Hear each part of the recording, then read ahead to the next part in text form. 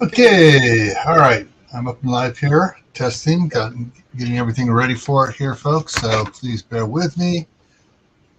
And yes, I got that there going. All right, so go ahead and make that. Just drop that one down. There we go. And all sorts of fun stuff going on. Yeah, I just woke up about a little over an hour early for it, and yeah, it was just couldn't get back to sleep, and I'm thinking here, what the heck? Okay, now the computer on the other computer over here is screwing up. Try to close out something, and it doesn't act right. Okay, there we go. All right, so hey, Suburban Hillbilly, how's it going? So things are a little bit set up a little bit differently while I'm trying to figure this out and get it going here. Comments up. Yeah, so it's the beginning of my day here. I tried going to sleep early, couldn't sleep a little bit, got a little bit more done. Finally, took some melatonin and some Benadryl, and that knocked me out for about hour and a half, 2 hours.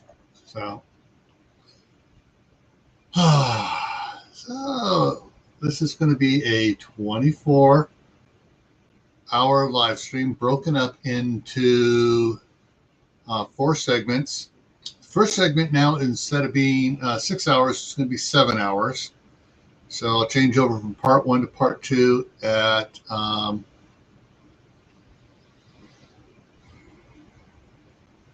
I can't count this right here. I did, if I added this, maybe I may have screwed up on my times, but it'll be in 7 hours from now. So I think I may have put the times in wrong when I was trying to figure it out. Was setting it up, but or I just may kick back to whatever they're at, and we'll see how it goes. It pops up saying "Warning, going live," and I'll know. Oh, yeah. So yesterday I was in a bad mood. If you saw the video I put out here, and actually I need to double check something here right now. So let me go ahead and move this over onto this side here. And on goes there. Put that there. Yeah, so that's got the live there showing there. Put that there, and let's see. I'm going into my other channel. Actually, I can go ahead and share some. Let's see. Okay, it's still there. At least I think it is. It's showing it. Let me refresh that page. Hey, Ron, how's it going? Yeah, I made a video yesterday. I'm surprised that I was a little miffed about stuff. And I made a video, a little slideshow thing for my brother. And the last slide of it says Jeffrey Marshall Patton, born, and it says murdered, such and such, the day he was murdered. And he was murdered by an illegal alien. I put that on there too. It says murdered, dated by illegal alien. And I list the guy's name, Angel A. Hernandez, who is still currently wanted by the California Highway Patrol, Customs Border Protection, ICE, and Homeland Security.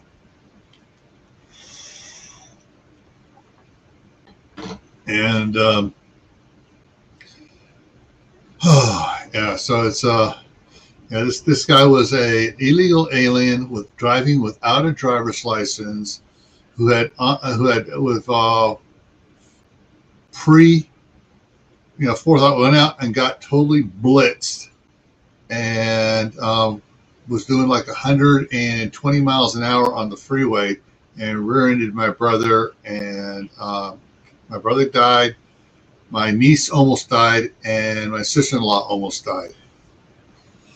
But they're in the big 4-wheel drive Toyota Land Cruiser, whatever it is they had, and it rolled several times. And anyways, so that's what they asked. So yesterday I was in a really foul mood because it was my brother's birthday. and his boys were getting really ticked off about it too again. And so I was, So anyways, that's the audio. Just double checking. YouTube hasn't taken it down, but we'll see what happens on that one. So anyways, so today it's now Thursday morning, and so we're starting this off. Tomorrow, after this ends, I'm going to get some sleep, and then tomorrow night at its normal time on Friday night on the Homestead is the 4,000 subscriber giveaway for Camp Patton Family Compound, and that's what I got to get that stuff moved across here right now. So while I'm thinking about it here, I'm going to go over here, bring up the other one, and see if I can find it here. So you get to see all the crap I do behind the scenes, so I get set up for the next live stream here. So basically I have two computers running stuff, and most of the stuff is done on the other computer because it was the one that had PowerPoint, Word, all your Microsoft Office on it. How long have I been at it? About 12 minutes. So I just started, Dustin.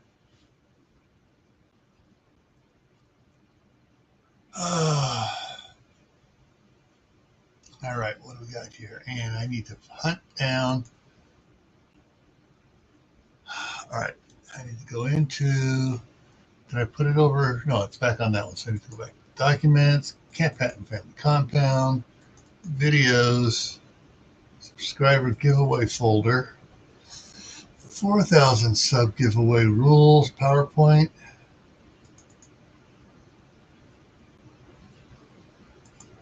Send. Now it's sending it from that computer to this computer. So I'll get back up over here and wait for it to come in, and I can get it up here. And preview that too. You just got home. Yeah, I woke up early. I mean, my alarm is not supposed to go off for another 22 minutes or so. So, which means I may have to, in about a half hour, I'm gonna have to get up, go into the use the portable here, and go into the other room and turn off the alarm. Forgot to turn it off before I started. Oh, all right. And see, right there it came up. So now you just have to go. And actually, let's see, I gotta put this up here too. Share screen. Share that one. Share. And take. That's my other screen there. So now I go and I hit the download, and file is downloaded. I now open up there it is there. Highlight, Control X. Oh, wrong keyboard. Control X, there we go. And then bring up this one here, which means it's going to go view details. My details, there we go. And paste there. Okay, and now I can go ahead and drop that back down. Open this up. Yeah. So there we go. It has it. So yeah. So for the for just regular subscribers who aren't members, I got 6 questions that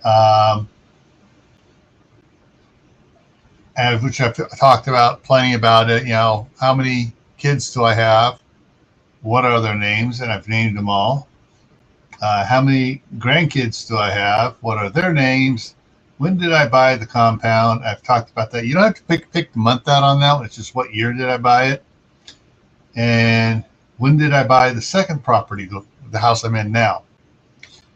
And those are for just anybody can answer it. Those are $5 each Amazon gift cards for the first person who gets that right tomorrow. I'm just kind of reviewing them today. And then the other one is what for the channel members only. There's 1, 2, 3, 4, 5, 6, 7, 8. 1, 2, 3, 4, 5, 6. Yeah, 8 questions. You know, what is my wife's nickname? Which actually, I should have put it on the other one because that's an easy one if anyone watches anything at all. And how old am I? What is my hobby? And I got 4 questions about my hobby, which I'm not going to go into exactly what they are until I come out with it. And then I got the last one. So the first 3 are $5 each. The first 2 questions about my hobby are going to be $10 each gift cards. The third one's a $20. The fourth one's a $50 gift card if people get that fourth one right. And then there's a special question about my wife, and it's a $100 question. So that's coming up tomorrow night, Friday night on the Homestead. And I just want to see if this is going to, yeah. Title. Yeah.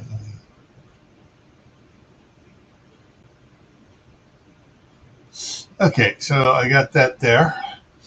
And actually the answer to all of them have been discussed. In fact, some of it, a lot of the questions were answered 2 weeks ago, last week, on one of the videos, so because I covered a lot of stuff about it. So I'm just going to go ahead and come back to this. That's ready, so I'll just drop that down there. Drop that down, put that, and put that there. Okay. So I'm just going to be chit-chatting about stuff. Actually, probably what I'm going to do is I can probably go ahead and work on my hobby. There. I need to move this over like that. So now I have the screen, even though the camera's in front of me, you guys are over here. And move this up there. There we go. And then I got over on this screen over here now. I need to go back over there. And, oh, that's what I forgot to do. I got to do the emergency setup over here. Content, live streams. And since this one's now live, I got to go into editing on it here. Let me see, did I put in the, select playlist. No, I did not put in this playlist. Oh boy, live stream. Yes, that goes in live stream. So that goes to the live stream one. And I didn't put any tabs in.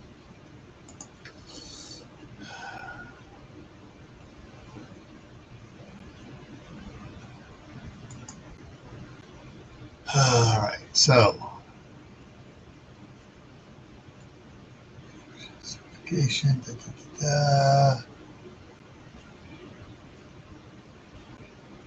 Category entertainment, and it's not showing me the other stuff. It's interesting working with StreamYard and YouTube and trying to set up live streams. But now I got to go bring up video tags, and I did not put any of those in there. Dang it.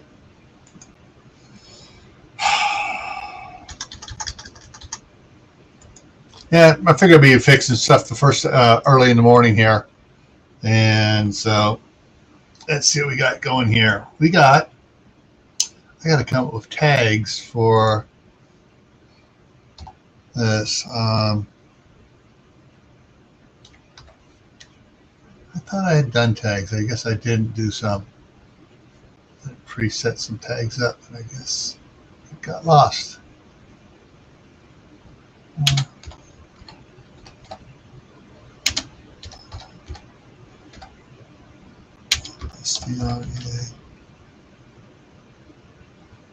Stream Challenge, CHALL.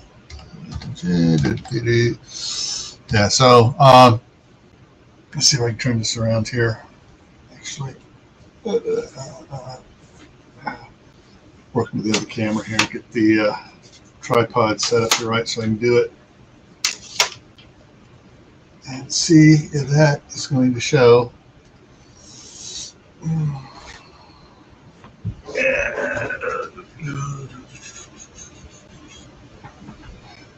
All right, so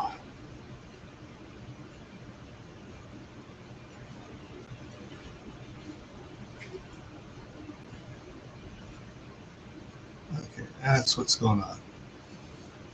Now it's not going to show very good at all because I'm experimenting with some of the stuff here I'm doing. Man, I got crap in the way down below here.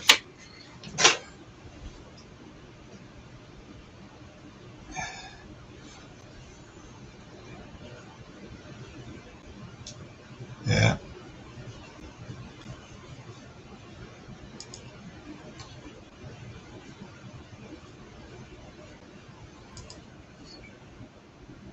And, there we go. Uh-oh. Got an echo here.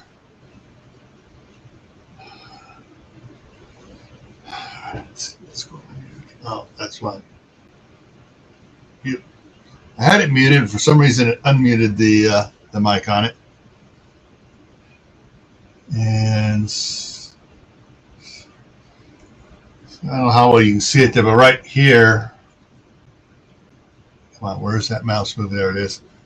I'm typing in the different tags I'm going to add to the live stream so it gets it out there a little bit better. Okay. So I need to take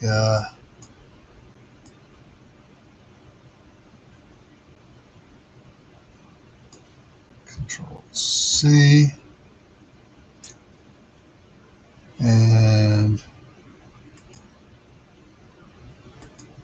Control V. There we go. And I'm going to do put a comma there and a comma there and Control V.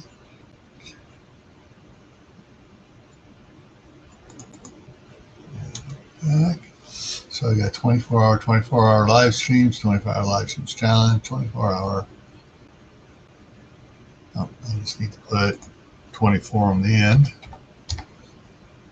And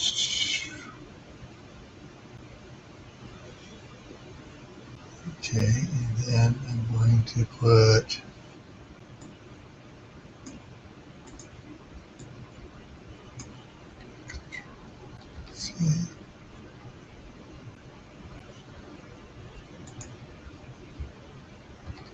there we go. And now, Control C, part 1, put that in there. That's the first one. And bring up my Word doc again. And bring up the rest of it here. Control C. And there I have a bunch of the tags in there, and then I hit save. And then I need to get this ready for in case any trolls come in. What I have, well, I'll have with trolls, what I do is I'll preset where it says customization, and it says anyone, subscribers, live commentary, approved users. I'm going to go up here and put subscribers. I'm going to set it for custom.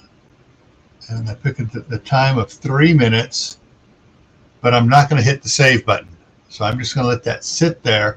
If a troll does come in, then I'll just go click, and then the troll can no longer make comments.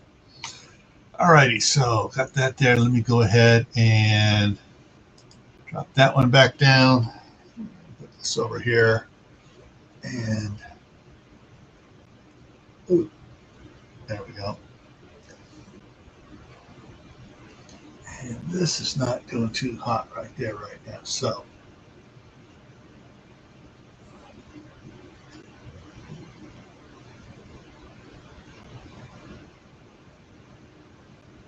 Okay, just checking the other camera. Trying to figure out how I'm going to do this here. That's going to really screw my things around, but that'll probably be the easiest way for me to do this. Let me see if I can make this work right. Because the monitor right in front of me here, actually, let me go ahead and throw this back here, and we'll bring this back in. Okay, so I got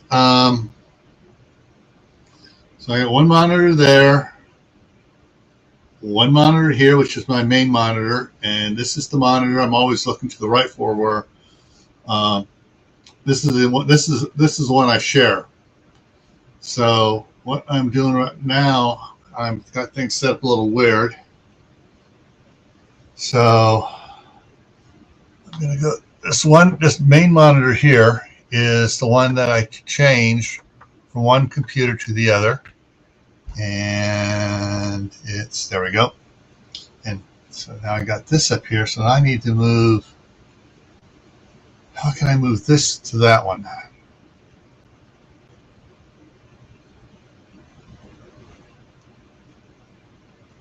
Not going to happen. I'm going to have to redo a lot of stuff I'm doing. I'm actually probably going to go ahead and do that anyways later on, but not today because it's a pain in the butt. Because I got to move a lot of data from the one computer onto the other computer, and remember to start using this computer and back and forth. Okay, so but basically what's going on. Yeah, I can't share that. Oh well. Because basically what's going on there, you can barely see in the mobile cam one there, is my project I'm working on right now. It's the second book of the Against the Wind series.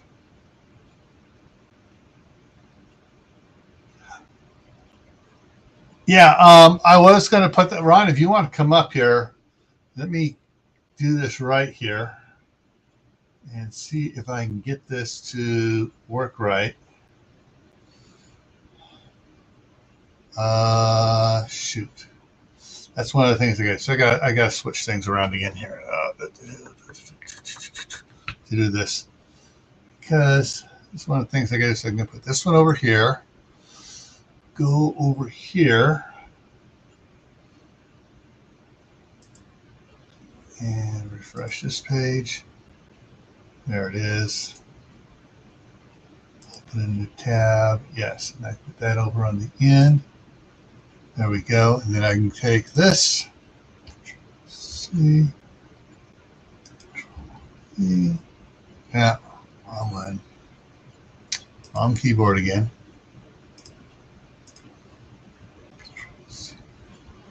I got a keyboard for each computer and a mouse for each computer. There. So if one of you, two, three, want to come up here. I think Dustin's already gone to bed. Or is he still commenting too? Yeah, hey, actually I'm up early, Don. I started this early here, and so let me go ahead and drop there. Put this one here, over here. There we go. Now I can change this one here back to the novel. Boom. There we go.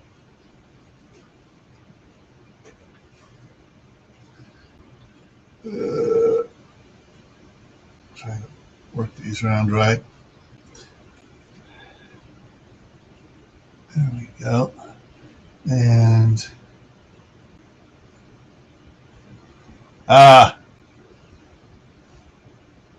getting the fire going again. Yeah, before I came in here, I went and checked mine, and I probably have about 2 or 3 hours worth of coals before I got to go in there and toss some wood on it. And the temperature in this room is at 72 right now, so yeah, I may have to go in there real quick and pop it up there. But let's see what we got here.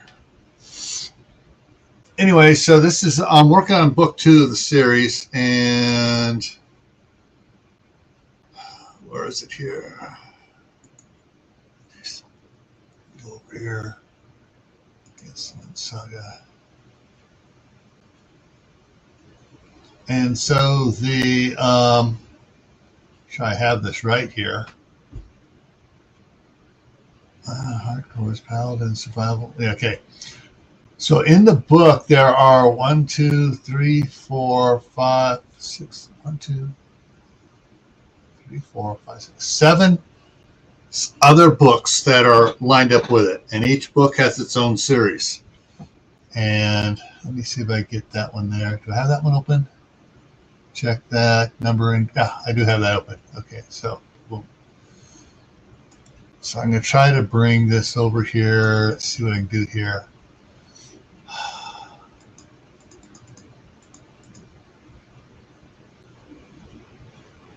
Okay, I need to open that one up big. So it shows up there.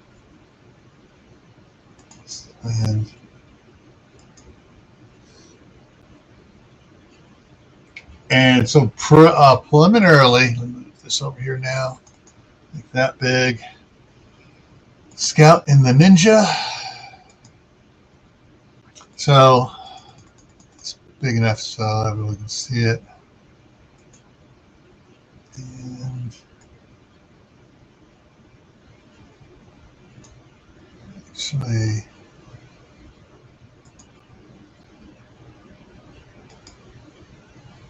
collapse there. That helps. There we go.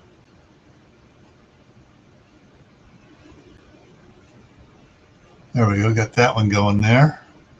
And so some of these, yeah.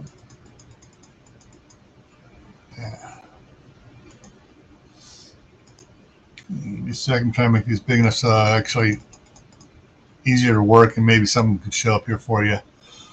There are the 1, 2, 3, 4, 5, 6, 7. Yeah, seven series of books here. Survival mode. Some of the books I got outlined already, way out. Other ones I'm just starting to line them out here. So the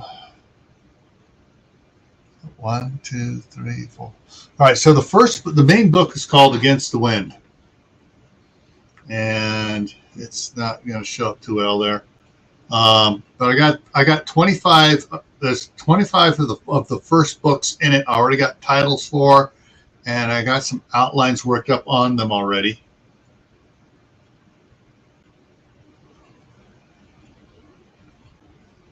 Oh, Ron. Ooh, not good. Oh, Laura came in. She's going back to bed.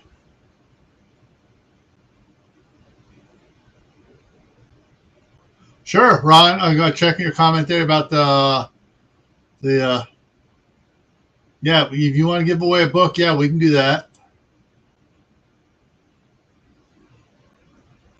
And let's see what we got here. Cap up all that. But so on the like for Against the Wind, it's the main one that lays out everything that happens for all the rest of the books. And actually, the Against the Wind series starts out a year or so before all the rest of the books, except for one of them. And I'll get to that in a second. Most of the other books pick up at a certain key event in Against the Wind, that's what most of them all pick up on that day or within the week, the week of that day.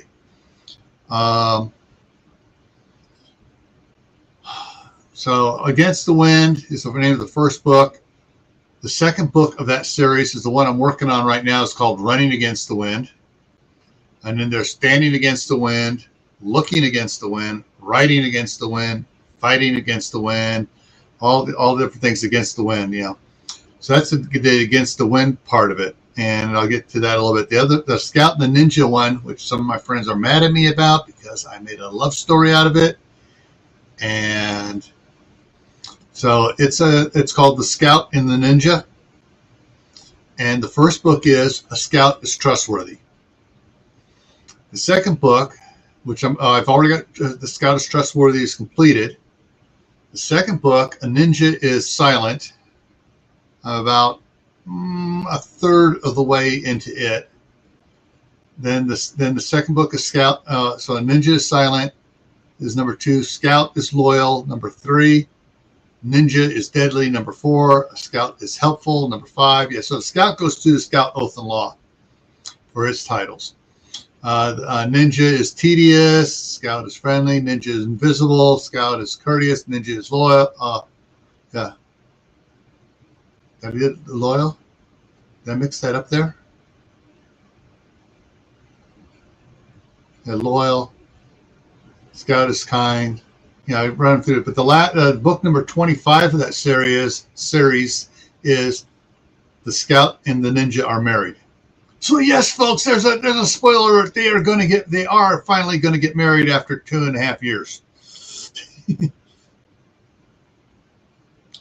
And so the other series which I've completed the first book on, and I'm working on the second book, is called The Family Compound. First book's called Hunker Down. Second one's Settling In. Third one is A Hard Road to Hoe. And then the next couple are taking place at a certain time, but then you get back into the second winter for book 8 when winter stores. And they got a bunch of other ones going on in that one. And it's basically that one is about two different groups that wind up the key people met in the beginning of the one book and met and went about their own thing, and then the disaster happens, and then they come back together. So the Hunker Down, the characters actually meet. Actually, they're meeting right before the event kicks off. So that's on that one there. Paladin is the one that starts off like 2 years. The very beginning of the first book is 2 years before the main event, and the first book covers most of that 2-year period up to the main event. Whiplash is one that starts off 2 weeks before. The first book on that one's called Imploding Reality. And then Survival Mode starts off about 6 months before the event and picks up. And the other one, the last one of the series, is called Hardcore. And that one, the main character of Hardcore is in Against the Wind, and is in the first 2 books of Against the Wind. And it's near the end of the second book of Against the Wind one, Running Against the Wind, that Hardcore breaks off into its own series.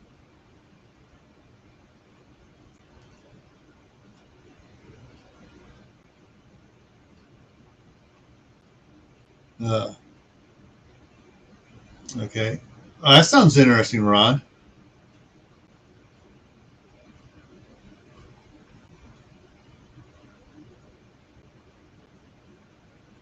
Yeah, I started just reading Ron's comment here on about just doing YouTube's little secrets to master garden and stuff like that. Yeah.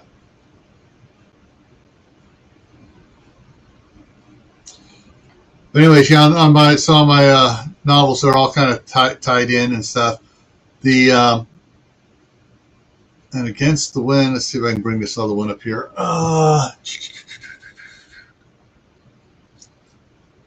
Where are the Against the Wind? Da, da, da, da, da. And let's see if I can find it. Sorry, folks. I'm just chattering away or trying to keep things going, make it interesting. Where is the covers?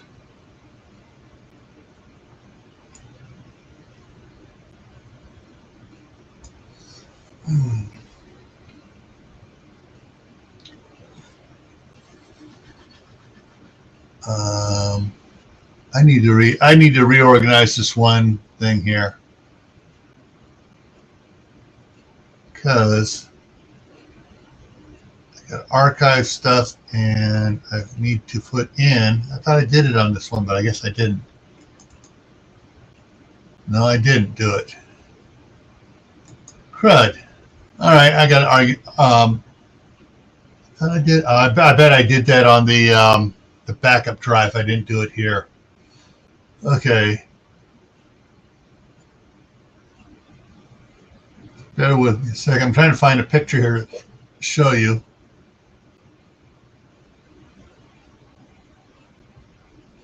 Let me do it this way here. Types. Yeah. It's not here. How did that happen? Did I lose a folder here? Because I can't find any of my cover sheets. Not good.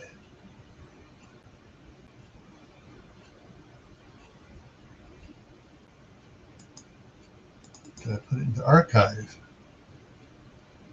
Type. No, I didn't archive them by accident here. Images.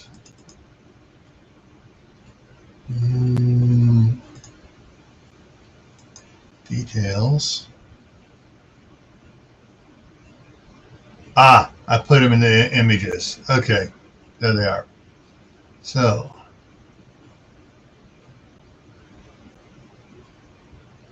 I got to change that around. Hey, Froggy went in knitting. How's it going? Welcome in. Yeah, I started early because I woke up early, and there's no way I'm going to be able to go back to sleep for an hour, so I started it. It just means that at the very end, I'll be able to end it an hour earlier and go to bed earlier. So let's see here.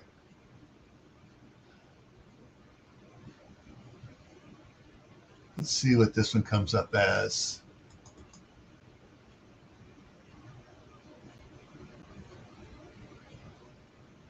Okay. Close that one. And that, there's it. Okay, so this will give you a hint what the main premise is starting out here of. All right, this is if I can get it over here because I can't share because it's on the other computer. So that is the Against the Wind, book 1. So can you figure out what the main premise of this book is? And so let me go ahead and close that one. And then over here, I did that on the other, so hang on. I can share that here. So let me switch this up here. I think. Let me think here.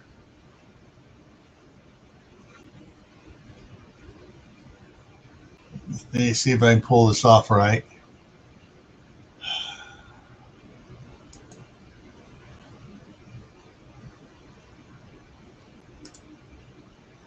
Right, there we go.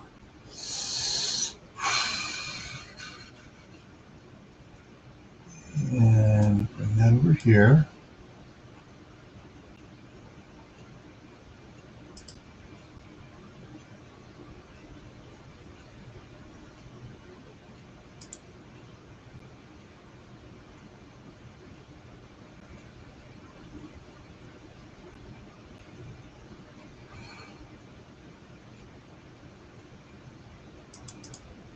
This a little bit.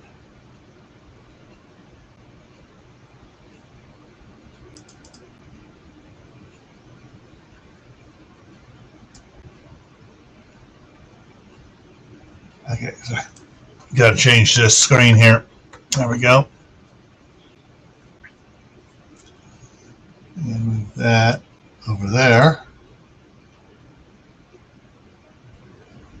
So,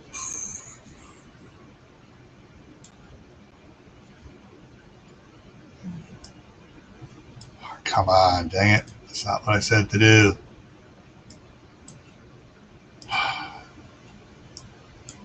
All right, fine. I'll drop it down, say screw you. What the heck? I don't want it that way. Why is it not there? There we go. This doesn't want to work right here. There. So let me go ahead and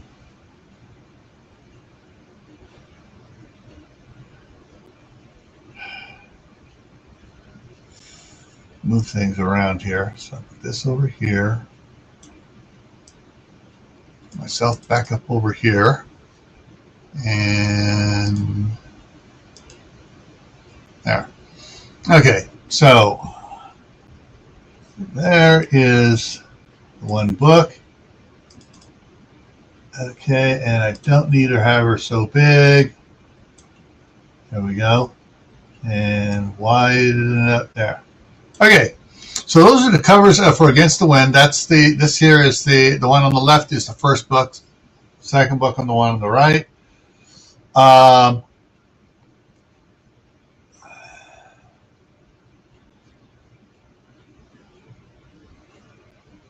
Yeah. Let's see. I think everybody. And so what do we have watching here now? Trying to see what it says here. I got 10 people watching. Hey! So I only got a few here that are commenting. Some are just watching. Others are commenting. And others are just lurking. Lurking's fine.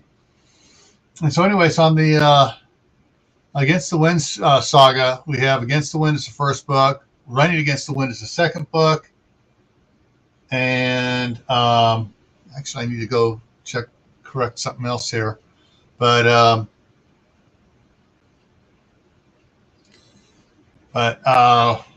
anyways, yeah. So I'm about probably 2/3 of the way through writing the second book here, and just so all right. So here is an answer to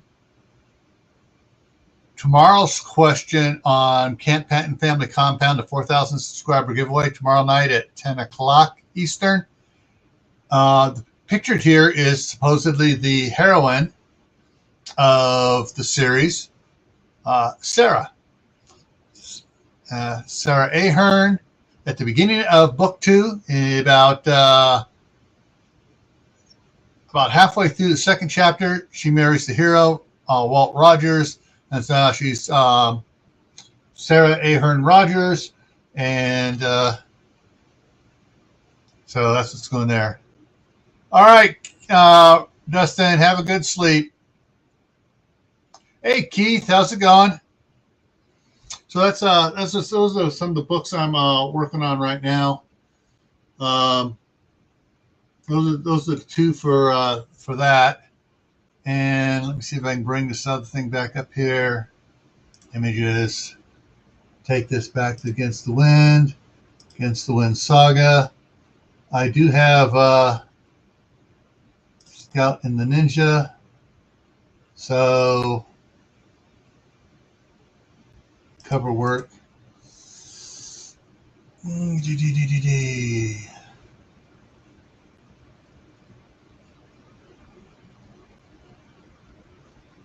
this the one? So, come on. Collapse ribbon. There we go. Let me go ahead and shrink this down a little bit. This is the first book of the Scout and the Ninja. That's the cover sheet for that one. Actually, let me go ahead and drop this down. Close that. Let me see if I can go back to the. Let's open it this way because it has some more fun stuff in there. So that's the cover for it, and a couple pages going into it. This is the book for, and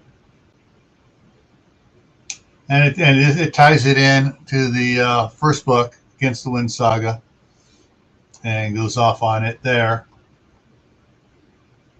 And the next one is I didn't move it over here. Oh well, I'll have to go back to cover work here then.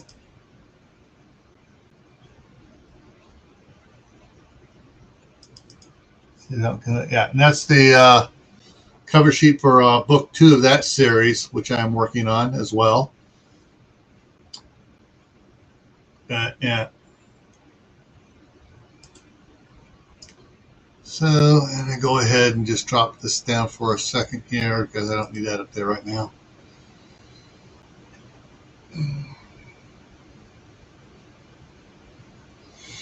So, and close that, reduce that. I should have just reduced that other one. Oh well.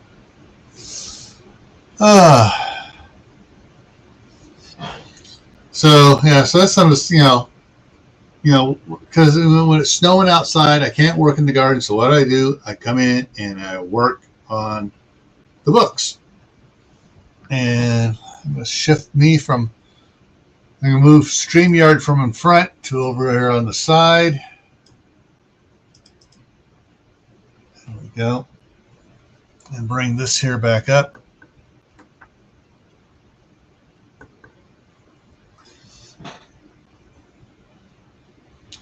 And I need to check out titles here. Back over here. Yeah. Book 2 that I have Running Against the Wind. Yeah. All right. So I go ahead and drop that down. One of the things that I may do here, depending on what goes on here, I guess maybe do a little reading from the book here too. Start it out and against book 1. And that's what I do a lot of times too, when I'm editing it. After I've gone through, I've edited, I've had other people edit, I'll go back and read it again. And every now and then something will jump out at me that, wait a minute, no, this is not the way I wanted it to sound. Because in my mind, I know exactly how the storyline is supposed to go. And as I'm reading, sometimes I project that over what I'm reading. And if I don't read it for a while and I go back and read it, then I'm pulling it back in and I go, oh, wait, that's not what I wanted to say. And so I tweak it a little. There we go. So let's go up here.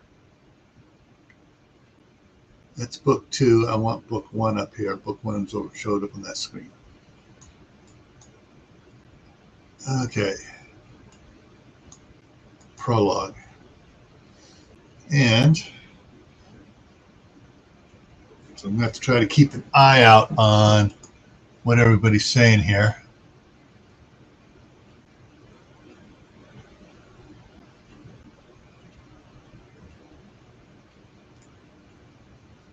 Okay, that did not go that right there. Control X. Go back in here. I need to go look at, sorry, you saw something here that went, so I need to fix something here. All right.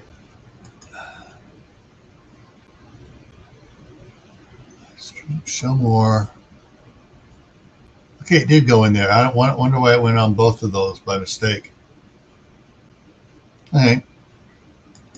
So the tags did go okay. All right.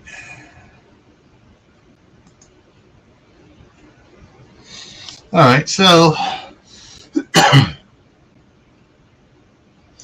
basically, the main premise of the books is that a huge asteroid, almost the size of a small planetoid, has come out of the Kuiper Belt and is heading towards the interplanetary system. And because of the way the planets orbit around the sun, the way the Earth is and stuff, it and the direction it's coming from, you got the asteroid belt, the thin layer of the asteroid belt is exactly in the way of it coming in, and the orbit of the other planets. So basically, as it's coming in, it's hidden behind, for one point it's hidden behind Jupiter, and then it comes visible for a little bit, and then it's hidden behind Saturn, and then it's hidden behind Venus, all as things orbit around and everything else. And so because it's the way it's coming in and it's not throwing off the trail like comets and stuff do, it doesn't get picked up until it's already hitting the asteroid belt, and it's just coming through the asteroid belt before one of the observatories goes, "Oh crap, something's coming at us." And so let's see. And so that's what's happening, but you don't hear about that until into the story. And so the story picks up, it's called Prologue, The Making of a Man. And so I'm just going to read a little bit of it here to you. Hopefully I don't do my skipping and jumping like I do, because even like when I'm reading books to the kids, I'll start jumping ahead because I know what the doctor. I've read the Dr. Seuss book so many times, I know it, and I start jumping words and I screw stuff up. So anyway, so let's go. This is the first page of Against the Wind. The rider on the horse stood. Sorry, let me get something to drink here. All right. The rider on the horse straightened his legs and stretched against the stiffness of his lower back. He looked into the setting sun and sighed. He sat back down in the saddle with a soft groan of resignation and drooped his head towards his chest, the brim of his off-white Stetson hat casting a shadow across his face. Dewey Johnson had been following the rider in one of the ranch's jeeps for the past 3 hours as he rode across the 150,000-plus acre ranch that the rider had just inherited. "Mr. Rogers," Dewey called out, "it's almost sunset, sir, and you need to sign the documents before sunset if you receive everything your uncle left you." The rider wheeled the horse around smoothly and guided him up to the jeep. "Let me have it," he said as he leaned down from the horse's back and took the documents that were bound in the blue binding that legal papers always seemed to be in. The exasperation heavy in his voice as the last of his resentment or resistance slipped away to do what he did not care for, accepting that his uncle Dan was gone forever. He was now in charge of the business. All the responsibility that his uncle had were now his. Taking the stainless steel ballpoint pen from his pocket with his right hand, the rider placed the documents, which were in his left hand, upon his left thigh and brought the pen to the line where he was supposed to sign. He paused, sighed deeply again, then signed his name to the document, which gave him ownership of all these lands. Walt John Rogers, and shoved the papers back at Dewey Johnson, the attorney for his uncle's estate. He slipped the pen back into his shirt pocket and wheeled the horse back towards the setting sun and guided it back to where they were before, under the overhanging branches of the large oak tree. Dewey folded the documents and placed them in the briefcase on the seat next to him and looked up at the writer and said, "You know, Mr. Rogers, when I was a little boy, I used to visit my grandfather, and he and I would watch old westerns together, and looking at you now, sir, reminds me of one of his favorites." "Which one?" Walt Rogers asked as he slowly shook his head, pretty sure he knew the answer. Dewey smiled. "It was one starring John Wayne called Chisholm." "Yeah, my uncle liked that one too." Walt sat up straighter in the saddle. "You better head back now before it gets dark. It's easy to get lost here if you don't know your way around." "It's probably a stupid question," Dewey said, "but are you going to be okay out here by yourself?" "Oh, yeah," Walt answered, with the first hit of warmth in his voice that Dewey had heard all day. "I know these hills better than anyone else alive." He sighed again. "After all, this is where I grew up." Dewey nodded silently, started the Jeep, backed it up to turn it around, and headed back to the ranch house. As he drove off into the darkening twilight, its lights casted faint balls of bouncing light across the landscape. Okay, so that's a little bit of the first book there. Does anybody want me to go on, or do you want to talk about something else? You want to throw stuff up we can talk about? Ask questions on emergency preparedness, anything else? I'm just up here trying to keep a live going on for a while. Actually, that's something I was supposed to do, and I forgot. Let me go over here. I need to take this. Control C. I forgot to put the link in Courtney's chats. Facebook. Let me get in here real quick and see if I can get this set up here.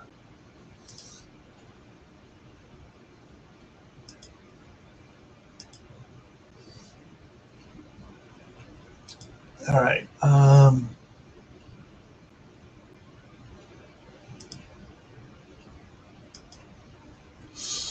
Okay, this is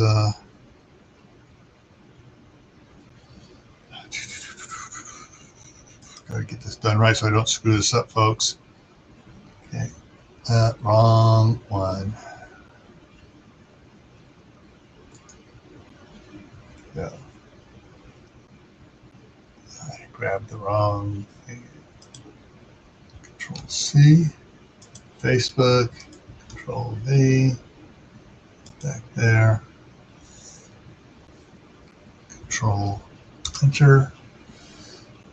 Back here. Control C. Control V.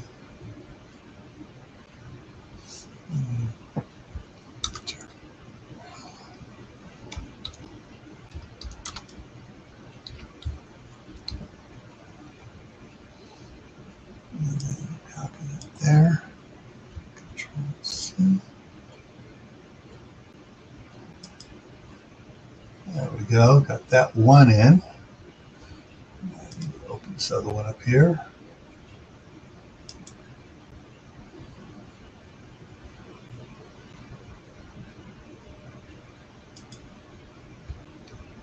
And that one is there. And so now I need to get this here up here. And right now I can't see what everybody else is saying. So give me a second here.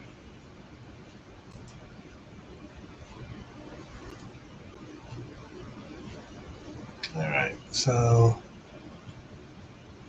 part 1, part 3. Part 1.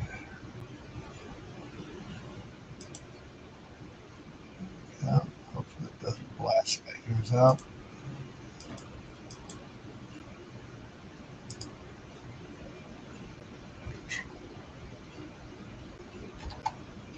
Wrong book. Control C.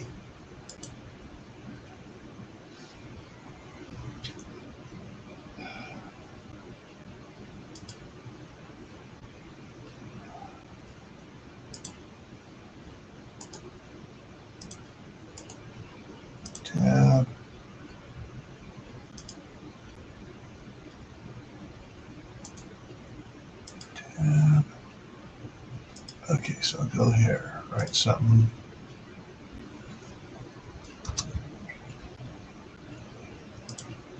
Okay. Back over here to this.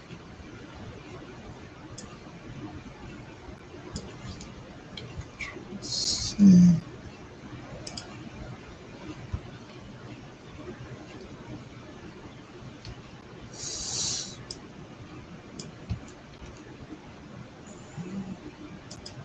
There we go. Got one done.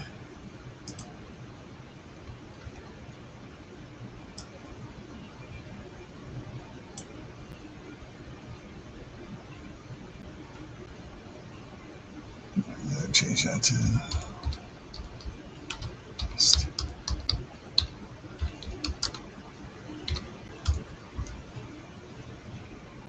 and post that one.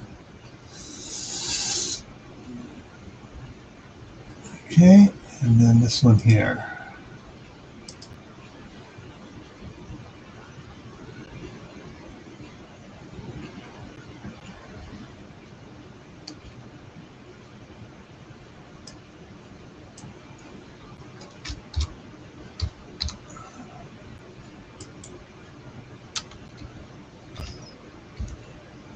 Boom. I might get a few more people in here. Man, I just need to post it on mine.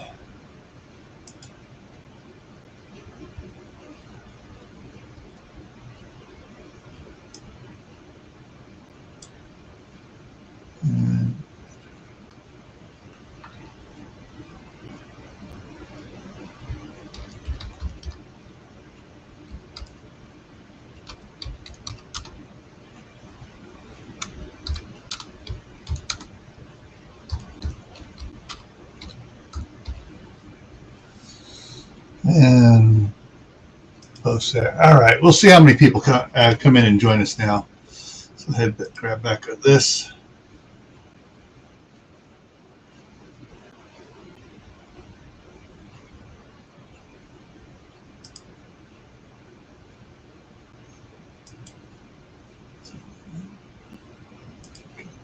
There we go. Much better. Okay. So what do we got? We got 10 people watching. Hey everyone, welcome, welcome. So yeah, so this is I'm doing the 24-hour live stream challenge. Raquel at Cottonwood Ranch threw it out there, and so I picked it up. That's what I get for picking up stuff off the ground. Anyways, yeah. So I'm running that, and just to speak to a few other things. I did pick up some, I got a cool Christmas card from Janice and BJ at Where to Begin Homestead, and it also had a nice sticker in it. And she told me where she got these made at, and I've been checking it out. And I think I'm going to be doing some stickers for both channels, both GrayManPrepping and Camp Plant and Family Compound. So the let's see if I can make this pop up here right. So that's what the GrayManPrepping one will look at. I'll make it a little bit bigger so it gets all the GrayMan in there. And the other one, let's throw it in. I edit that, and so the other one will look like that. Will be the Camp Plant and Family Compound sticker. Except I'll probably have around the state of Idaho. I'll probably have the, where it says, Camp Plant and Family Compound going around it. Same thing on GrayManPrepping. Well, the GrayManPrepping has it in the middle of it, so won't have to worry about that. But so I'll probably sometime the next couple of weeks I'll get them made up and ordered, and we'll see. I'm going to come in and I'll give some of them away. All right. So but over here on Camp Plant and Family Compound, let me see which one I got, because I'm going to switch things around here again. Let me switch monitors. For those you don't know, I have 3 monitors set up on 2 computers. The main monitor in front of me here, I can make it work on this computer, or I can make it work on that computer. And so right now I'm just moving things around so I can share something on the other screen here. And I just forgot what I was going to share. Oh, that's right. So if I put this up here, it should be on this one here. See if I can find a special PowerPoint to say, no, I didn't put it there. Hopefully I put it on the next one here. Videos. There it is. Okay. So let me get this back open. So for those of you that are just coming in here, popping in to see what's going on with the 24-hour live, why isn't it opening up? There it goes. I am doing a 1,000 subscriber giveaway on this channel, and currently we are at, hit the refresh button here, looks like 942 subscribers. Yeah. And so drop that back down. This is the giveaway rules here. So let me get this started here, and I will share this go over the rules with you guys. And so, you know, there's still plenty of opportunity to get in on the giveaway challenge here. And all right, so this is the rules for it. So to qualify for our 1,000 subscriber giveaway, you need to get others to do the following. You know, so any of your followers, friends on Facebook, friends on Twitter, Instagram, whatever, get them to come over, subscribe, and ring the notification bell so they get notified of videos, and then get them to watch 3 videos. They can be shorts, they can be any videos, but I listed 3 here, which are my some of my more popular ones. And other than shorts, I mean, some of my shorts, you know, got like 12,000, you know, views and stuff. But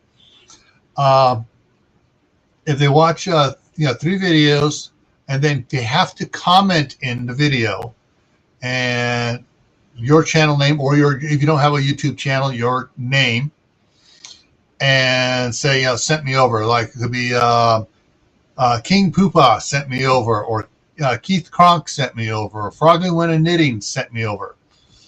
And they need to put that in 3 of the videos. And when they put that in, then you get 1 point in the contest. So if you get like 20 people to come over and do this, you get 20 points. All right, let me go on to the next one here, because that's where to put it. So every subscriber, you get 1 point. Now, if they do the same thing, say, I'm going to get on this contest because I like the prizes, and they get people to come in, well, they get a point, but because you brought them in first, every additional person that they bring in, you get a half a point for. And I got a spreadsheet for documenting this. So you could bring in 20 people, and one of the people you bring in brings in another 20 people. That means you get 20 points. He gets 20 points for bringing in those other people. And then you get half point for those 20, which means you get 10 more points. So you now have 30 points, and he has 20 points. And that's if it only goes down 1 level. And so the channel with the highest number of points of new subscribers that watched 3 videos and commented wins the first place prize. Second one gets second place, et cetera, et cetera. The giveaway ends 2 weeks after GrayManPrepping has the monetization has been confirmed, because as soon as it's confirmed, I'm also going to throw out channel memberships, and channel members are going to get prizes as well. I haven't figured exactly what those are. So the prizes are, and let me pull it up here. The first prize is the listed there is the color version of Doc Bones and Nurse Amy's book. Ta-da! There it is. The Survival Medicine Handbook, the essential guide for when help is not on the way. And this is the color version. This is the $80 book. And so I'm giving this away. Doc Bones and Nurse Amy autographed it for it, and so there. That's the first place prize I'm giving away here for this. Second place prize is a $75 Amazon gift card. Then third place is 50. Fourth is a 20. Fifth is a 10, and sixth place is a $5. So those that have, I've got a spreadsheet to track out and see how many points people earn by getting more people to come over and subscribe. Right now, where is that? There it is. Where'd it go? Did it open up? I bet it opened up behind me here. Hang on. Got it. Open up here.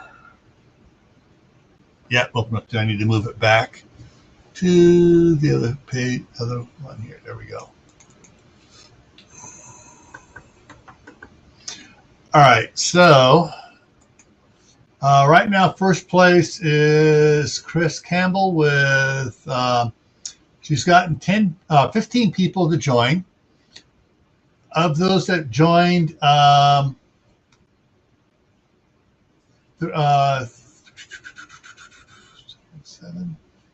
She's gotten, I'm trying to remember, read here. Why is that coming up wrong? I gotta add my numbers back up, but she's got 10 other. She's got 10. Oh, that's why, because I'm thinking whole points, half points. Okay, now it adds up right. Yeah, so she has 3 people that she invited in have brought other people in. So she has a total of 25 total points. So she's gotten 10 half points and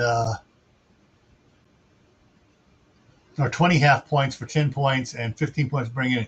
Second place is one of my former scouts, Phelan Clan Wolf, and he's brought in 11 people. Actually, no, he's third place now because Joe at Garden State Gardener passed him up. Joe's brought in 14 people, and so if you do a shout out video or whatever else, if you bring in a bunch of people, boom, you can all of a sudden you can go from last place to first place, really quick.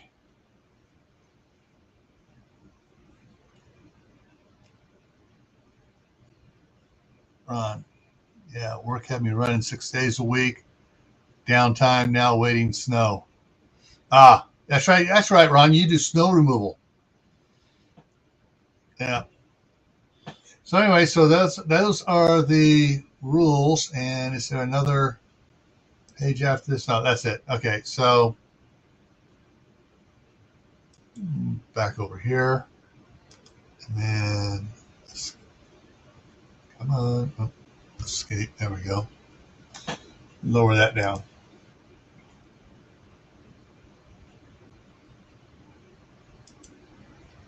Alrighty. So yeah, that's what's going on right now. And I got to go run into the other room because the alarm is going off there.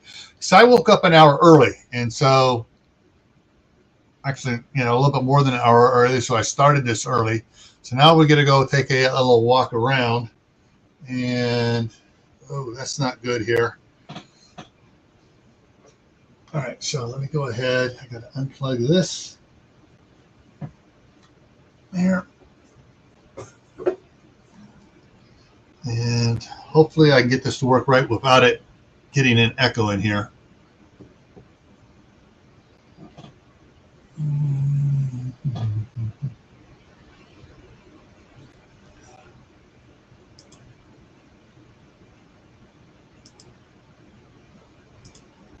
Okay, so I'm going to take this camera here and I'm going to go around and do some stuff in the house here, and you watch me moving around here. So first I'm going to mute this one and unmute that one. So we're going to walk around behind the green screen here. Pay no attention to the man behind the curtain. And we're going to walk on down into the kitchen here. Yeah, walking around. Let me get over here. Oh, let's take a look up to see if this will work outside here. Not sure if it's going to show the snow out there, but yeah, it's snowed. Turn this light here on. Actually, I need to put some fire in the firewood. First, I hear the alarm going. Yeah, so there we go. Turn the alarm off. And I got two of these systems here. This is the 70s, what the temperature is here in the bedroom. It's 68 in the master bath, and it's 76 out by the fire wood burning stove. The last number, I haven't placed that one right, so it's sitting right there next to it. So let's see if I can get this set up and catch this right here as I get the stir the coals up here. Oh yeah, I got some good coals going here. The ashes to fall down below the coals to get the coals here going where they'll fire up here. And put the wood on it here. Okay, so I want to toss this one here in first. There. That there. Like that.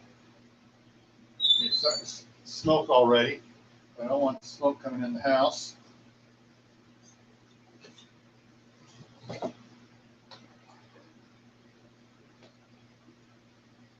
And I cheat to get it going rather than burning wood, paper in there to get the fire going. Put some alcohol on something here, stick it in there.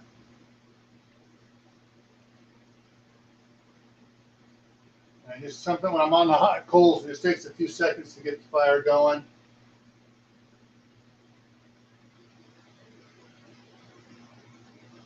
And that's taken off, so I can put that up there like that. There we go. And there you have it. Got fire going in the wood burning stove. So let's head back into the office and get stuff going on here. And actually, I'm going to grab myself a cheese stick out of the fridge.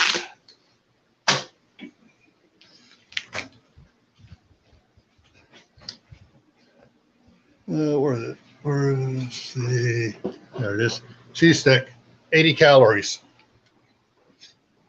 Less than 1 carbohydrate. And I'm back in here now. And I'm going to take it back to this.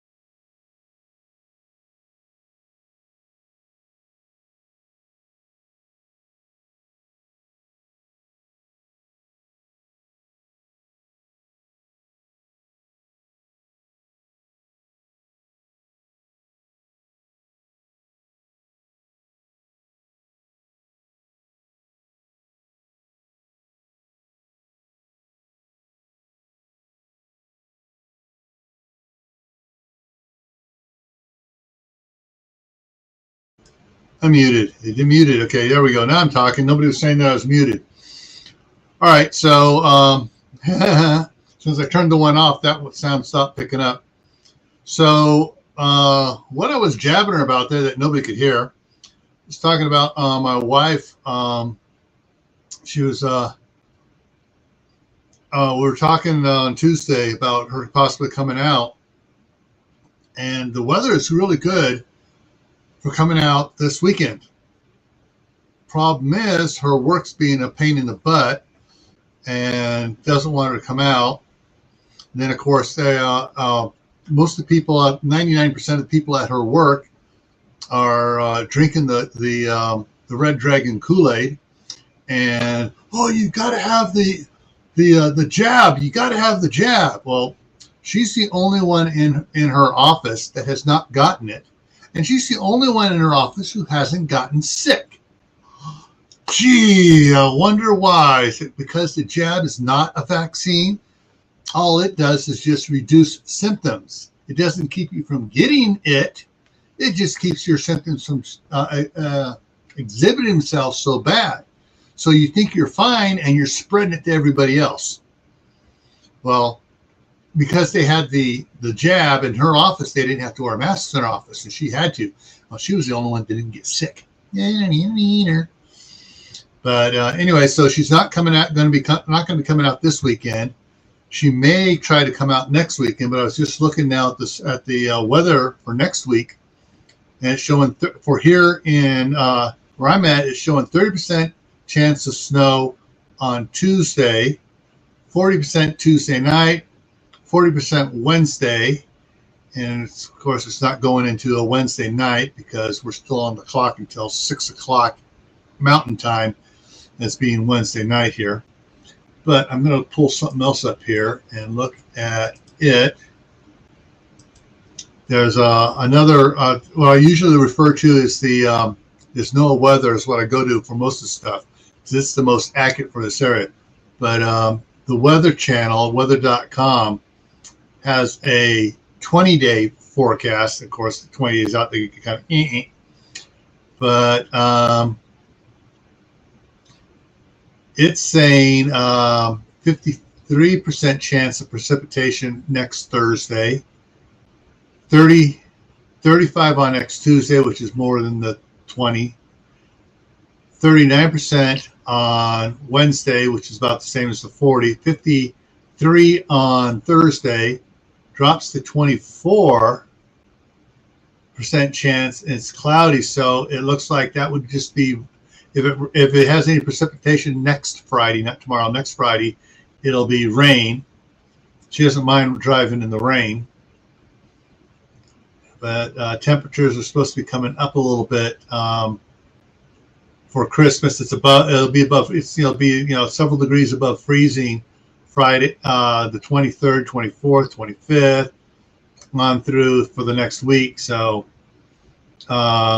any snow that does come is going to melt quickly.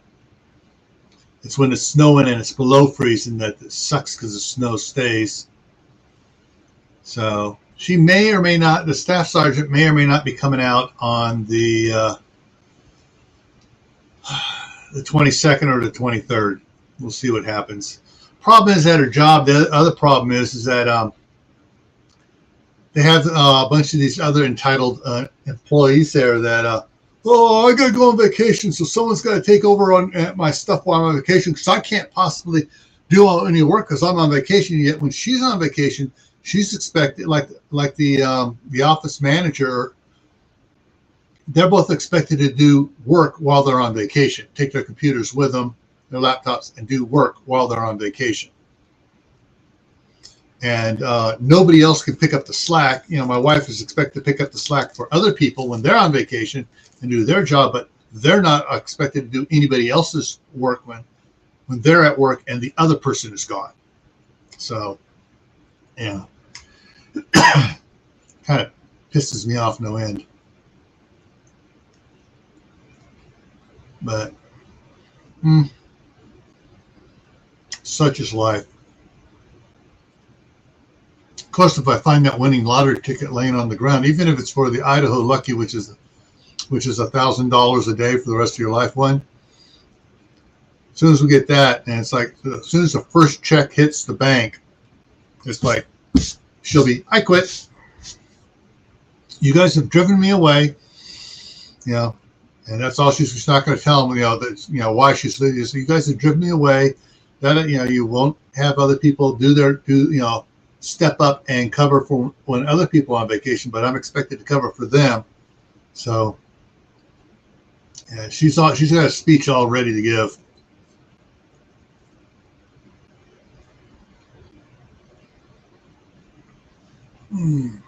All right.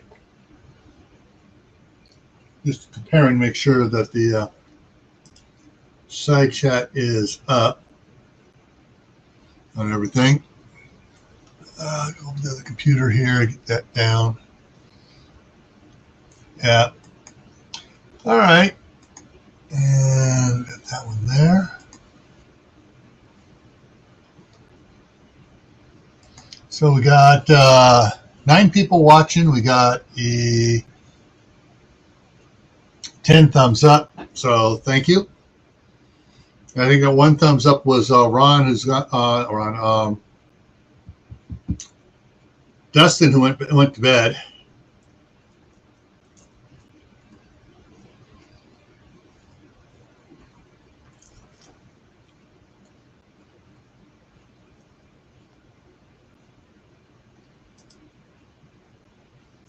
So let me move this from here over here.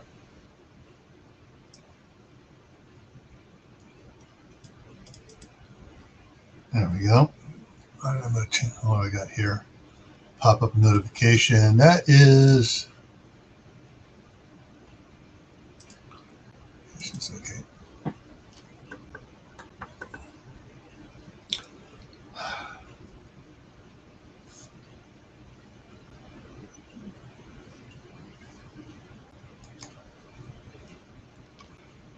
Yeah, so right now I'm working on book 2 of Against the Wind, Running Against the Wind. I'm on chapter 4, and I write my books a little. You know, I pick up with some of the old time authors when I was a little kid. They have chapters and then they have sub chapters, and so I'm on chapter 4. Subchapter is the date November 13th, and chapter 1 started out with October 22nd. Chapter 2 had 4 different dates going on in it. Chapter 3 had 4 different dates going on it. So, and some of these subchapters are big, huge things. They're all the events that go on in that day and stuff going on. So it runs a bit longer. This the first book. Let me throw it back up here. Figure out book 1. Okay, book 1. So started on page 1 and ended down here to the bottom. So in the actual book portion of it, there is 336 pages of actual story. Then it has the appendix, the cast, and there's 1, 2, 3, 4, 5 pages, 5 pages of the cast, and another one of just places that are referenced in there. So, and then it goes on, and there's another appendix that lists all the other books and stuff coming out of it. And back up here to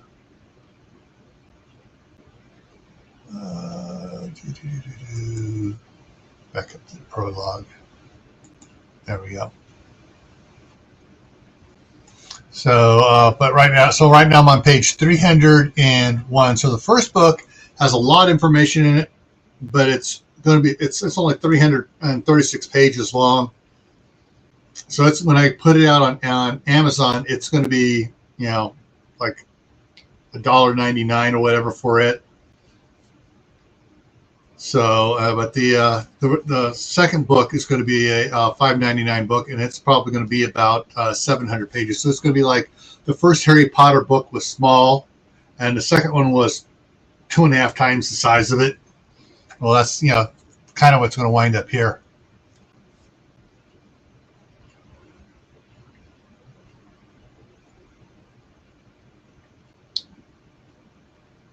So yeah.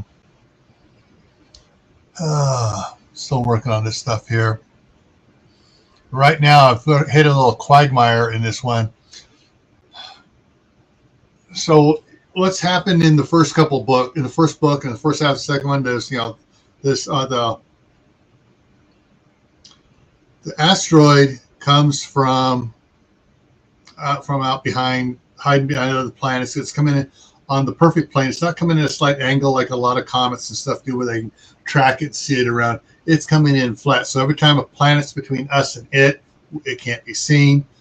And the orbits and the both planets and everything kind of blocks it. And of course, the asteroid belt's there, so it's hidden in the asteroid belt most of the time, anyways.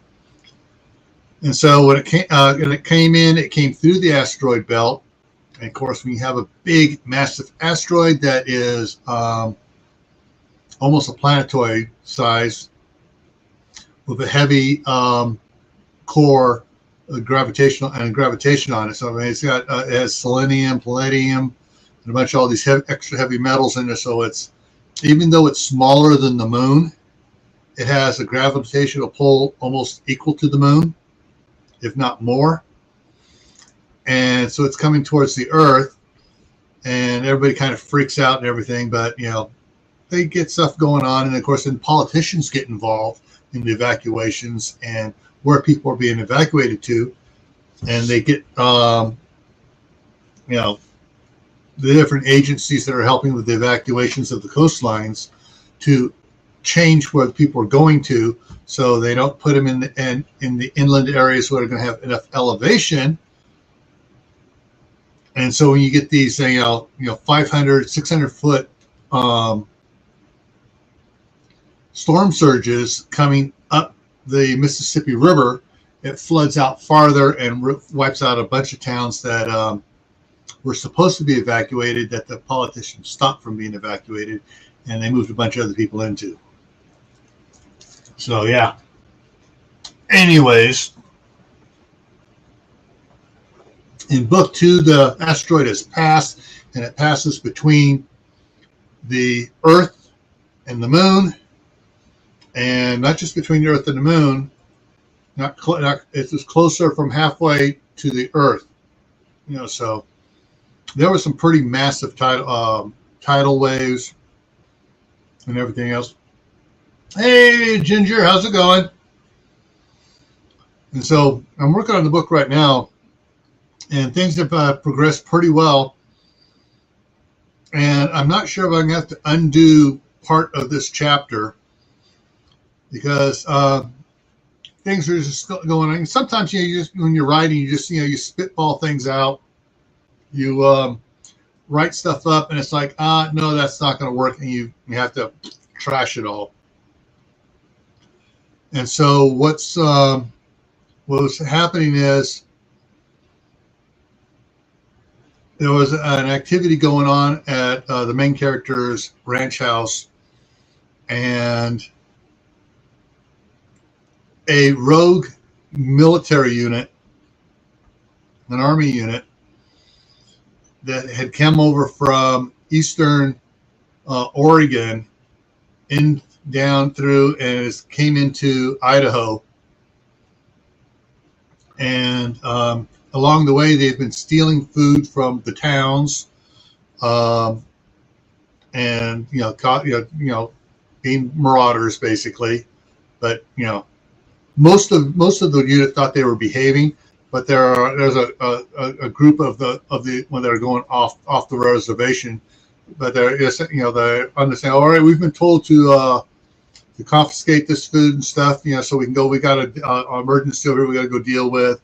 And they're stealing food. And there's a few of them that are being really bad characters, thinking, okay, we're the only ones left, and so we get from the government, so we can do whatever the heck we want. And some of them are being very nasty and doing things to people, the citizenry, as they come through.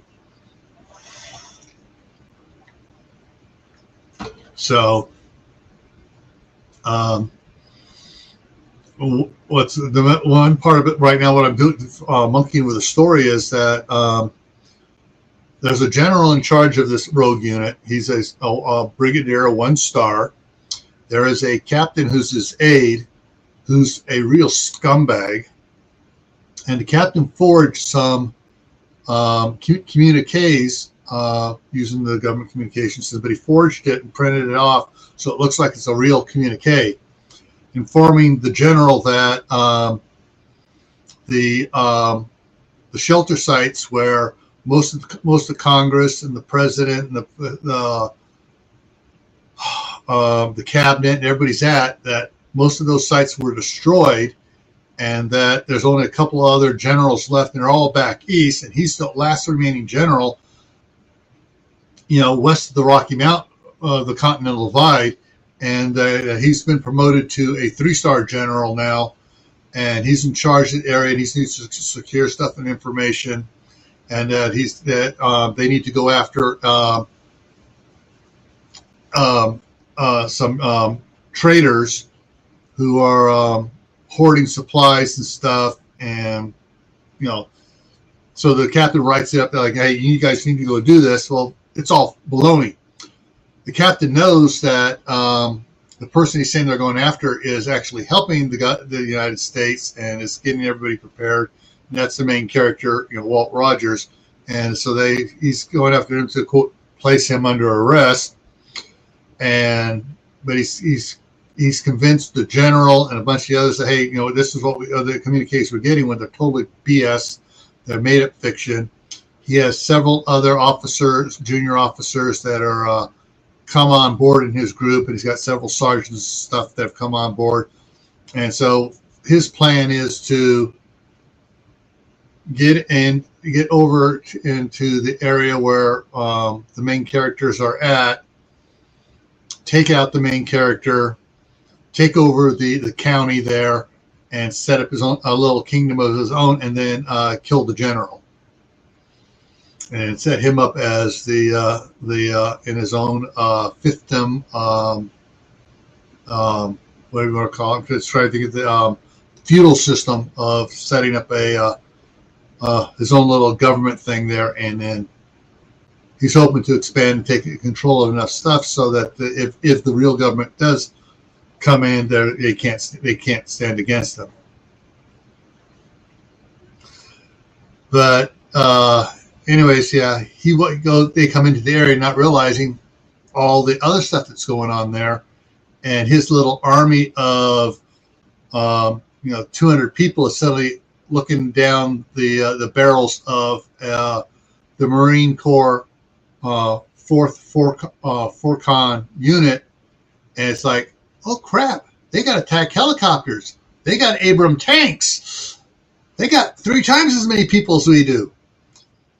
And so basically right now that they've been doing questioning on trying to find out they've been questioning the army guys, find out who's is loyal army, and just following orders of the ones above them, and afraid to speak out against them, and who are part of this group that is of deviants who are wanting to take over everything. And then they found out that one of the deviants has been committing rape and murder and cannibalism, and a couple of other people with him, they've gone off the deep end. And so right now they're kind of figuring out how to deal with these the cannibals that were in the unit, because they don't want that to get out, that an army unit turned to cannibalism. Hey Raquel, how's it going? Yeah, it's just kind of slow, so I'm just talking about my novels and stuff and everything else. And so Ginger was waiting on her son's bus. And I think it's still in there. Let me take a look. See here. Where is it? Where is it? Where is it? I thought I put it in there. Yeah, if you scroll up a little bit, you should be able to see it. Is the link to it's a StreamYard link here. Let me see if I can grab it over here, and I'll repost it here.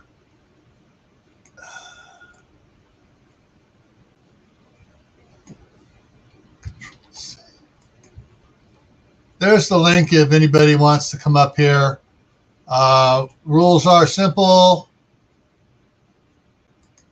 Got to show your face. You also have to be someone I've known for a while in here, like Ginger, Raquel, Ron, Keith. I've known these guys for quite a while. Froggy Win has been. I've been seeing her over on Garden State Gardener for a while. So, and I've had like Don up here. I've had Ron up here. So, okay, Raquel, that's cool. Yeah.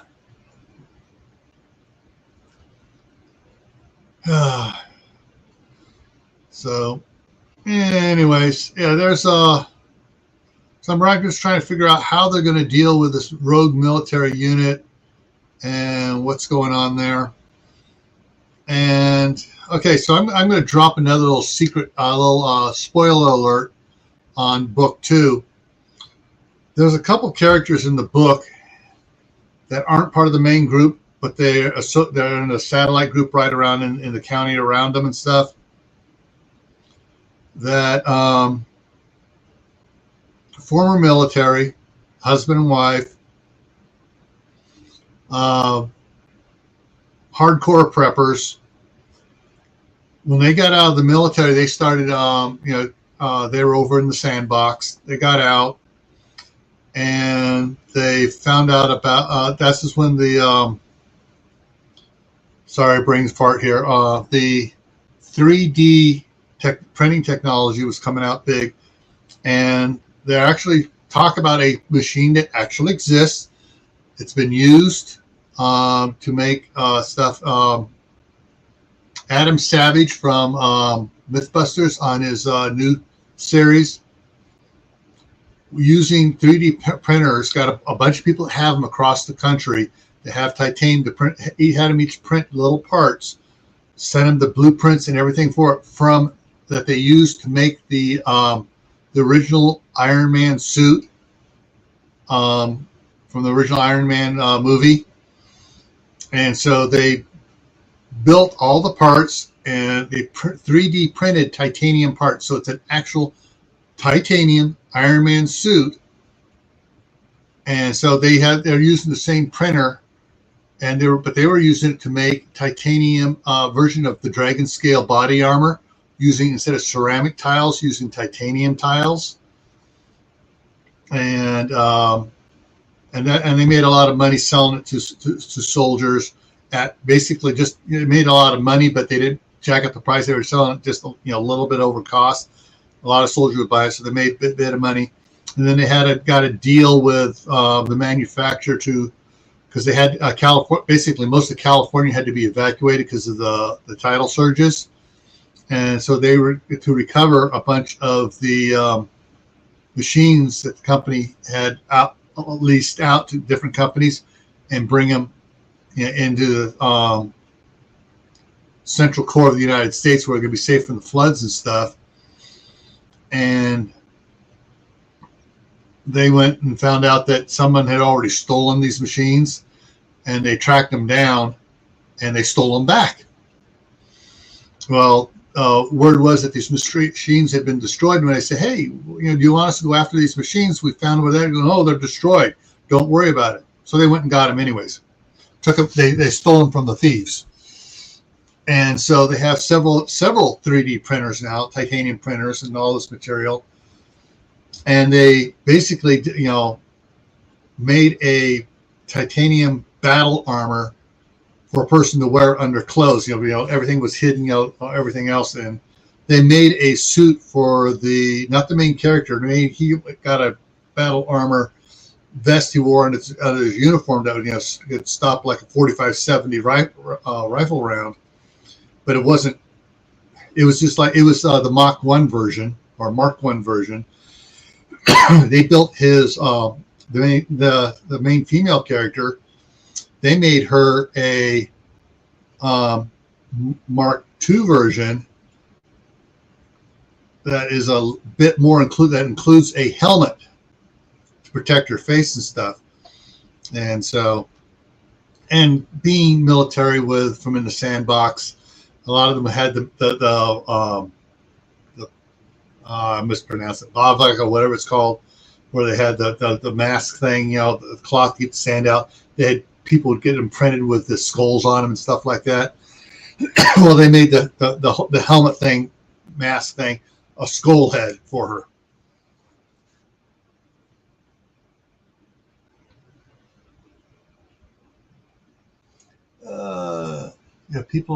There are some people have fun using pasture to fool people. Okay, Raquel. And so, yeah. So she's been using the stuff they do, and of course, also in the story, the background, the wife of this couple had been doing some work for when they got out of the military, doing special effects work for Hollywood and stuff, and as far as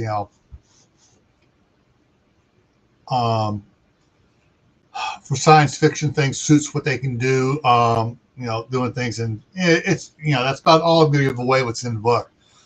Now, hopefully I'll have this book finished within the next month or so, and I can get a couple more of the books done here. If I have enough books done by summertime, I'll be starting to sell these on Amazon.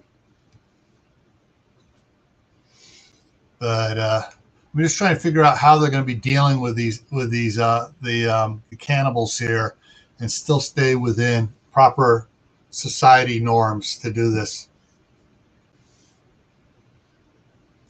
But yeah, so I appreciate those that are in here watching and supporting here. So we're coming up on 2 hours. Yay! And we're going to see how things are going here. All right, so just checking things on the other computer, make sure everything's flowing good here. Oh, yeah. Oh, yeah, I'm going to have to go get some water here in a little bit.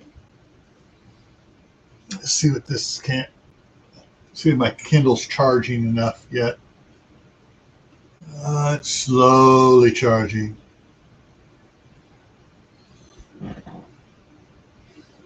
So I just may have to run off, get water, and come back here and leave you guys hanging for a minute. Yeah, I was supposed to start an hour ago, but I woke up. All right, using mountain time, because that's what I'm on. So it's almost 5 o'clock here Mountain Time. I woke up at 2:30. And it's like, my alarm's not supposed to go off for another hour. I laid there, and the more I laid there, the more awake I got. And it's like, screw it. And so I got up, got dressed, got stuff there, came in, and fired it up at 3 o'clock Mountain Time instead of 4 o'clock Mountain Time. So yeah, I started early because, hey, I'm awake. Why not? So, but yeah, there's kind of stuck on the reading here. I mean, on the book work here. Hey, Vanessa Kitty, how's it going?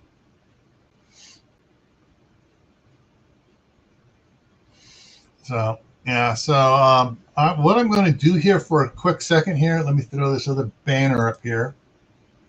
And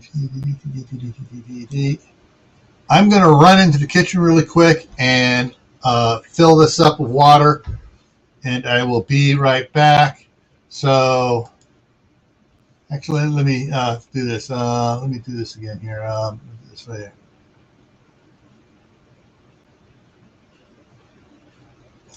Let me edit this one here.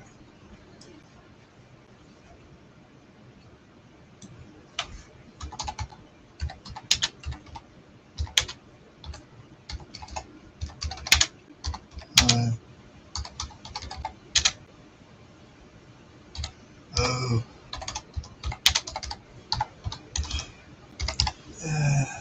And that's not typing. What the heck's going on here? Oh, that's why I put it over there. I got two keyboards, one for each computer. I was typing on the wrong computer here.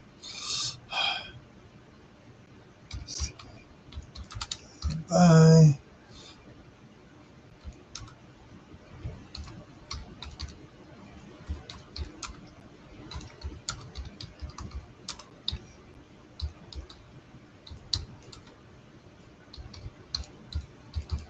There we go. Save. Put that one up. All right, there it is. There's the message. I'll be right back as fast as I can to fill this up.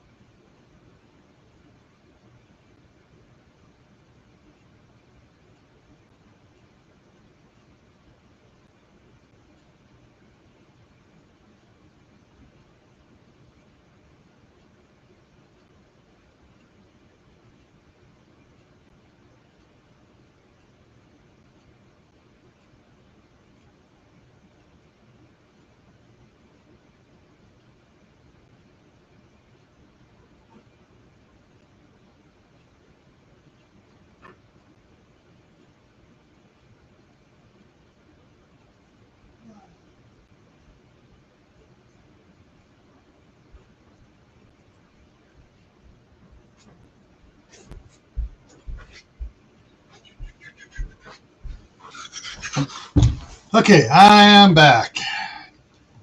Water. And of course, I have a big water pitcher thing in the kitchen there, filtration system. And of course, I didn't fill it up last night, and so it was halfway empty. So the water flows slower from the bottom half to fill this up, and it took a little bit longer to do it. All right, and I also need to update this. So I'm sitting at here.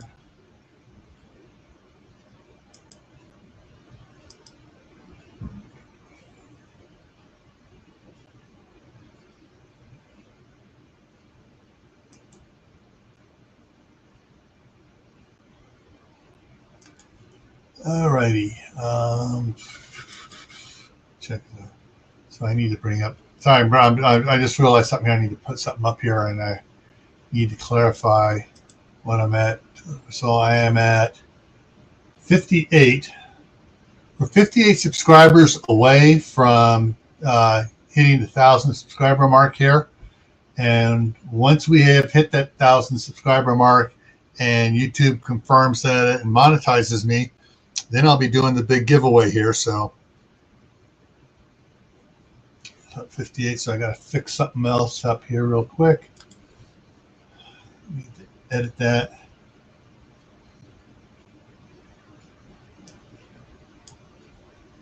$58 and wrong one. 58. There we go. Save. There we go. And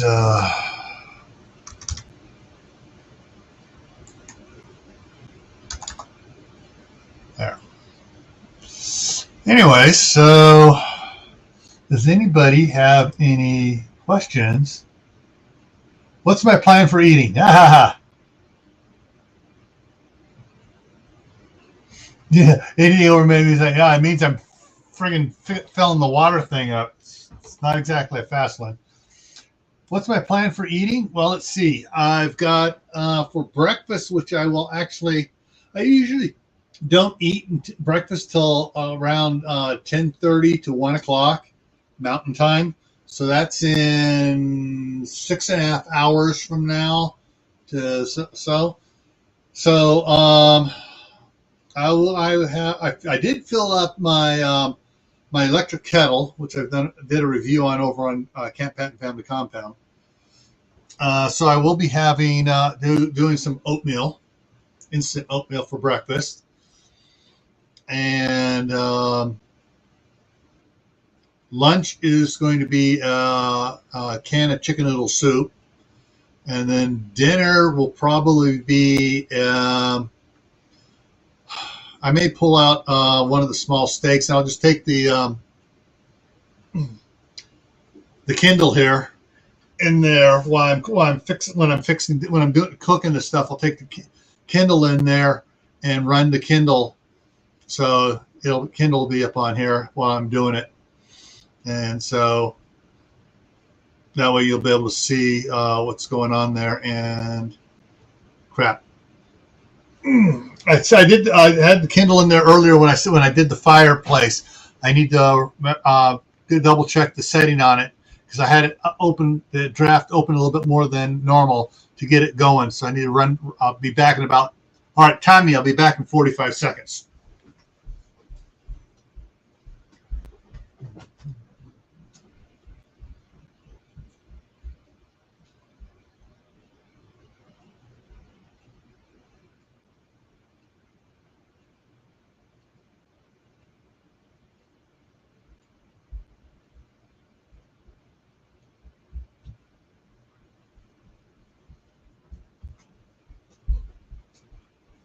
Okay, did I make the 45 seconds?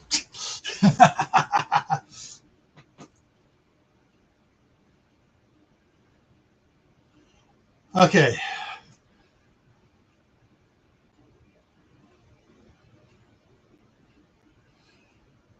All right, so yeah, so I'll be going in there and be cooking food in there. And I kind of picked up the challenge when you said that you used to kind of threw the challenge out to anybody to do it. So I kind of picked up the challenge from you, Raquel. 30 seconds. All right. Woo!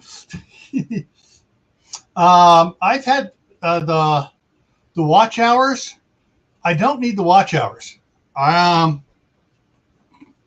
had the watch hours for several months. So I'm beyond on the watch hours, and I've got plenty of watch hours. It's just that, it's getting subscribers. Some people get a lot of subscribers, but they don't have the watch hours. Me, I have tons of watch hours, but I don't have the subscribers. It's my subscribers I have watch everything I do, all my live streams, all my videos and stuff. So I got the watch hours. But so I need to get more subscribers to hit the get monetized. Oh, speaking of my great subscribers, Pass McQuaddy made me some knitted me some slippers. So I'm wearing the slippers that she knitted me as one of the winners from Wide Families Farms weight loss challenge, which I am still working on. Got me kind of annoyed because I was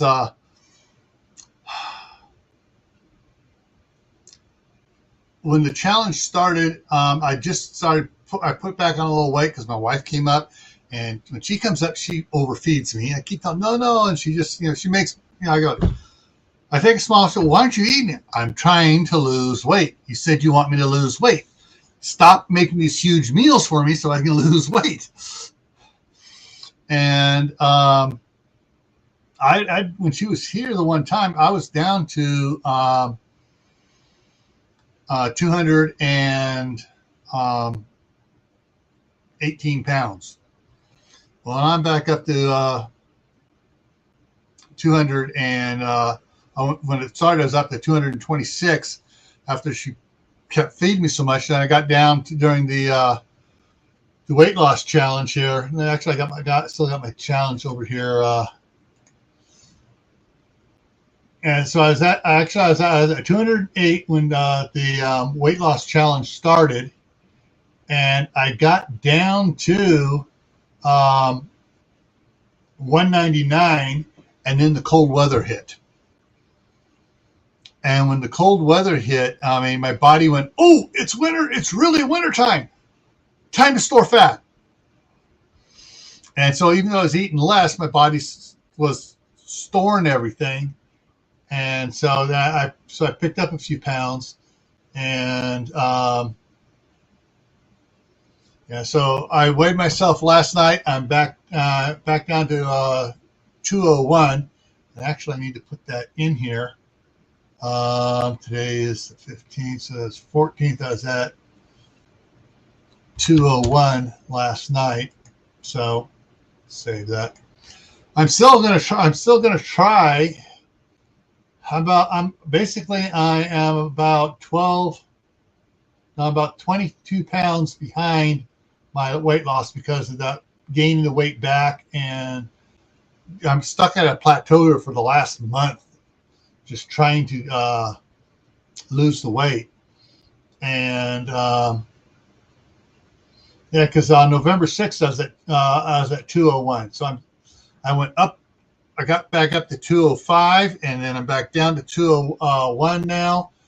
And I need to try, start losing weight. I want to get down to 165, but I don't think I'm going to make 165 by Valentine's Day. Not unless I start losing 4 pounds a week. But when it's cold, my body just stores extra fat. And so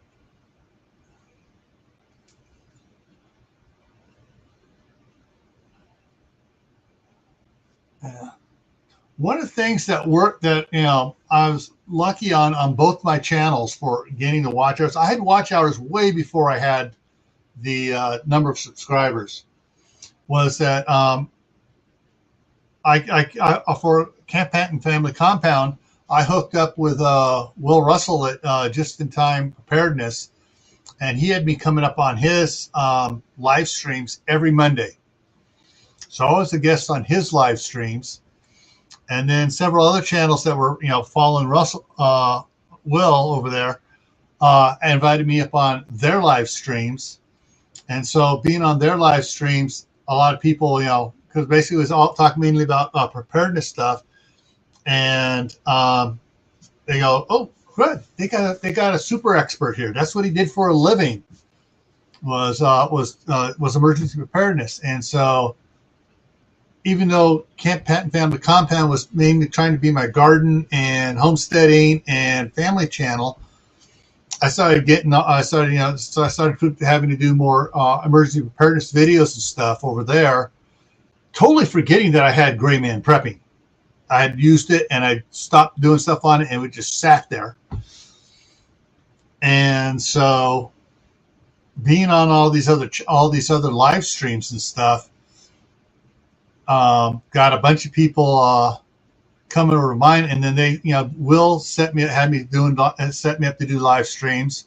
So I was doing 4 live streams a week back in December of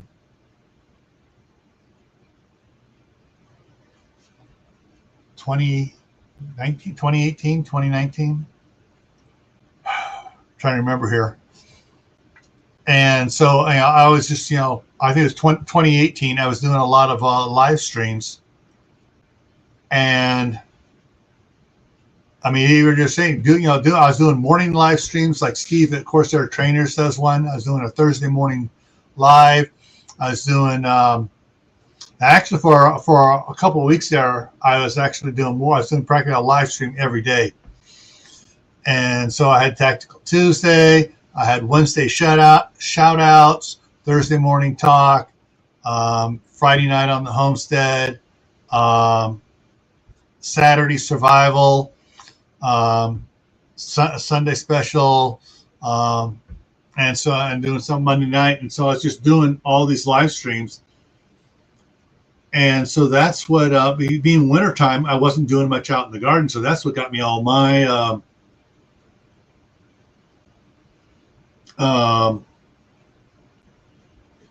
all my watch hours, because everyone thinks, okay, you want to learn about emergency preparedness, talk to this guy, and I was just doing the basic stuff. How tall are you? 5'10". When my wife and I got married, I weighed 150 pounds. I'd weighed 150 pounds for 15 years. From in high school till I got married when I was 30, and so I was weighed 150 pounds that entire time. And so, I want to get down to 165. 165 is ideal on most of the charts for someone that's 5'10". So. Besides that, my niece say, maybe you ought to go for 150 again. But if I can get down to 165, even if I get down to 175, it'll be a lot easier. I mean, once I hit below 180, weight will come off a lot easier because I'll be it won't be getting tired so much moving around and stuff.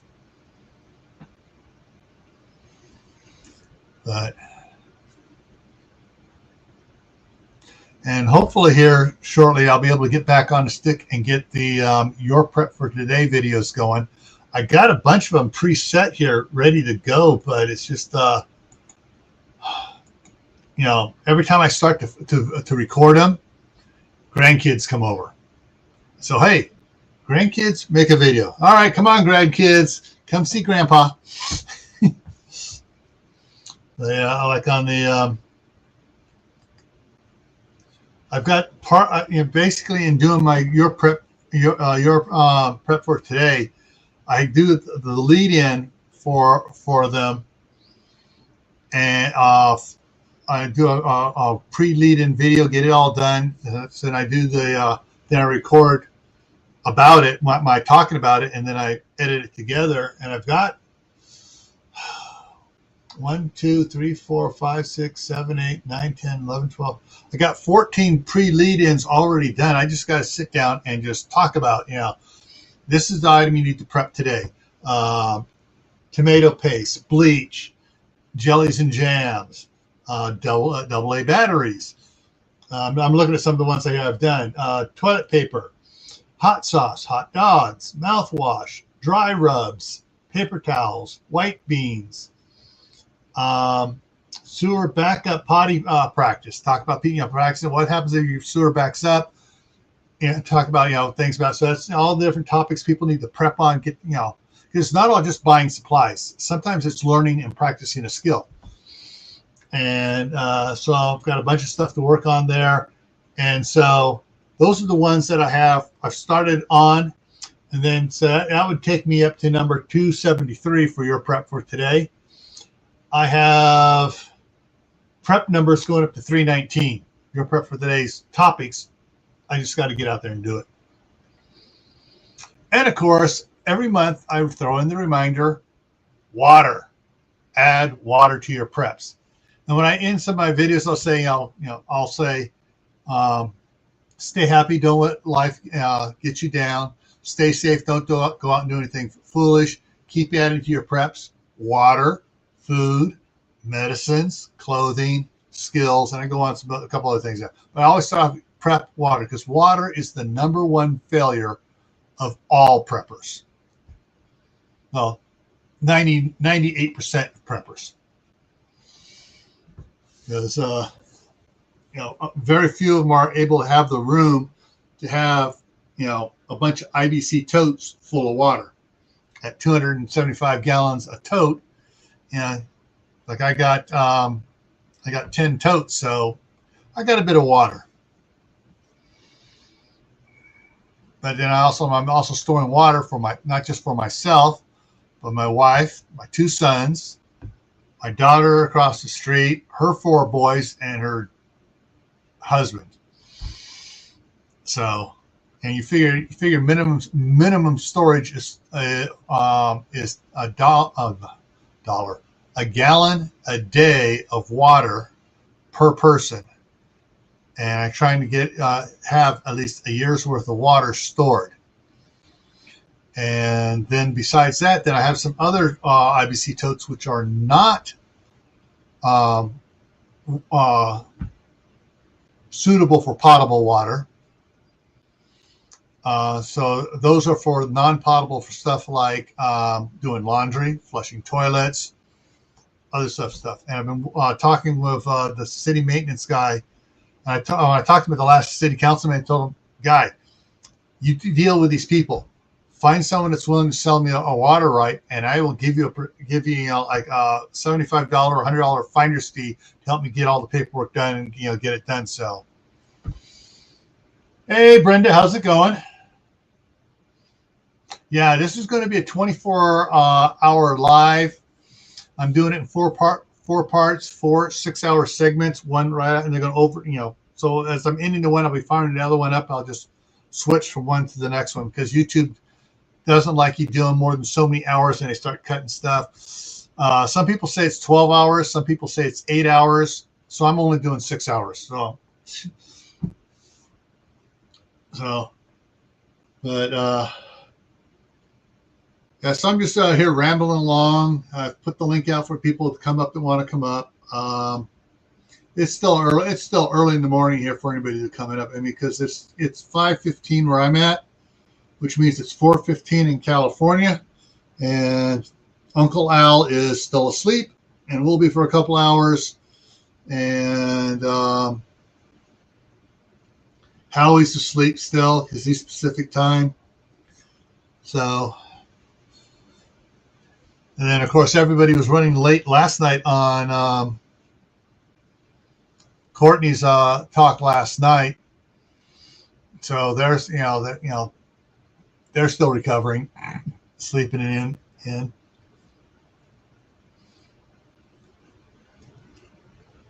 So, yeah, I'm just sitting here with one of my novels in front of me here on the screen here, just kind of go, how do I work on that? How do I work on that?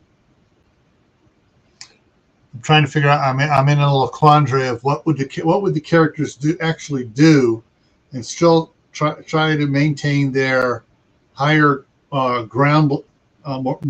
ground level, and not sink to the level of the bad guys.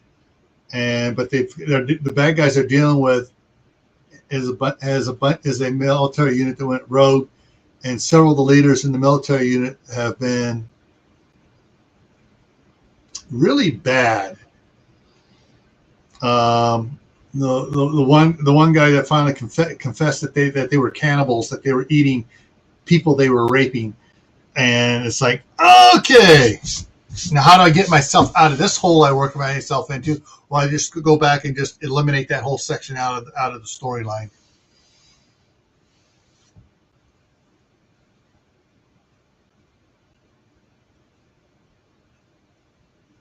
Yeah, I just stocked up my wood stove here. Hey, Aid, we got Aiden there in the house now, and so yeah, I'm just kind of at an impasse how to deal with this one situation. I've already jumped ahead and wrote, several other pages beyond where I'm at now in the story, because I know how that part of the story is supposed to go. I just need to get from point A to point B, and without screwing things up so much where I got to write the other ones. Yeah,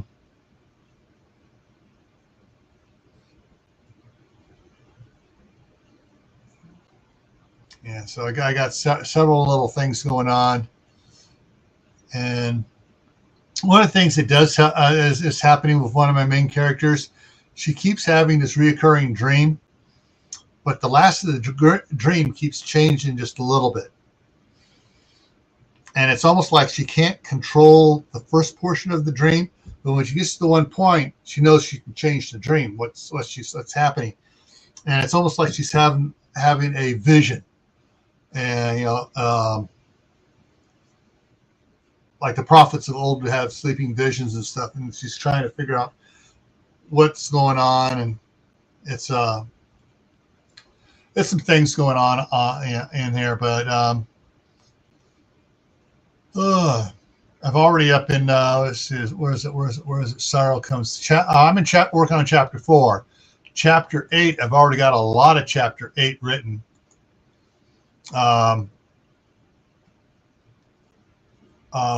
Involving 2 of the 3 of the main characters, but it's I got storyline thoughts put out, how I want it to go, little snippets here and there, and of even dialogue, but I've just got to work it together to make it flow right and make it enticing to read. So, yeah, so right now I'm kind of stuck at this one quandary. And the thing is, I also I've got characters interacting from this book series called Against the Wind with one of the other book series called The Scout and the Ninja. And so it's, yeah. And then two characters from Against the Wind series. One is breaking off into their own total, their own book series. And that's the daughter of the Marine Corps general that's in charge of the 4th Forcon. And she goes off on her own, trying to bring back the main female character who was the one having these dreams, who decided that she needs the dreams kept telling her she needs to leave, otherwise everyone she loves is going to die. She seemed to go out and start taking care of these bad guys, proactively go fight them where they're at rather than waiting for them to come to where they're at, to where her family and stuff is. She needs to fight these guys elsewhere. So, and so I'm just in a quandary just to make it all work right, so it goes pow and it works.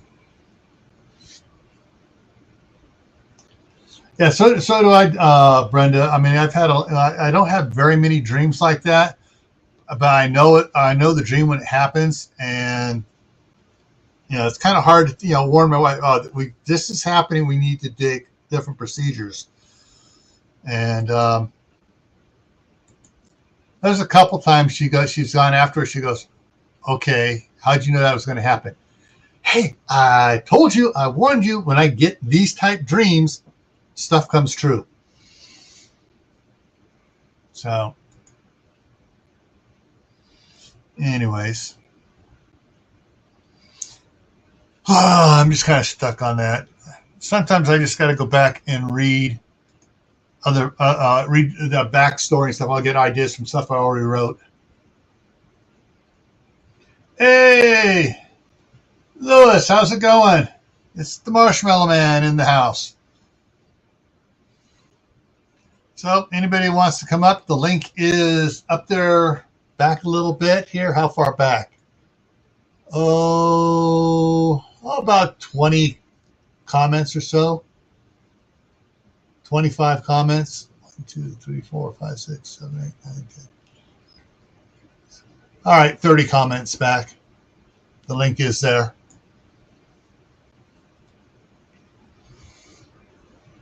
All right.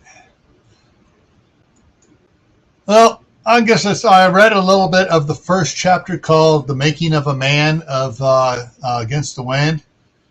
All right, I read the little first part of the prologue. So I'm going to read a little bit more here then. Oh, pin it? Yeah, I guess I could pin it. See, I woke up early. My brain's still not functioning because I woke up so early. Where is it here? There it is. Pin. There it goes. It's pinned. But I did take precautions. I got the YouTube Studio ready, so I got to go over and just do one click, and it'll set it to subscribers only that have been subscribers for 3 minutes in case the trolls come in. That way I can just go, trolls, pow! And then if a troll wants to make a comment, he's got to subscribe. So.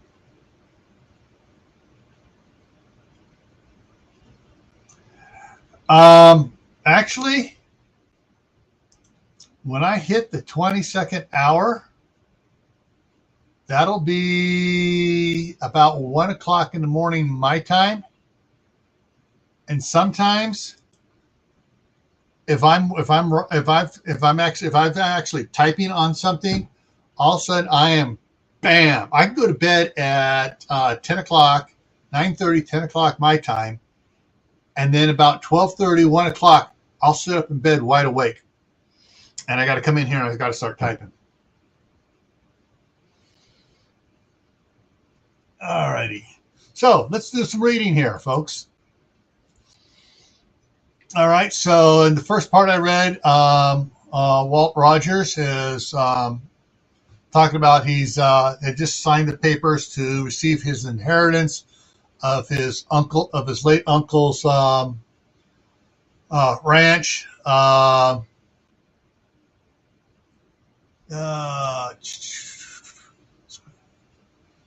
Was it 1,500 acres? Or was it 15,000? 15,000 acres, yeah.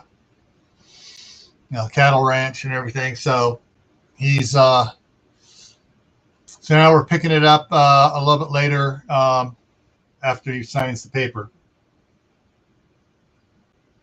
Yeah.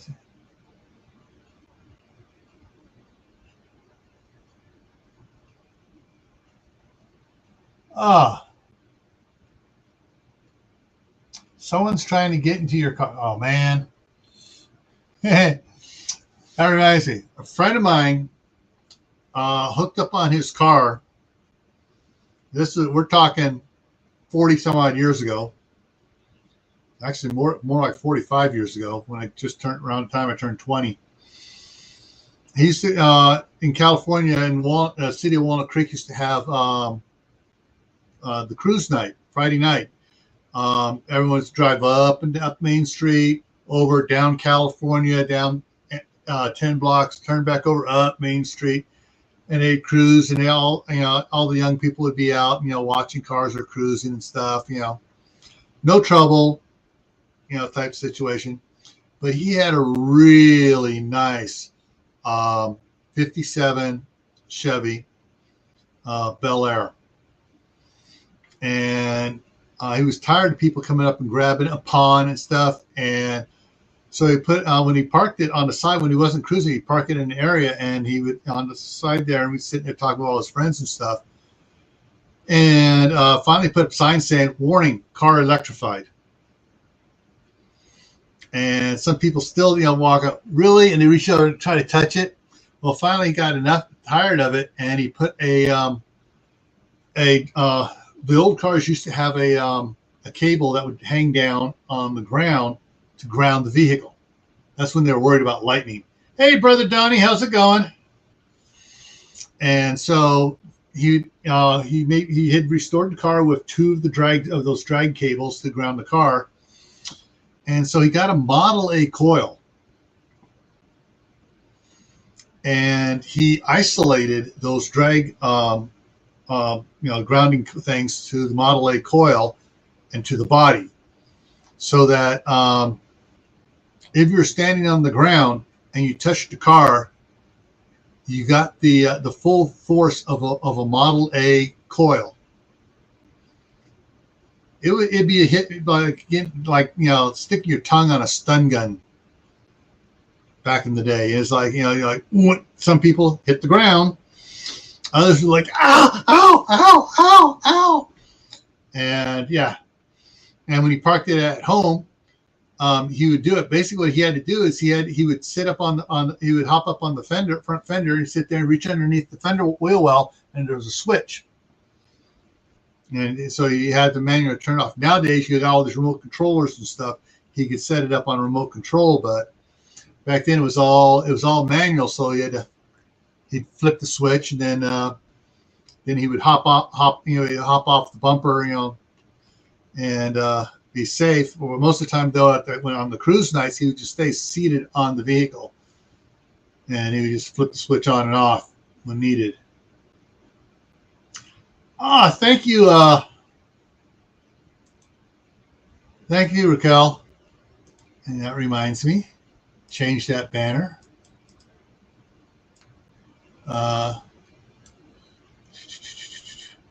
Create new banner.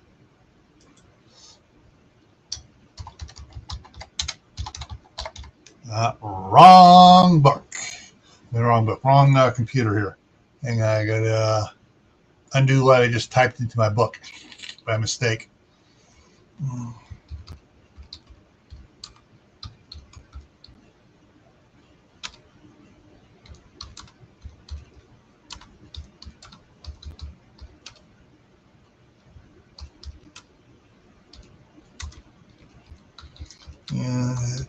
Tab.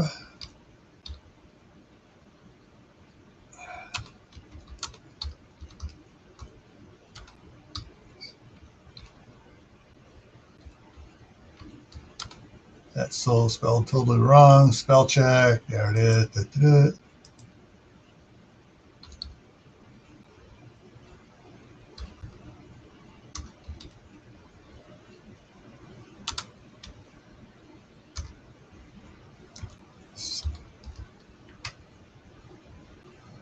There we go. Scroll.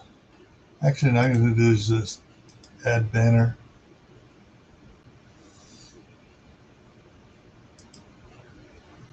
There we go. Yeah. And back to comments. There we go. All right, so reading on now from what I'd written in book 1 here. So we're now on page 2 of book 1. And that's the thing is I found out after I wrote the first book, being 300 and some odd pages, that each page, if you go to in a printed book, the number of characters winds up being 2 pages in a book. All right, so main character Walt found out he inherited the land. And this is where it picks up in it, and dates are kind of important in this, and it just says September. Walt stood at the door of his Uncle Dan's study, looking out into the grand hall of the ranch house, and all of his relatives that were gathered there. The clock was striking 8 o'clock, and there was still a small fire in the massive double-sided fireplace that captivated the children, while the adults were gathered in small groups throughout the room. His uncle had left everyone something. For some, it was much less than what they had expected. For others, it was much more, including himself. His uncle didn't have any children of his own, and Walt had spent most of his childhood here on his uncle's ranch. While Walt's dad, Mark, in one way was the opposite of Dan, that being that Dan was a rancher and Mark was a big-time lawyer. They were so much a like-minded politically and philosophy. The two of them were close enough to each other, and Mark trusted Dan so much he let Walt spend every summer with Dan since he was 7 years old. Then when Walt was 12, he was allowed to move full-time to the ranch for all of his high school years. Dan and Mark, although close, always had a hard time carrying on casual conversations about just about everything except these three things: emergency preparedness, the decline of the social fabric of the nation, and Walt. So it was that Walt grew up as the only relative that spent a lot of time on the ranch. Added to that was the declaration, according to the will, that his Uncle Dan thought more of Walt than anyone had presumed, and that Walt felt the pressure of envy and resentment from some of his more distant relatives that were here. Walt, at only 20 years old, had received everything other than a few items and monetary amounts listed in the will for his relatives. His Uncle Dan had left Mark the black Lincoln Continental stretch limo, a custom-built Plan B SAR RV, and $200,000 that was to be used for prepping only. When Dan referred to the SAR RV, he did so not as an RV, but as a survival and rescue vehicle, or simply SAR, because it was so very much more than a custom showroom vehicle. It was a custom design from the ground up as an off-road survival RV that was built on an Oshkosh Hemet 8-wheel drive low bed tank hauler. Walt had smiled when the attorney read that portion of the will because he knew his dad was going to have to get a Class A license just to drive it. Walt's aunt, who'd never really liked being at the ranch, ever being this social diva who was more at home on Rodeo Drive than her own home, was bequeathed only $70,000. This had her pouting because she felt she deserved much more being his only sister. Walt's younger brother, David, who just turned 18, got $20,000. His sister, Sally, who was 22, got $50,000. And his older brother, Michael, who was 24, got $40,000. Walt surmised that the difference amounts were based on the time they had each spent out at the ranch. They each also received a scholarship to whatever university they wanted to attend, and for as long as they wanted to attend. His uncle's three cousins got $10,000, and each of their kids got $5,000 each. His grandparents on his father's side, Stan and Martha, had already been taken care of with a substantial trust fund for their retirement, got it doubled. The big shocker to most of the family was the fact that his uncle had a girlfriend of 12 years his junior. Her name was Anne Regan. And before the will was read, a lot of the family didn't know her and assumed that she was just a gold digger after Dan's money or property. Walt, his dad Mark, and grandparents were the only ones who knew better than that. The few family members who had come out to the ranch lately thought at first that Anna was just the ranch veterinarian, and that was attending to the horses and livestock. Walt had met Anna 8 years ago and knew the arrangement with her uncle that she would get when he passed was $5,000 plus a blank check amount to set up her own veterinary practice and any of the horses from the ranch she wanted. She had confided to Walt she didn't want any of it. She just wanted to be able to stay out at the ranch and work with the horses she loved as much as her uncle. You see, when Anne had met Dan, she was a veterinary assistant working to become a veterinarian herself. She'd come out to the ranch to assist the veterinarian she was working for in setting the leg of one of the horses. She'd come out several more times to check on that horse herself, and soon she and her uncle were becoming great friends. She and his uncle were becoming great friends. See, that's one thing. Sometimes I misspell stuff. Check back over here. Oh, where to begin? Homestead, welcome. And Froggy Went still here. All right, what was it? Become great friends. One thing led to another. In about 6 months, her uncle asked her to move in with him. It took her another year to actually do so, as she wanted to finish getting her degree first. Walt knew of 3 times where her uncle had asked Anna to marry him, and each time she had said she didn't want to ruin a perfect thing.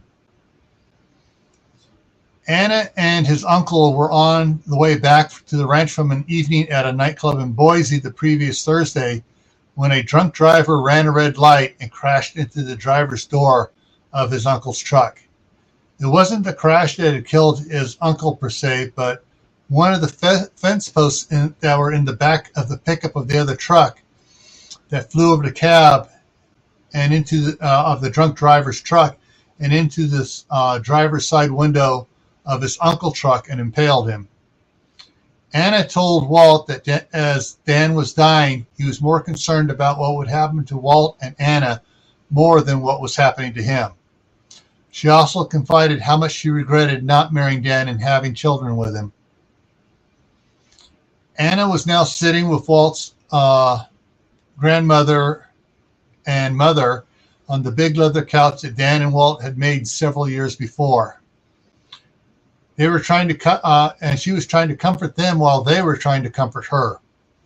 Walt had to smile at this because he knew that his uncle would be chuckling over their clumsy, heartfelt concern for each other. Walt walked into the grand hall and headed over to the 3 main women of his life and reached his arms out wide, scooped them together in a big hug. Then he released them and took a half step back and smiled a knowing grin at them. "What?" his grandmother asked with a puzzled look on her face.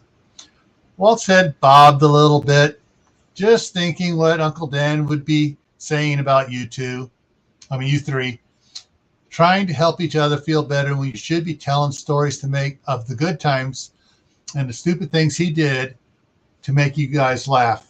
Okay, I got to take a break on reading. Hey, Zombie Prepper, how's it going?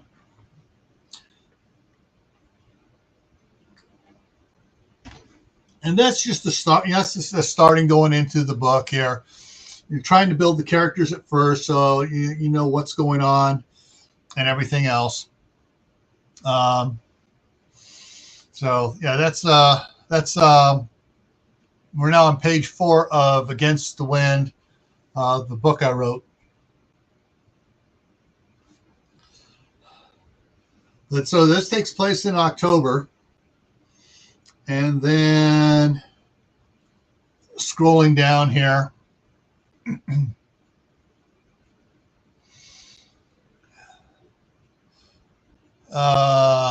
Still in September, but in a chapter break later on here. He talks more about the house, how it reminds him of, it felt more like a Grand Lodge like that one at Yellowstone Park, and talks about the different things of the house and everything, things his uncle had done to the place. And he talks his grandparents into staying on at the place, because while his uncle taught him how, all about running the cattle, working with the ranch hands, managing that portion of the land of the ranch, he knew nothing about the financial side. And his grandparents had known a bit about it, and so he asked them to stay on and help out. And we're going on. It goes into talking about that stuff. And at one point here, he's going in a couple days after the funeral, after everyone had left. He was in his Uncle Dan's office, now his office, going through a bunch of the paperwork and stuff and trying to figure things out. And he's on the computer. And he's seen a list of things his uncle planned to do with the property. And then he finds this folder called Tawaki, and didn't know what Tawaki was at the time. And so talking about all the different things. And he, some of the things his uncle did was, was great business. He thought was great business sense. He invested in certain companies and stuff on stock and stuff, made killings on the stock market. But then he bought property he thought was it was useless for cattle. The lumber on it wasn't worth cutting. There was the mine that was on that property had been played out for decades, and some other things about it. And he couldn't figure out why his uncle had bought it. And then he realized that there was the tracks were still there to the railroad spur that hadn't been used in like 50, 60 years. And he figured, oh, maybe he's planning on just shipping the cows out that way or something. He wasn't sure. But he starts talking to himself about the things, and he goes, oh man, this is driving me nuts. And he's going on, and he's trying to figure out what the heck Tawaki is. And he keeps exploring, trying to find it in the folder, but he can't find the folder because it's a hidden folder, but he finds it referenced from another one. And then he finally figures out how to show hidden folders. And he finally opens it up, and the Tawaki folder has another 150 files in it. And it turns out his uncle had been writing books, Western books, survival books, disaster books. And so he spends the next several hours reading the books, and some of the books. And, he started commenting out loud to himself, these are pretty good, Walt says to himself out loud. What's pretty good? Came a voice from the doorway. Walt looked up and saw Dan's old friend, Sheriff Randolph Cooper, and his deputy, Gary Wayne. Hey, Sheriff, did you know that Dan was writing novels? Randolph smiled. I talked about some ideas he was kicking around for writing a book or two, but I never knew he'd started them. More than started, he completed a couple dozen of them, and they're pretty good. I wonder why he never published them. Your uncle, Randolph drawled. Ain't nothing good enough the first 3 times for him. That's the truth. But one of these he marked but the ones he marked as completed are really good. And so he starts, learns about the novels and stuff, but they go on chit-chat, and he finally talks to the sheriff and goes, okay, so why are you guys here? And he goes, I hate to bother you so soon after your uncle's death and all, but I need your skills tracking again. A couple of yahoos robbed the U.S. Branch Bank in town and headed into the Hell's Canyon area. And we found the pickup they used about 4 miles in, talks about where they went up the certain canyons and stuff. And then they found horse tracks, and tracks for 4 horses. And he goes, well, and he says, Jason Red Hawk is up there right now. And he goes, well, if Jason's there, why do you need me? Because Jason asked for your help. So Jason is Red Hawk is a deputy, and and a good friend of Walt's, gets laid into that later on. So they wind up. He goes, okay, I'll meet you guys up there. Give me about 2 hours, and I'll get you up there. And so he gets his own horses loaded up, and he goes up there, and they go out after him. And that's at the end of September. Well, the next little chapter break comes out as October, and Sheriff Randolph Cooper is sitting at his desk listening to the tirade of the senior agent in charge for the FBI task force that was now camped out in front of the Adams County Sheriff's Office. 2 weeks! 2 weeks those suspects have been roaming around the hills. Have you only sent 2 deputies out? No, Make that one deputy and one 20-year-old rancher out to find them. Yeah. Anyway, so it goes on. It gets a little bit of humor in here when they, old Randolph Cooper goes, oh, let's go outside and get some fresh air, because he saw out the window, he saw Walt and Jason bringing in the suspects on horseback. But yeah, things go on, and the FBI, when they get arrogant, FBI does stupid stuff. I should know. I've seen them do it. And I'm not saying I'm taking some of this from personal experience, what I saw, but the FBI agents took the three bad guys, and Jason and Walt had tied the guys up, and he was being good, guys.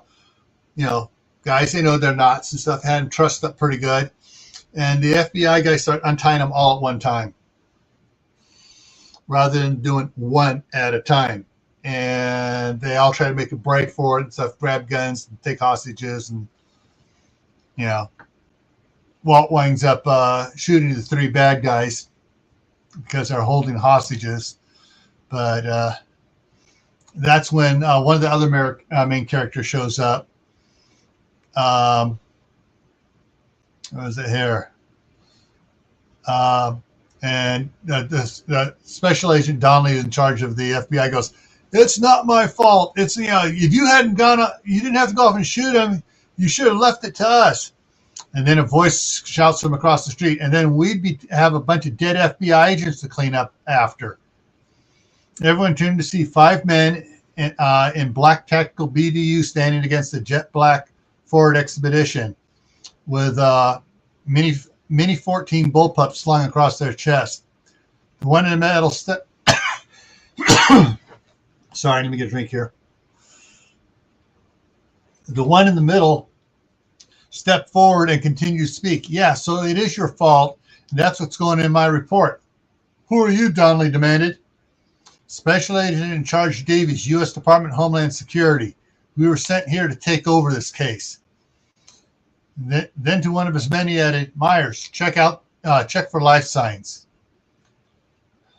Sack Davies walked over to Walt, held out his hand. Chris Davies, it's a pleasure to meet you. Walt Rogers, Walt said, taking the offered hand. That was some nice shooting, a Quigley and a Dirty Harry, smiled Davies, as he guided Walt away from Agent Donnelly. A what and a what? Two bad guys with one bullet and a hostage holder headshot. One of the other agents said. Walt looked at him and blinked. Jesse? Hey, Walt. Chris looked at Jesse with a squint of questionable expression. You two know each other? I went to a school with Walt's older brother in Seattle, Jesse said to his boss. And then to Walt, so you're a deputy sheriff now? Only until I get whatever paperwork I got to get done for discharging my rifle. Randolph stepped up to the group and slipped the deputy sheriff badge off of Walt's duster. Actually, as soon as you handed the prisoners over to the FBI, you were done and released from temporary service. Temporary service? Asked Chris. Yeah, you see, Walt is one of the best trackers in the state, and I swore him in to track those yahoos down. So once he and Deputy Red Hawk brought them in and handed them over to the FBI, to the Federal Bureau of Incompetence, that's what the sheriff says, he was no longer a deputy sheriff. So some of the stuff going. All right, see who else? No Parts Garage. Hey, welcome. Blue 777. Hey, from Florida. Greetings. Who else came in here? All right, so I'm just for you guys. So I'm just reading some excerpts from one of the novels I wrote. So just to pass the time and get things going here. So yeah, so it goes on against the wind. Walt and Chris develop a relationship. Chris tries to recruit Walt to the Department of Homeland Security. He goes, I can't. Your requirements are that you have to be 21 years of age. I'm only 20. And he goes, how are you able to be a deputy sheriff? Deputy sheriff, even a temporary one. You only have to be 18 to carry a firearm in the state of Idaho. So that's how they did it. And then it goes on, talks about different things, and so that is in October. Let me see. Scroll down through here. After Walt talks with gets debriefed by Chris and everything, the sheriff says that the principal would like to talk to him about an arrangement that his uncle Dan had made previously to come out and talk to the 4-H club. And so he goes, fine, I'll go over and talk to her, and goes over, and more trouble happens over at the high school. But it's there that he meets for the first time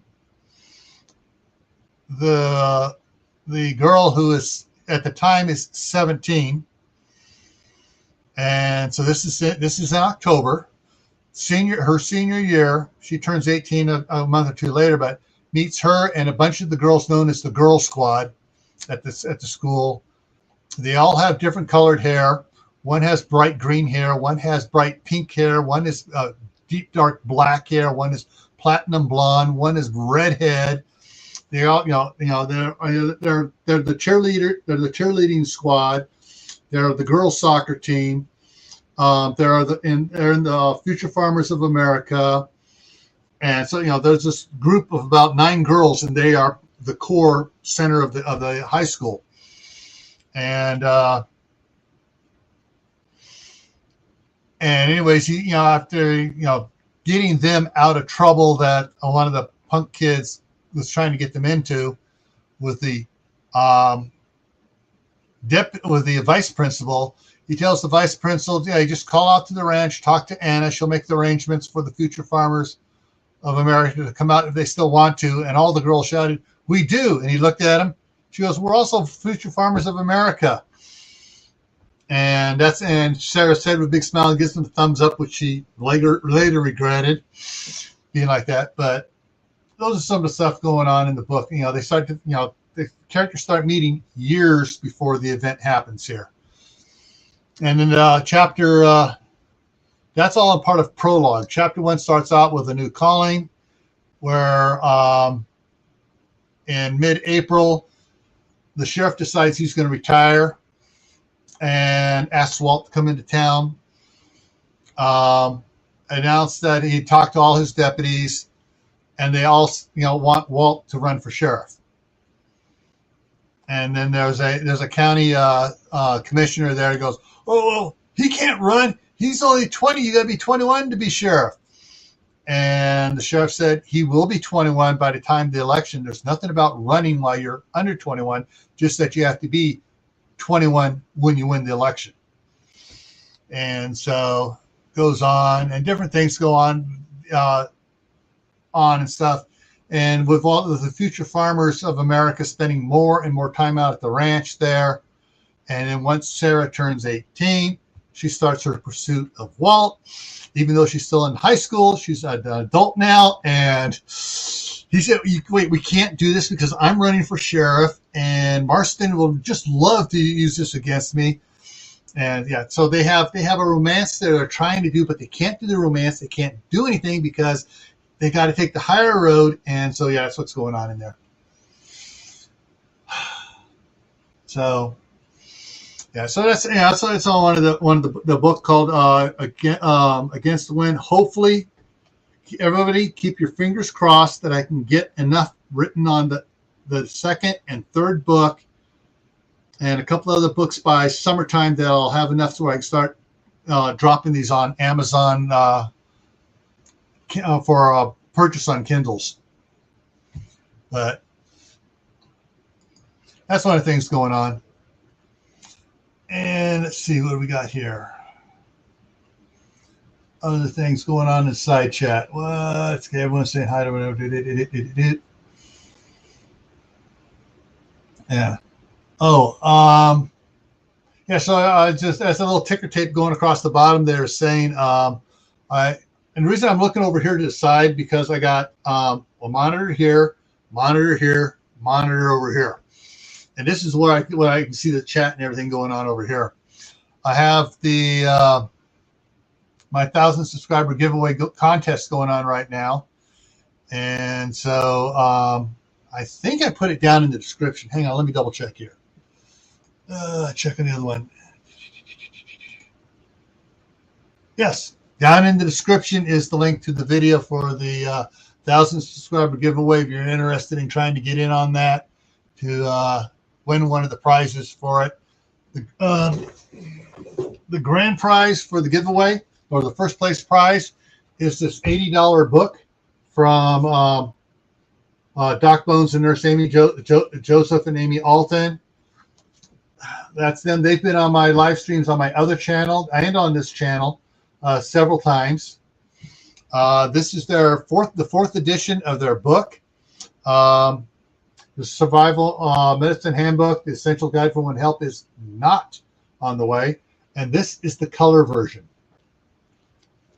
not the black and white version. That's why this is an $80 book, and they've sold out 3 printings on this already. And they, Joe and Amy sent this one, and they signed it, and they sent it to me to give away for the 1,000 subscriber giveaway. So that's the first place prize. And there's a $75 Amazon gift card. Hang on. Let me bring it up here real quick again. Prizes. The prizes are. That's the wrong one. That's the one tomorrow night. I'm doing a giveaway tomorrow night on Camp Pet and Family Compound. Let me bring up the other one down here. Yeah, what do we got going on here? It's 1,000 subscriber. Okay, here's it. So the first prize is that $80 book. Second prize is $75 Amazon gift cards. Third is a $50. Fourth is a $20. Third is a $10, and sixth place is a $5 Amazon gift card. So those are the giveaways, the prizes for the 1,000 subscriber giveaway. You see ticker taping across the bottom here. Yes, it is a very nice book. What I'm already planning, I'm already planning for the 2,000 subscriber giveaway. That book in the spiral bound version is a $95 value, and so once I hit 2,000 subscribers, I'll be giving that book away. Yeah, Brenda, it is nice. I actually have over on the other one. Hang on a second here.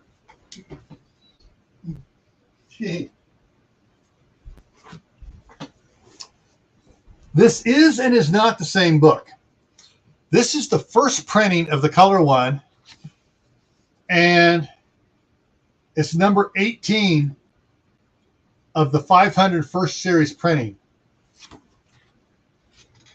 And Doc Bones and Nurse Amy, sent this to me because I'd had them on my live stream so many times. So this one's the collector edition one. And prior to that, I actually bought the 3rd edition. So I got the 3rd edition. I got the 4th edition. I'm giving away a 4th edition version of it. It is a very excellent book. And the 4th edition, it is 30% larger than the 3rd edition. It's thicker, has more stuff in it. I mean, and of course I got the color versions because color pictures, sometimes you need to see when they're talking about bruises and stuff, you need to see what the coloring is on it. Hey, Uncle Al, link's there if you want to come up. Oh, you're waiting for your ride. Okay. Well, yeah. So I'm going to be doing doing this for 24 hours, Al. So when you get back, if you want to come up, the link will be in there. And so this one here will be going until. Hang on, let me see. Shoot. Hang on. Let me check here to check my times here.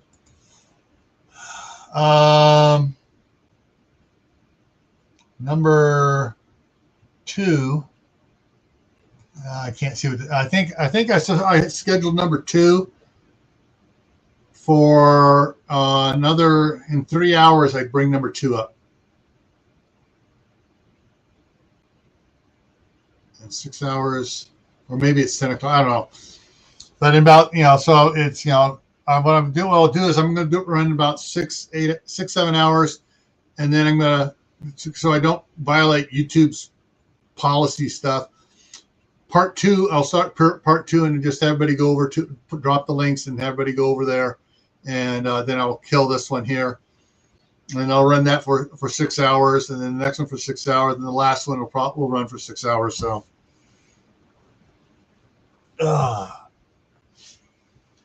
But yeah.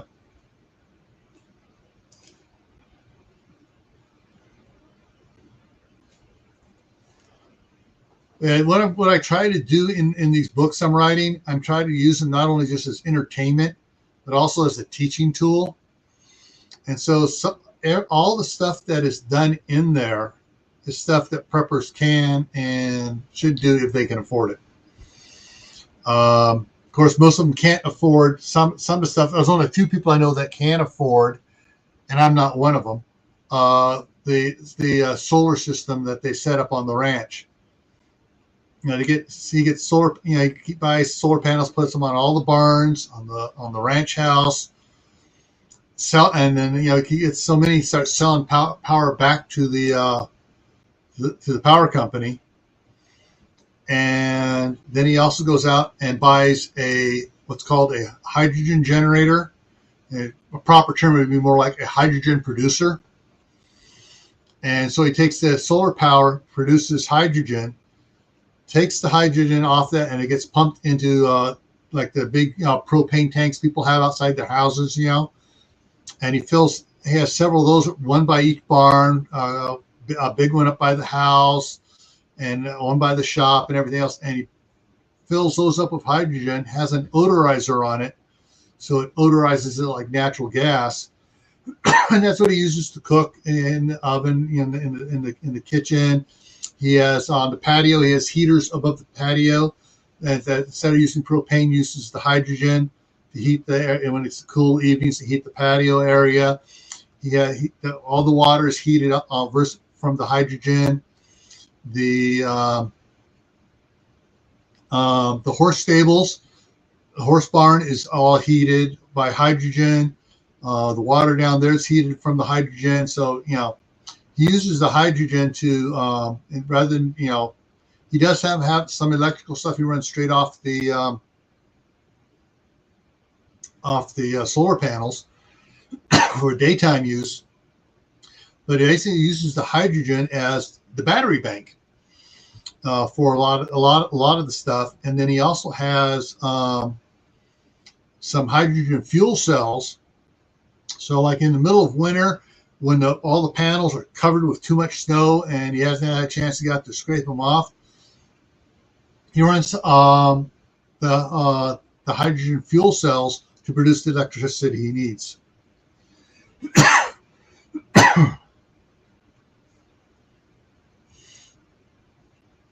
Let's see here.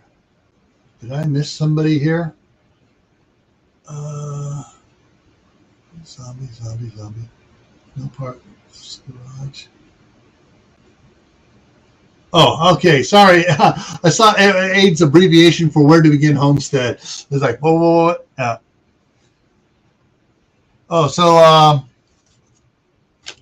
Yes, Janice, I've showing off the sticker you sent me again. And I've actually was looking into it last night. I'll probably here before Christmas be getting stickers made for both GrayManPrepping and Camp Benton Family Compound. And so I'm going to use this for the Camp Benton Family Compound sticker. I don't think I'm going to do black in the background. I'll probably use probably go with a light yellow. And the other one for GrayManPrepping is going to be similar to this, only it's going to be a little bit bigger around the gray. So all of the GrayManPrepping lettering shows up. So Ta-da. Hey, Matt and Sarah, how's it going? Yeah, I wound up starting an hour early because I woke up an hour early. I just sat up in bed like, oh, crap. Only had 3 hours of sleep. Yeah.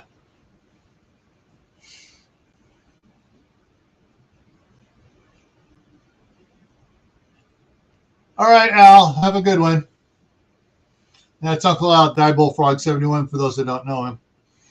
And of course, the same time I got that card and sticker, this is the card and sticker came in. The same day I picked that up from the post office, I picked up what Passamaquoddy sent me. She sent me, let me lean back here so I can put them up here. She knitted some slippers. And then she has some tacky stuff on here to keep me from slipping on the linoleum floor in the kitchen. Yeah, I was looking at that. I mean, their stuff looks really well, and they got a good price. The more you get, the bigger the price break goes down. So it looks like that'll probably be who I'll get my stickers from. And so, yeah, so hopefully by Christmas time, I'll be giving out stickers here. And let me check one other thing else off here real quick here. Come on. There we go. Let me refresh this page here. Yeah, so I got a bunch of monitor pages open stuff. I've got a lot of stuff going on.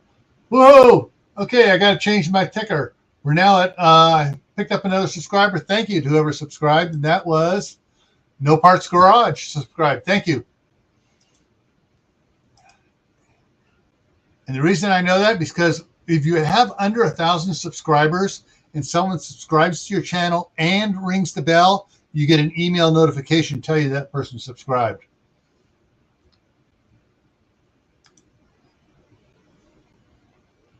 So cool. And go ahead and drop this back down again.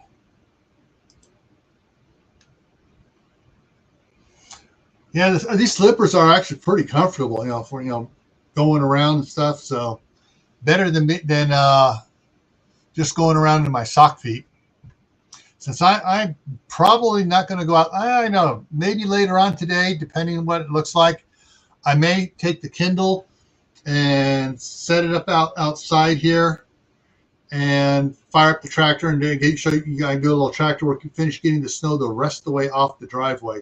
I got the driveway 3/4 cleared by hand, but it just on the far side there, just pushing it over there, okay, I can't push it any farther. I need the tractor to push it the rest of the way off the driveway. And for you that don't know about my driveway is 45 feet wide, 65 feet long.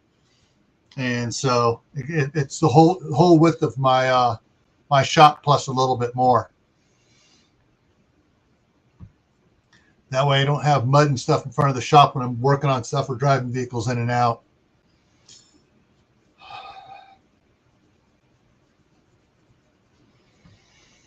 All righty. Hey, Fallen Skies, Homestead. Yeah.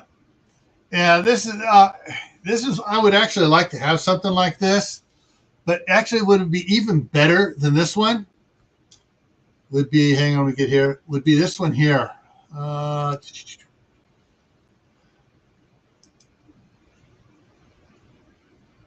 That Food Supply. Actually, that's David Southern Ohio Prepping told me about this place. This is the actual place of a warehouse place where back east in Arkansas, where they they just store food and stuff. But where's the other one here? Oh, I pulled the other one down. I don't have it.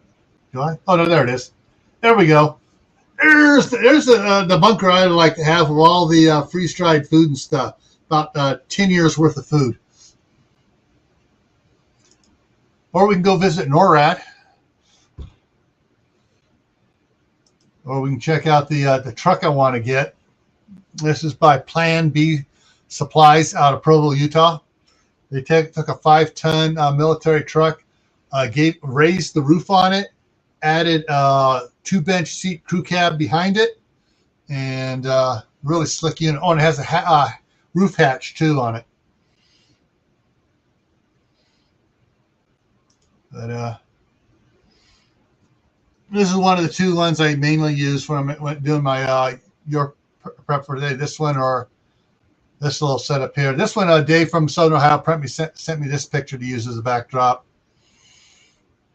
And then I have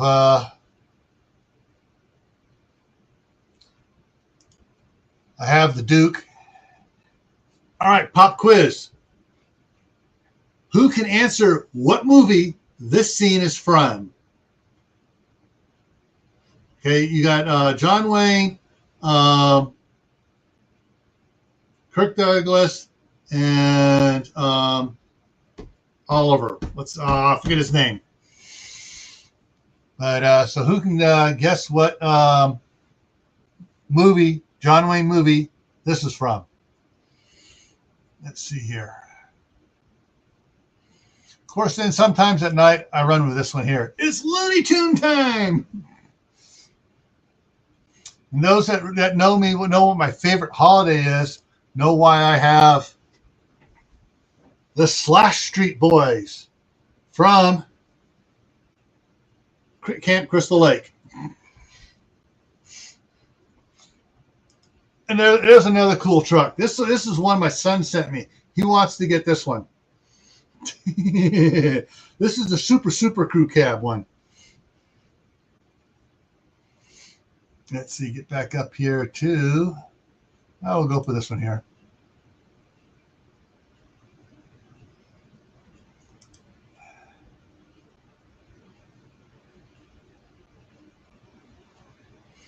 Yeah, those were pallets of bags of beans and rice on that one there. That first one I showed. It's like giant crackers. Yep. Nobody can guess what that? Nobody knows what that movie was. I'm gonna put that back up again, just because I like John Wayne.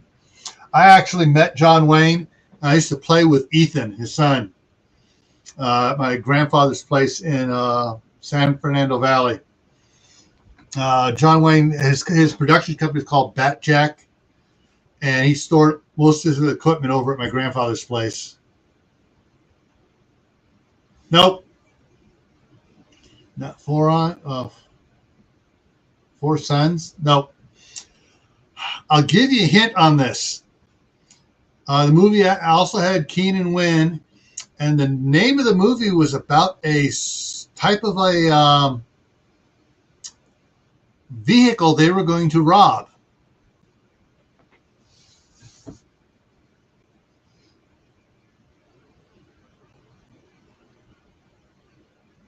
Now, I know you're thinking Four Sons, you're thinking the Sons of Katie Elder. No, this is after the Sons of Katie Elder. But let's see here. Maybe I can bring that up here. Close, not Stagecoach. Stagecoach was he was a young squirt when Stagecoach came out. And let me see if I'm gonna Train Robbers. Nope, that was one with Anne Margaret. Yes, I know my John Wayne movies. Okay, hang on. Let me change. Got to change monitors here so I can do this right. And go ahead and move this over here so I can do it. All right. And open another one. Bring it back over here. Oh, wrong book.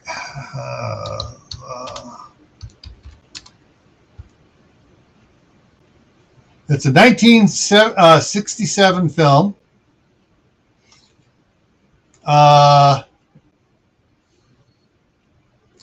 John Wayne plays the character Todd Jackson. Kirk Douglas plays Lomax. Howard Keel is Levi Walking Bear in it. Bruce Darn is in it. Bruce Cabot plays Pierce. Keenan Wynn plays Wes Fletcher.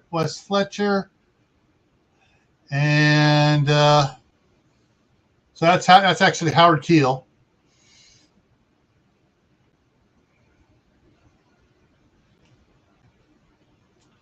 And let's go to images.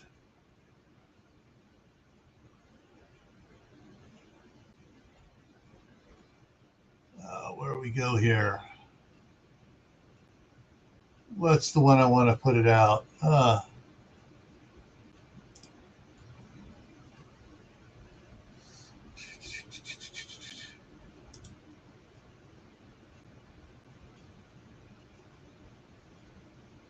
Oh, there we go. We have a winner. It's the War Wagon. There it is, the War Wagon. Ha! Yeah.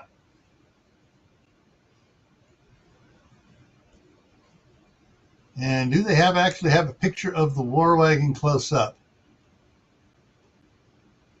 There it is. That's where it is. That one there's where it's on its side.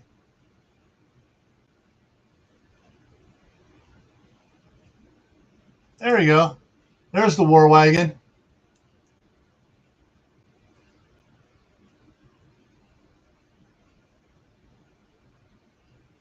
So, yeah.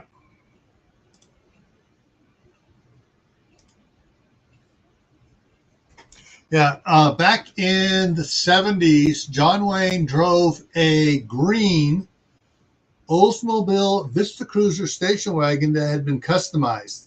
If you know anything about the Vista Cruiser station wagon, from the back seat to the rear end of it, the roof was raised up a little bit and it had a glass strip across the front and down the side to let more light into the back.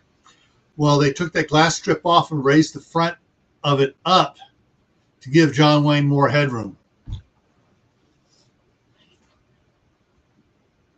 And every third Saturday, he would drive that over to my grandfather's company, Rolly Harper Rental Equipment and Catering, on San Fernando Boulevard there, and right across the street from the Burbank Airport.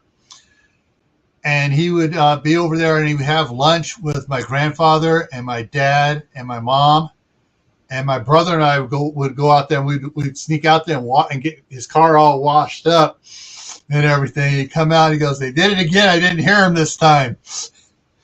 And a couple times he'd bring Ethan over, and then Ethan would ride bicycles with us. We'd ride our bikes around the property there. There's a big, huge paved area there, and we'd just ride around.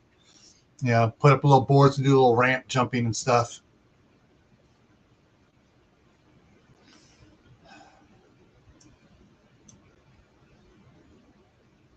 All right. Let me go back.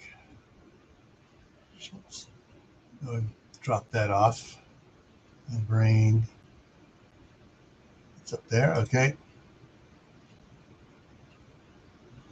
Oh, no. Whoa. Whoa.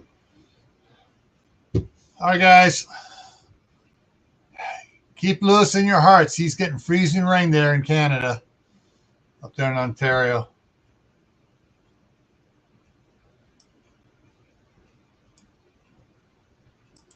Get that back over there.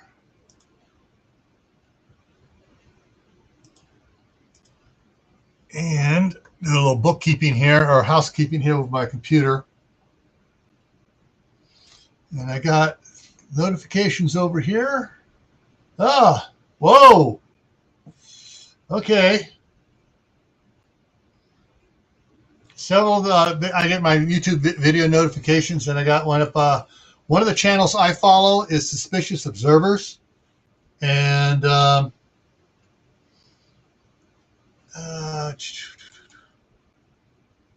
on. Get back up there. All right, so Suspicious Observers, one title, there were 13 solar flares erupt on between yesterday morning and this morning when he put out tonight's. And then, of course, he mentions the major earthquake. It was a 6.2 at Rat Island up on the Aleutians. and they upgraded it. Usually they downgrade these. They upgraded it to 6.3 earthquake. And then, of course, I got Garden State Gardener, one of my biggest supporters, is doing his seed giveaway constantly. He's 25 days of seeds for December. Every day he gives away a package of seeds. And he has a registration video. You can go over there, register to get on his wheel, and he gives that out. And you just got to check the video to see if you won or not. He does a video every morning giving away a package of seeds. And drop that off. Boom. And it's got the okay. So Daryl Hurley was the winner today. So Daryl Hurley got a package of seeds off of Joe's giveaway. All right. And what else do I have here? I also follow Martha, Old School Prepper. She's actually did some of the editing on some of my books. She's got a video out on her canning, her jar sealed. And she's talking about the type stuff about is it still okay to use and store. So, alrighty, yeah. All right, so Dan got that. So let me go and drop that back. Okay.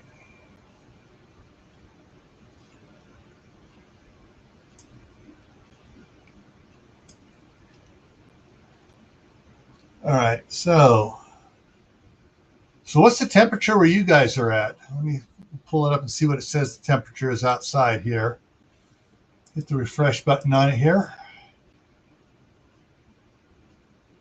Okay, it says it's 19 degrees Fahrenheit or -7 degrees outside. We got freezing fog this morning. And we'll have freezing fog for the next about 5 hours. The high today is going to be 21. The low tonight is going to be 5 degrees. So it's going to be even colder tonight. Oh, it's dropping down. 5 degrees tonight. Friday night is 4 degrees. Saturday night is 2 degrees. Sunday night is 3 degrees.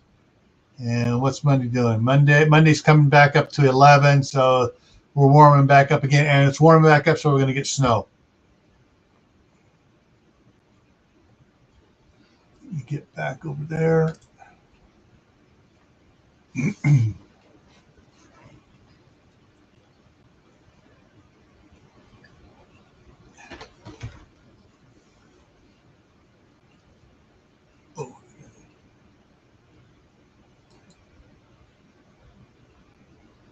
What's that then? Is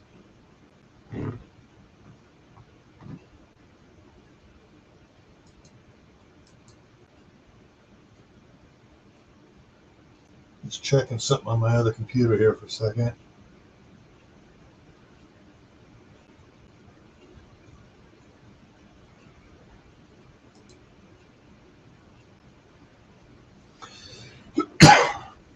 And okay, so the marshmallow says -1 Celsius.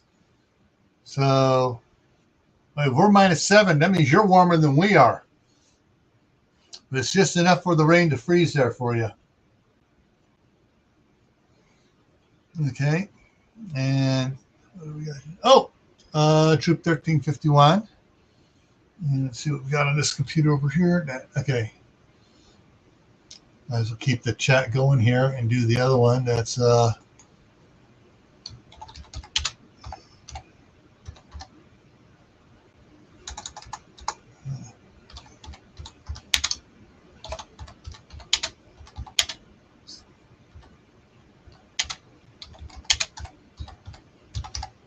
we go.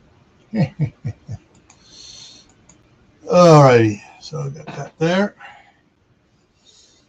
Oh man. And of course, the Evil Twin. For those that don't know, the Evil Twin is my other.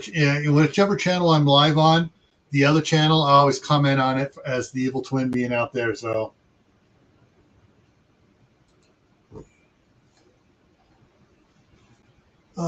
Let's see. Should I do some more reading here?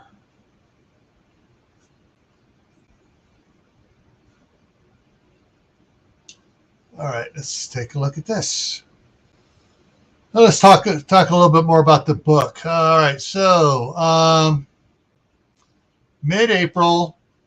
So now we're October, so November, December, January, February, March. 6 months later from the previous chapter, Walt drives into town, wondering what's so important that Walt Cooper asked him to be at the sheriff's office at 5 minutes to 10 precisely. No, it's more like he demanded that Walt be there at 5 minutes to 10, not a minute later. Walt turned onto the main street 2 blocks before the sheriff's office and almost stomped on the brakes.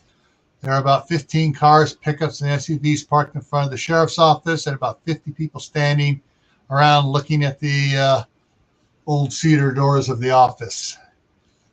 So Walt parked his Plan B Ranger 2. And hang on a second here.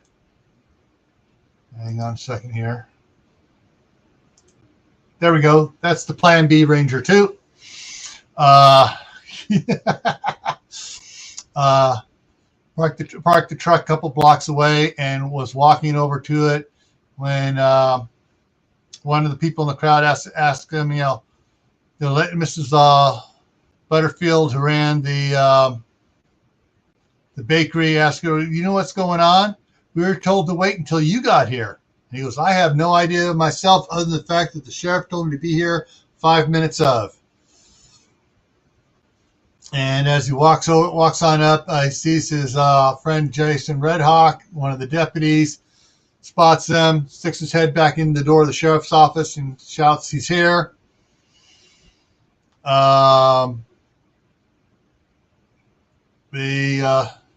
I'm just going to kind of paraphrase and try to read everything here on it. Jason closes the door, steps down to the second step from the top and motions for Walt to join him there. As Walt steps up to Jason, he noticed that Harrison Marston, a particularly obnoxious county supervisor of questionable character, took up a similar position on the other side of the steps. Marston turned to the crowd, held up his hands, and waved them for silence. Then, smiling like a snake, he said, my fellow citizens of Adams County, our illustrious sheriff will, and then a loud screech of a bullhorn feedback caused Harrison to grimace in pain. Sorry about that, Marston, Sheriff Cooper said, feigning a look of innocence. You can't tell they don't get along. And he goes, I don't use this much. I had the problem with it. And he goes to using the microphone. He goes, my good friends, I've had the pleasure of serving you in one capacity or another for over 35 years. But of all things, time marches on. Seasons change, and the new replaces the old. He cleared his throat, swallowed hard. And so it is with me. He paused again. With grandkids and great-grandkids around more and more on the way, my wife and I have decided, come to the conclusion it's time for me to retire and become a full-time spoiler of children. And the crowd laughs and awes and, oh, cute, and type stuff. Harrison Marston started to step forward, but Randolph aimed a bullhorn at him, squared in his face and keyed the mic, and turned the bullhorn back to the public. Hereby announce I will not be seeking re-election in November. As such, I've conferred with my entire staff, and as a whole, we've come to an agreement on our choice for my replacement. Therefore, I now nominate as my replacement on the ballot for Sheriff of Adams County, Walt Rogers. Okay, so Walt, just got railroaded into becoming running for sheriff. Let's go back. There's another one here. So that's another. Now we've seen two turns in Walt's life. First turn, his uncle dies, he inherits the ranch. Second turn, he gets nominated to run for sheriff.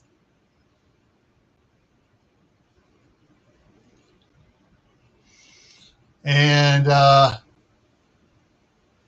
And of course, a red-faced Harrison Marston held up his arms and shouted, "Sheriff, Sheriff!" And then to the crowd, "Quiet, please, quiet, please." As the quiet quieted down, he continued, "Sheriff, we appreciate your experience, but your decision to nominate Walt Rogers is, well, he has no experience in law enforcement. Is too young to run for the office." And he was grasped for more reasons than he concluded. He's just not qualified. We need someone with political experience to navigate the modern channels of bureaucracy in dealing with state and federal governments. Someone like, and a police siren sounded from across the street, cutting Harrison's objections off. Harrison's objections and political maneuverings off.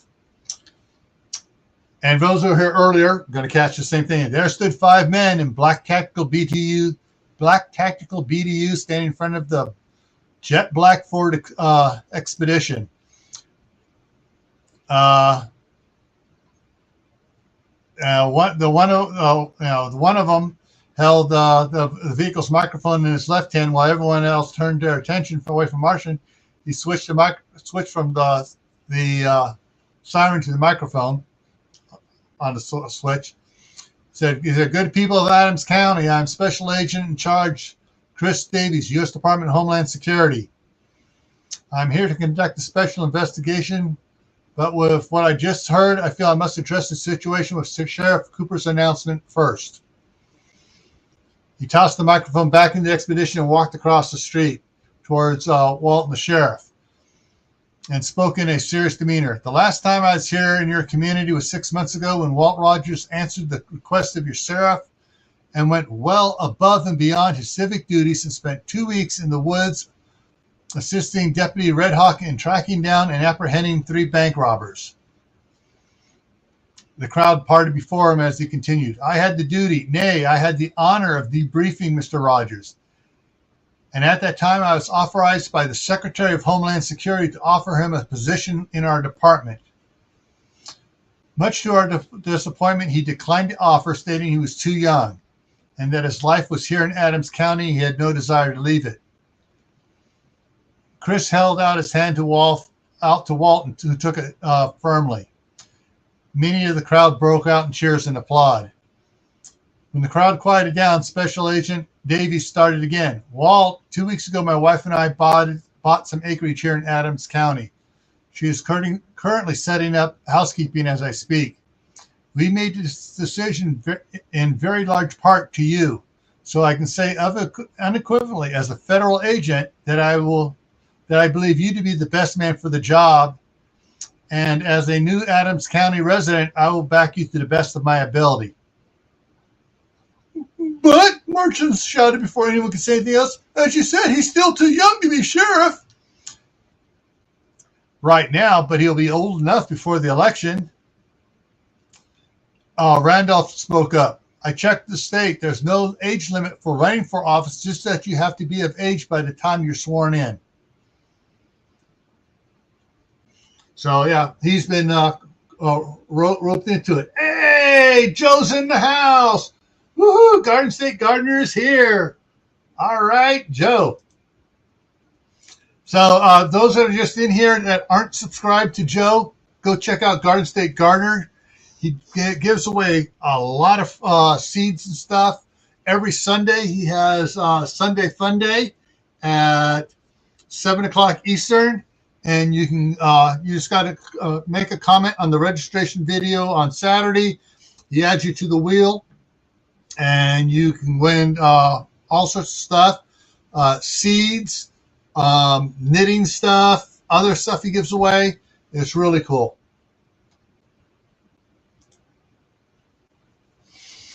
All right, back to my book. Yay! Oh, some of you may go, "Oh man, he's going back to the book."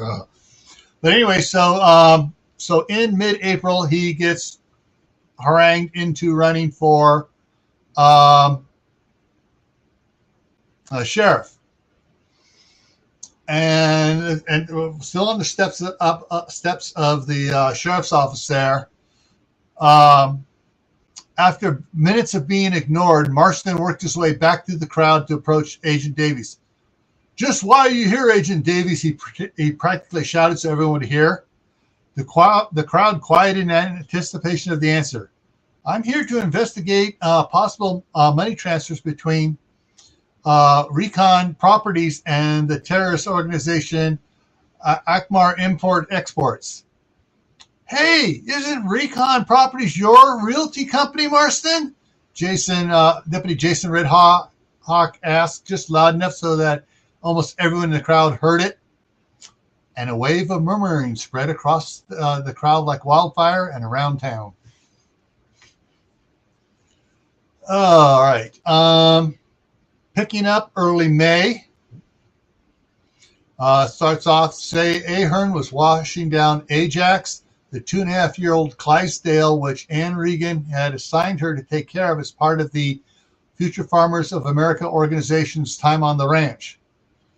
So those that didn't catch it, when I first started reading up, Sarah was one of the Girl Squad cheerleaders and soccer players, members of the Future Farm stuff that Walt assisted earlier.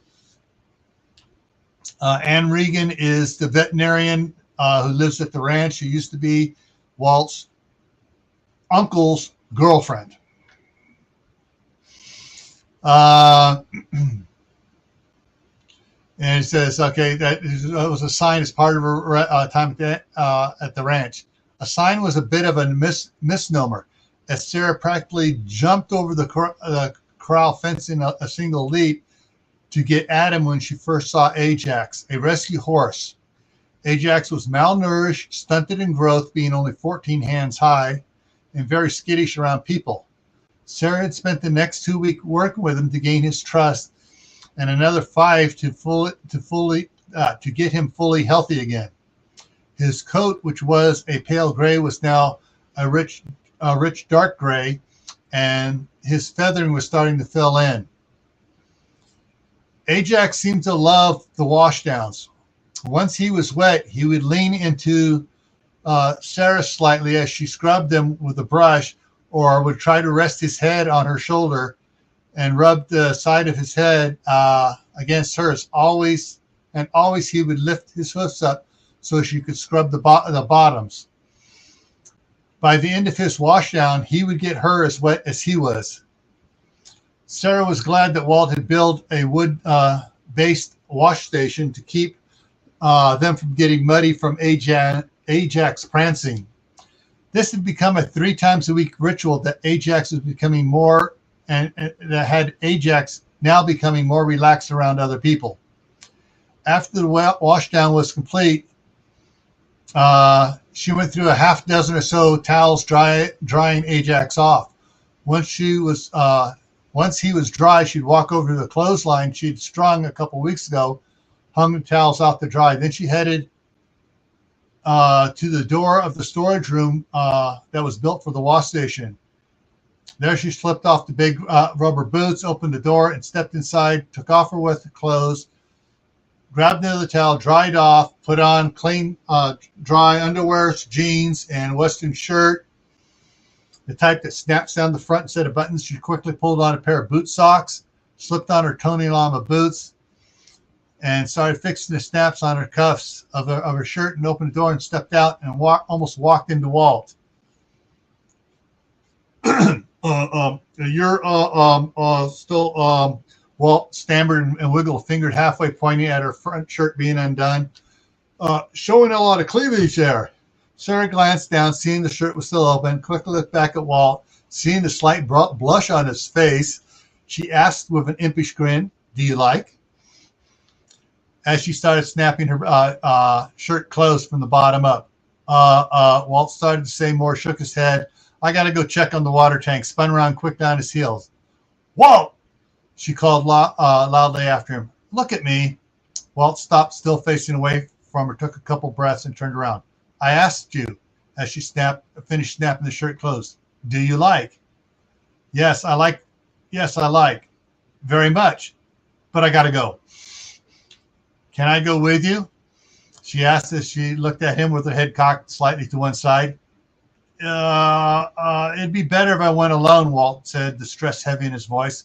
"Why?" Sarah asked. Walt looked at her deeply. "Sarah, I'm running for sheriff." "You are 18, she interrupted.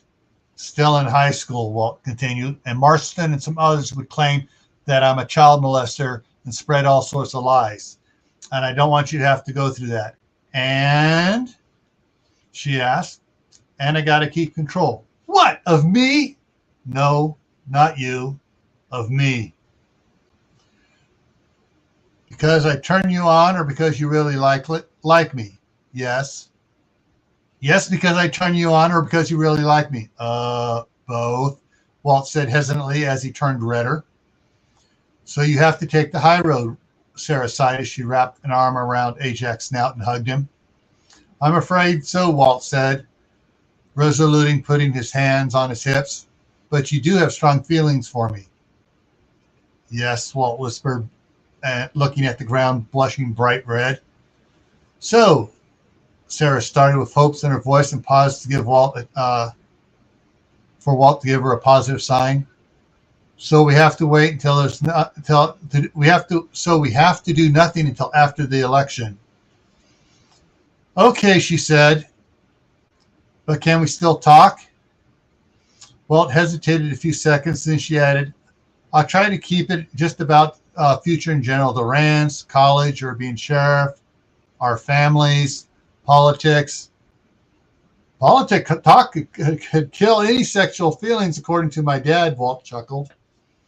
So it's okay to talk? Yeah, I guess so, Walt said reluctantly. So can I ride with you and talk? Just keep your shirt buttoned up. Until Thanksgiving. Walt turned and walked off. Women, he muttered, louder than he should have. What? Sarah shouted, with obvious fake anger. I'll never understand him, he said as he pulled himself up into the saddle of his horse. What's to understand? Sarah said. More said than asked as she slipped the hackamore on Ajax. Sometimes we go after what we want. Sometimes we play the martyr, just like men do. Then she stopped what she was doing for a couple seconds and thought about it. Walt, can I be totally honest with you? Walt looked at her with concern about what she could say. I'll try not to judge whatever you have to say. Taking a deep breath, raking her jet black hair behind her ears, Sarah began. I've had growing feelings since you were a senior, but was just a freshman, and you were seeing Lizzie McElprang. She added under her breath, the witch. Walt said, my friends use stronger terms when her name comes up these days. You were the hottest guy in high school, but I didn't think you would even look at a non-senior. Then what Lizzie McElprang did to you, I realized you weren't going to be asking any girl out for a while. You deserve better than that. Heck, even Horndog Howie would have deserved better than that. Not that he's even in your class of character. She smiled at Walt as she laid the riding blanket on Ajax's back. It wasn't right what she did, and if I ever do anything like that, you have my permission to put me out of my misery and bury me in the back 40. She flashed Walt a big smile. Okay? Walt smiled and shook his head and looked at the ground. But she's in the past, and you're still the best male around. Sarah hopped up onto Ajax and guided him next to Walt's horse. I may only be 18, but I know what I want. My hormones are kicking in my motherly instincts, and I've always wanted to have 5 or 6 kids, and I think you'd make a great father. 6 kids, huh? Walt smiled a mischievous grin at her. Why not 12? And he spurred his horse forward. 12! Exclaimed Sarah. With that many kids running around, we'd never be able to have any alone time. She nudged Ajax to keep up with Walt. My great-grandparents did. They had 14 and were still going at it in the 70s, according to my grandpa. Howie's in the house. Hey, Howie, how's it going? Food, forest, permaculture. Prepper 101's here. So I'm just reading an excerpt from one of the novels I've written. Okay. And so now the third big change, you're right, the third big change is happening in Walt's life. So his uncle died, he inherited the ranch. He got suckered into running for sheriff, and now he's got a girlfriend.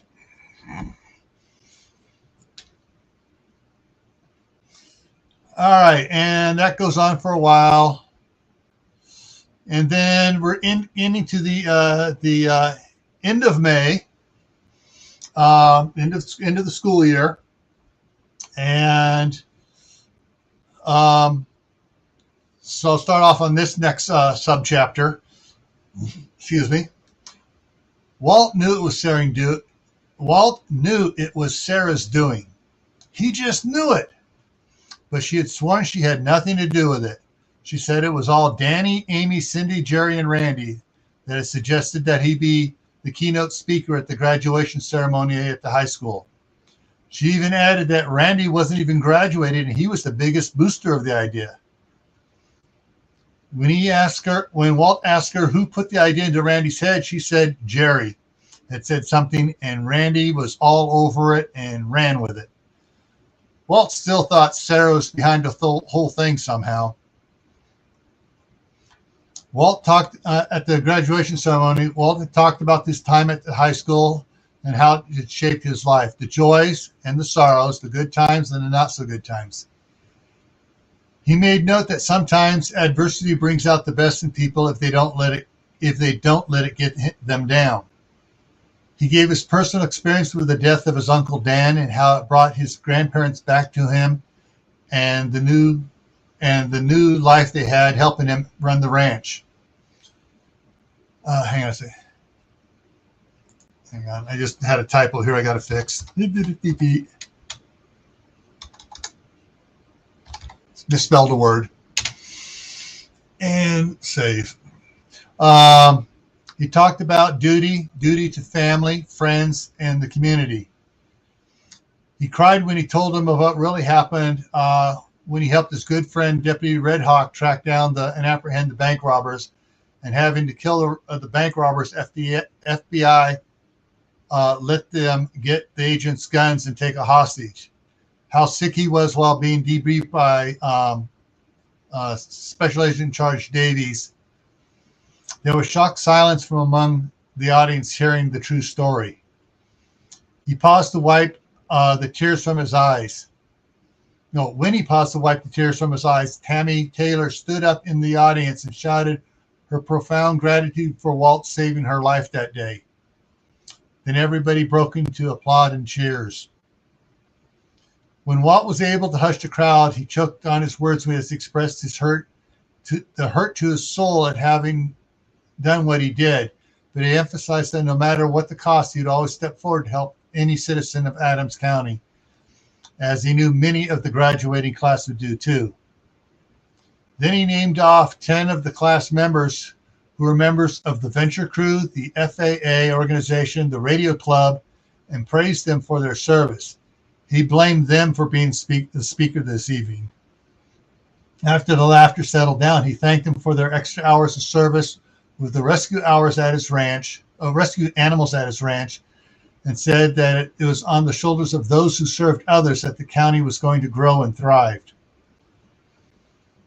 Then Principal Williams made an announcement of how Walt helped give courage to several of the young women of the senior class, that they were able to come forward and expose a sexual predator in their presence and make the school safer for everyone.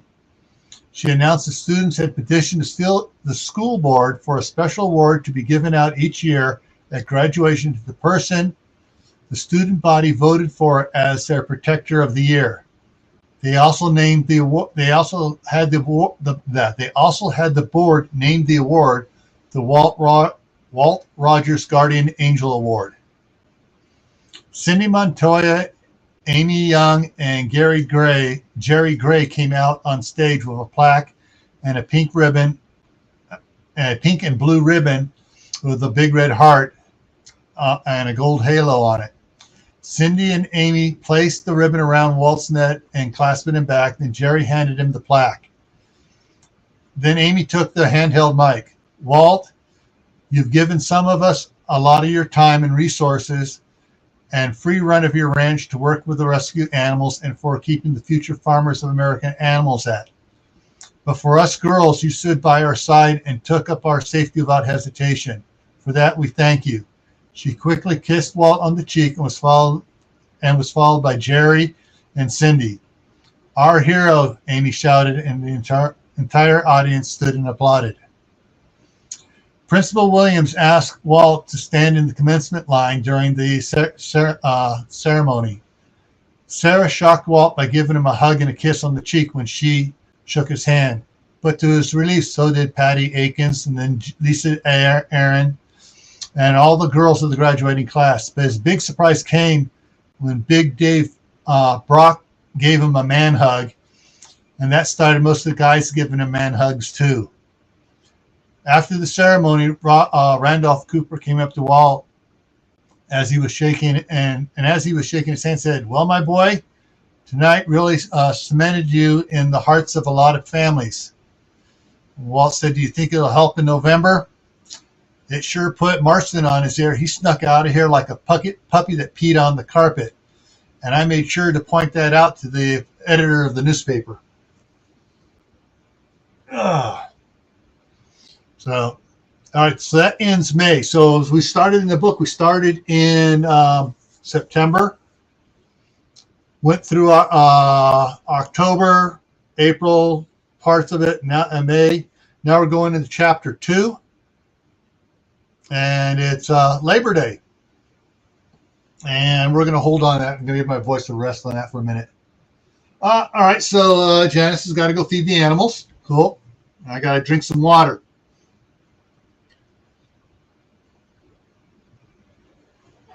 And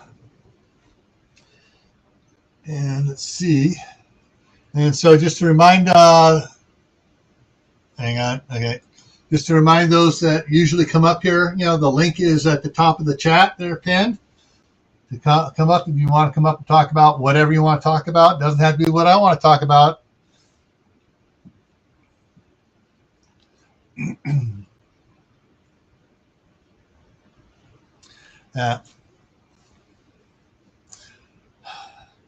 There's some in chapter 2. Some of my characters took a left-hand turn on me.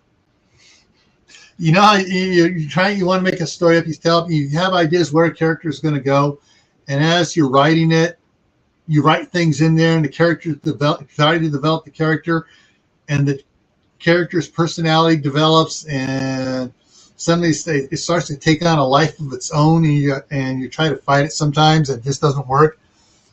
Some of the characters take up a life of their own here, and went a little bit differently than what I had originally planned for in the outline of the book. So let's see here.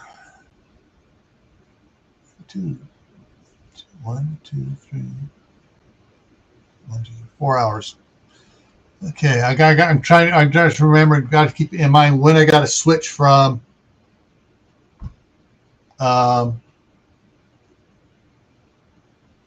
this switch live stream, so I don't screw up with stream YouTube. Let me see what I got here.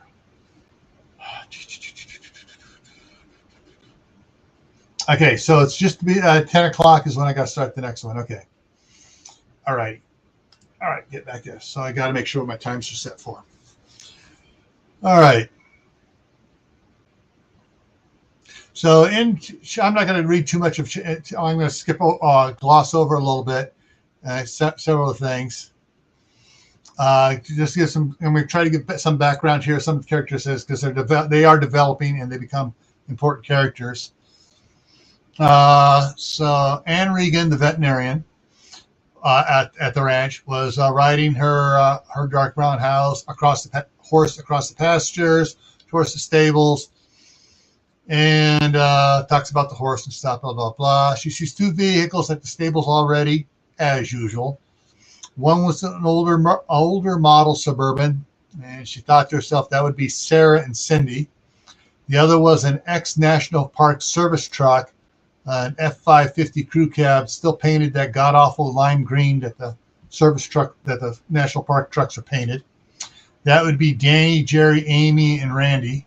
They were all members of the Future Farmers of America from the high school and part of the co-ed Boy Scout venture crew that Danny's father and Amy's uncle had charted for several years now.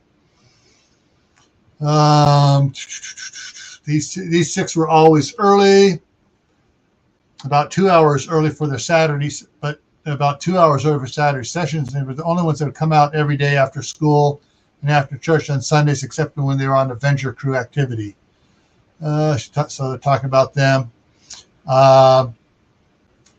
As she got closer, she could see the kids waving hello to her. Sarah and Cindy were holding up bunches of carrots, saying they're going to feed hey, we got carrots for the horses.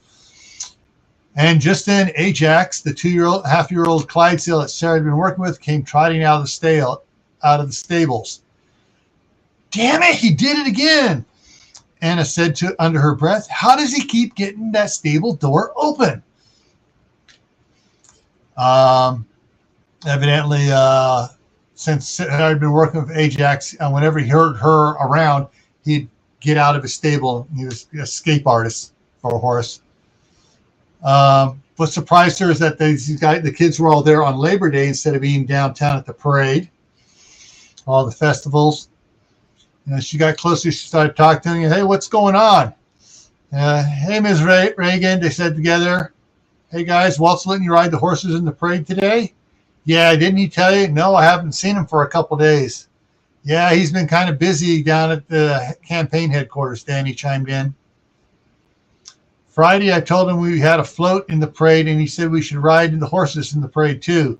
I guess he forgot to tell you. Yeah, like you said, he's been busy lately, Anna sighed. It's a good thing his grandparents are helping out the ranch and the other enterprises. So what's your float about? High adventure, several chimed in together. A puzzled look got on Anna's face. We have a 40-foot trailer that Mr. Elmore is letting us use. We have a model campsite set up on it, a rock wall for rappelling before the crew members rappelling and climbing it. Have an archery range set up on the other side of it, and a whitewater kayaking mock-up. Wow, that sounds like a setup, all right. I guess I'll have to go just to see you guys. Yeah, we should take the biggest award. And just then, Walt drove his truck towing the horse trailer behind it around the corner of the barn, and then hopped out. Let's get them loaded up, troopers. We had a parade to be in. And then it shifts to chapter break. They shift down at the fairgrounds. The Labor Day Fair was the end of summer activity for the county. It started out with several businesses doing pancake breakfasts along the parade route. Then the parade would come by, and everybody would try to up their game from the 4th of July parade. Parade ended at the fairgrounds. At the end of the fairgrounds, everyone as the end of the parade passed, everyone would join and follow them to the fairgrounds. Sorry, I'm getting a little blurry-eyed here. I read too long, I get blurry-eyed.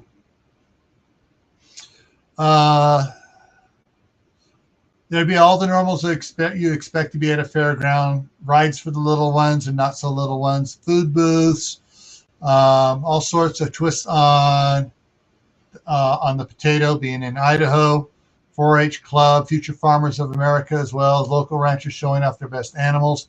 And, of course, the Midway's attractions with rings tossed, penny pinch, baseball milk bottles, trying to knock them down, the Mighty Man sledgehammer ring toss, and the dozen of other games of chance and stuff.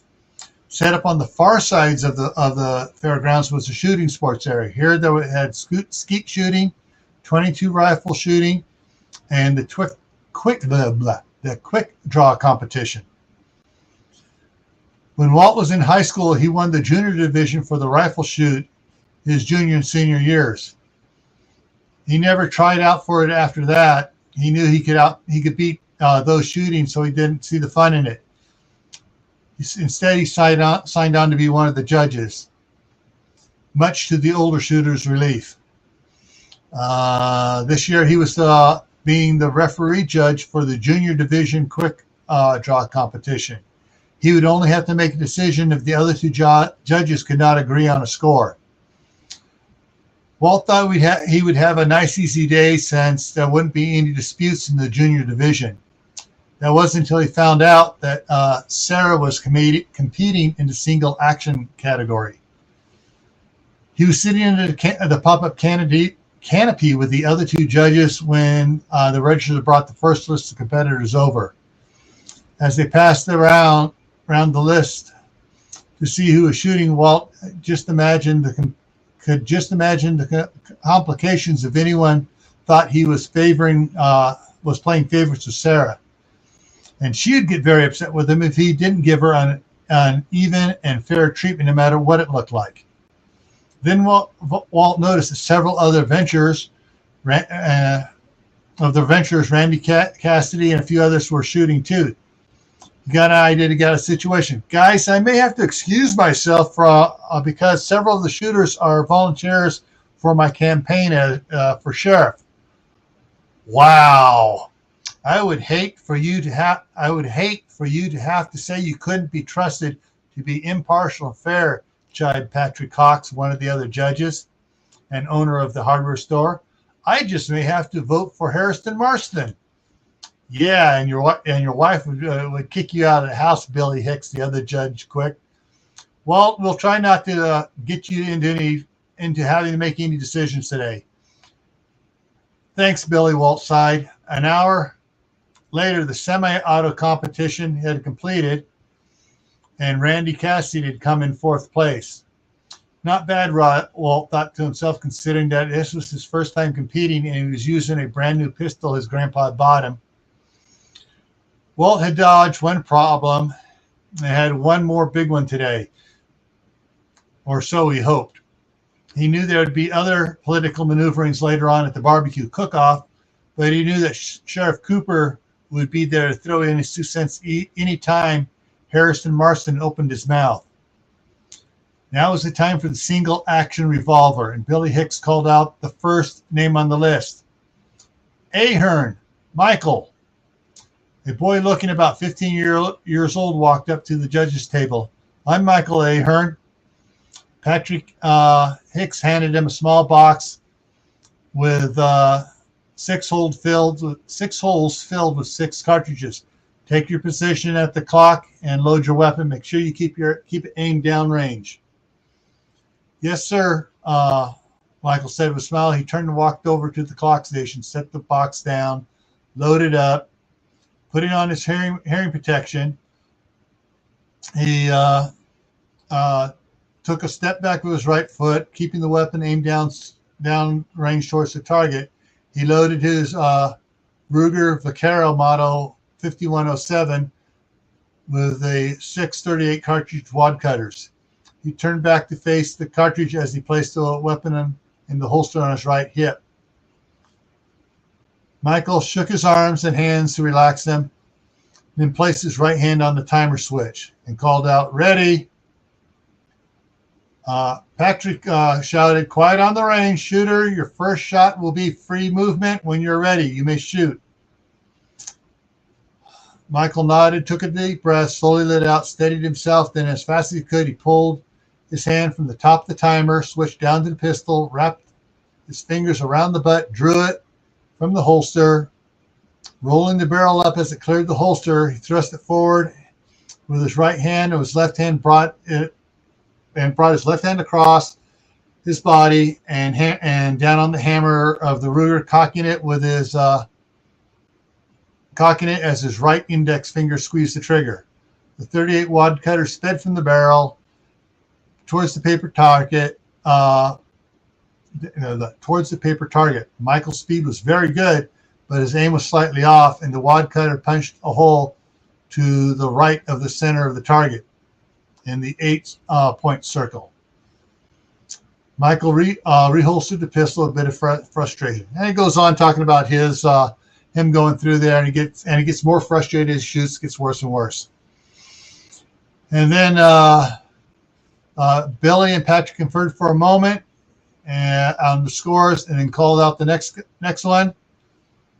Or no, they called out Michael, Ahern, Michael, no faults, score stands.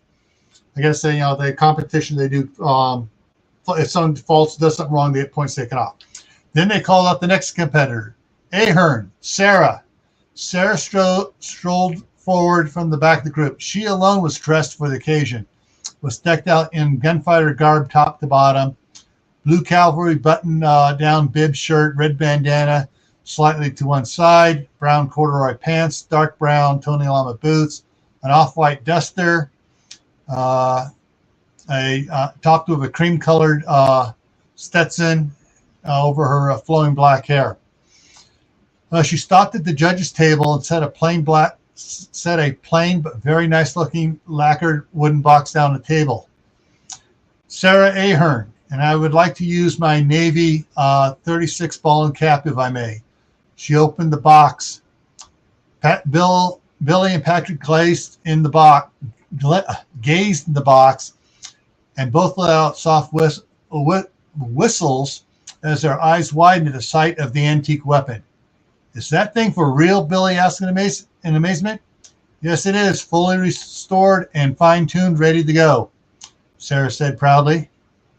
Well, we prefer that competitors use cartridge ammunition, but the rules don't prohibit ball and cap, Sarah pointed out confidently. True, Billy said. I'm not sure it'd be fair to pit black powder ball and cap against cartridge. Fair to who? Walt asked from behind Billy and Patrick. Well, fair to her. Then I would say if she wants to compete with that handicap, she should be allowed to do so. Billy and Patrick looked at each other, bobbed their heads in agreement. Besides, I want to see what she can do with it, Walt said. So would I, Patrick added. He reached out, closed the box, and slid it back to Sarah. Go ahead and take your position. Thank you. Sarah tried hard not to look at Walt, afraid that if she did, she would give away her feelings. Picking up the wooden box and walked to the clocking center, Sarah set it down on the table. She put her shooting earplugs in her ears and slipped her Ray-Ban amber shooters on. She took a slow breath. Sorry, I got a typo in here. I forgot to correct it.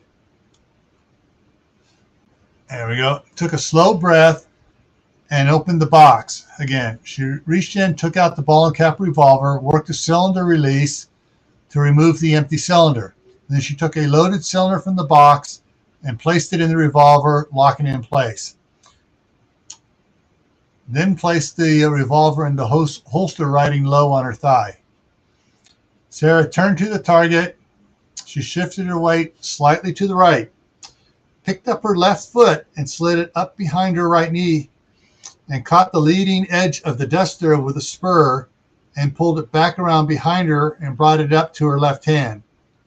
She took hold of the corner of the duster as she slowly lowered the foot and brought the corner up of the duster up to in front of her, tucked it into her gun belt, and slid it to the left. All the while never losing her balance or turning away from the target. The move bringing nods of approval from the judges and those watching. She stared intently at the target for several seconds and slowly raised her hand to the timer switch and hovered above it for several seconds before she lowered the hand to the switch. Ready?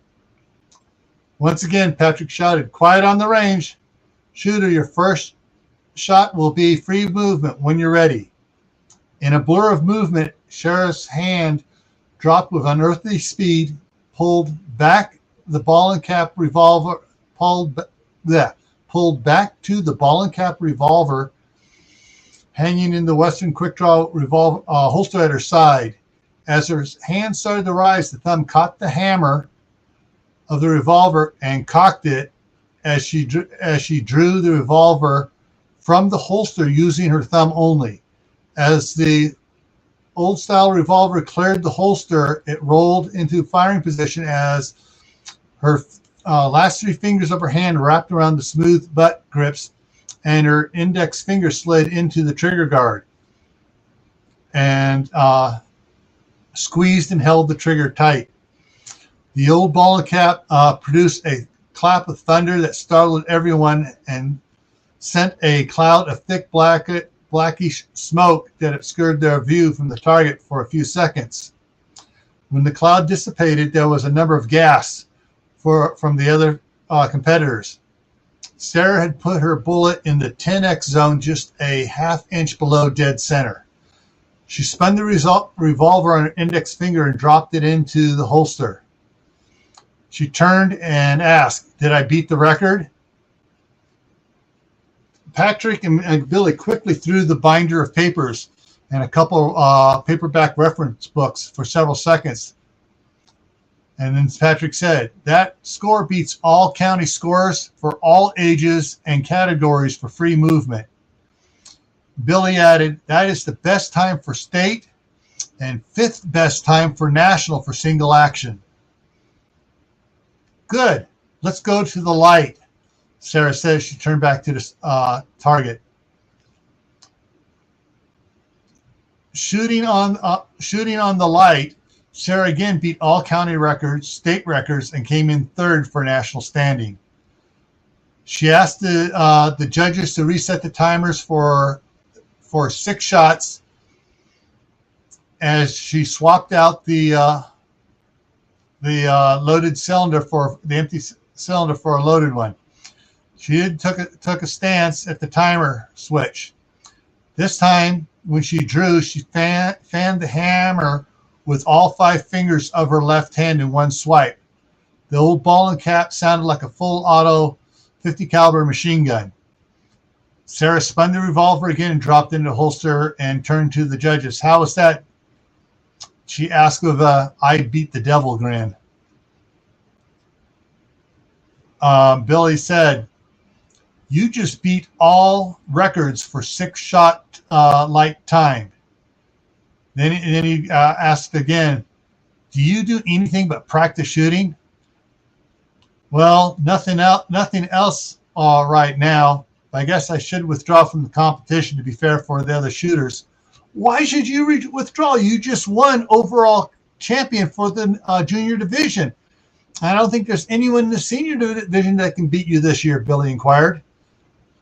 "I don't have anything to prove here. I now know how good I am and where I need to improve."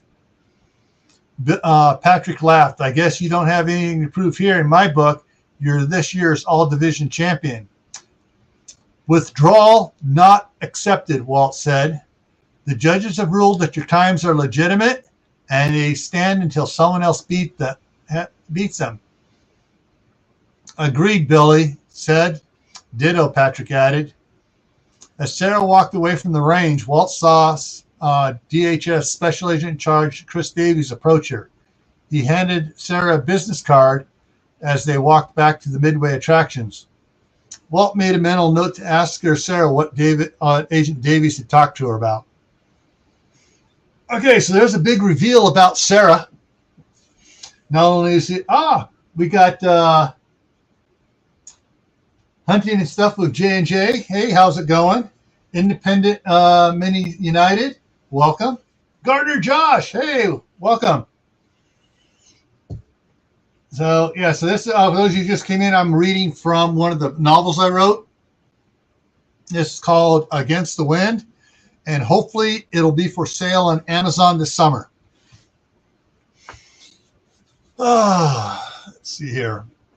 Yeah, so now everyone has learned a little bit about Sarah, and that she is a quick draw artist. Besides being a cheerleader, a member of the Boy Scout Venture Crew, Co-ed Venture Crew, a member of the Future Farmers of America, and a member of the Radio Club.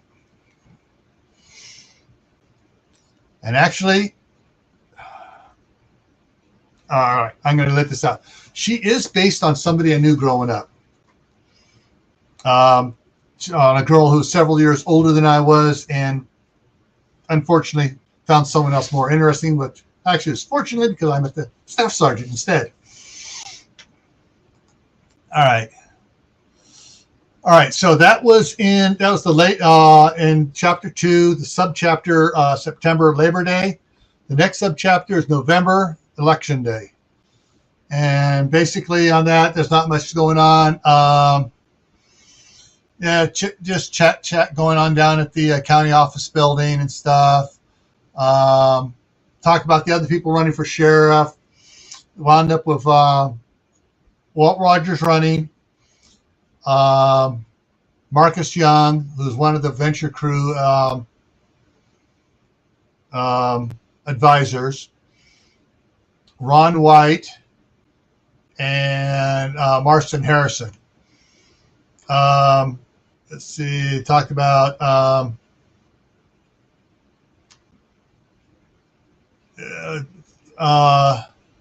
4 days before the election, Marcus Young withdrew and asked all his support to join him in voting for Walt.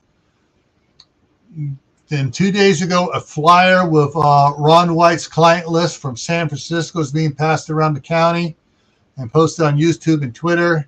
His support suddenly went to nosedive because, hey, it turns out he was the lawyer for a bunch of left wingnut snowflakes. And then the day before, Special Agent in Charge Davies led a joint agency raid on Marston's offices and home.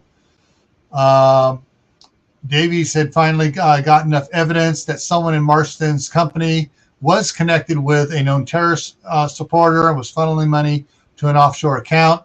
Marston wasn't around at the time and hadn't been seen since.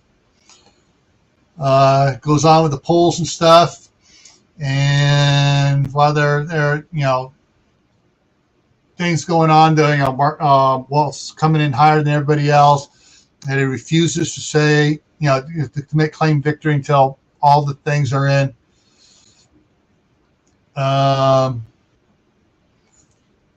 They're talking and stuff, and a bunch of them are playing pinochle around, waiting for all the results to be counted. It comes here, we'll read this part. Suddenly, Jerry Gray came running into the room, dragging Randy Cassidy behind her. Sheriff Cooper, listen to this. She said out of breath as she shoved Randy forward. What is it?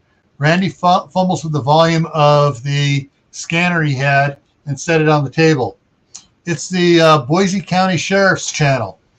They all leaned forward to hear what was going on. 10-4.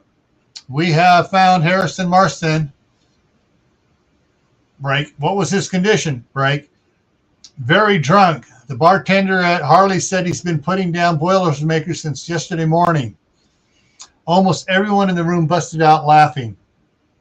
Those that weren't laughing were the few supporters of that Marston still had left. It was now obvious that Walt had won the election and his new line of work was about to begin. The next morning, the final tally for the election was Walt Rogers, 94%. All right, so Walt is now officially the sheriff of Adams County and the youngest sheriff in the history of Idaho. And so the next subchapter is mid-December. And it starts off referring back. Sarah hadn't been kidding when she said she was going to come after Walt full bore. The day after the election, she came out to the ranch and cooked them dinner. In the 6 weeks since, she had cooked them dinner only four more dinners. His evenings had suddenly become a very full schedule with county meetings and speaking engagements of various organizations. Finally, Walt told Judy, the dispatcher, who was also acting as his secretary, to stop making appointments without checking with him first. When she started to object, saying that he needed to curry favor with the organizations, he asked her, why? I didn't meet with him before, and I won 94% of the vote. So stop, or I won't go meet with any of them. So she stopped making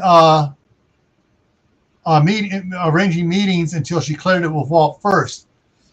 And Walt finally got to plan out his evenings.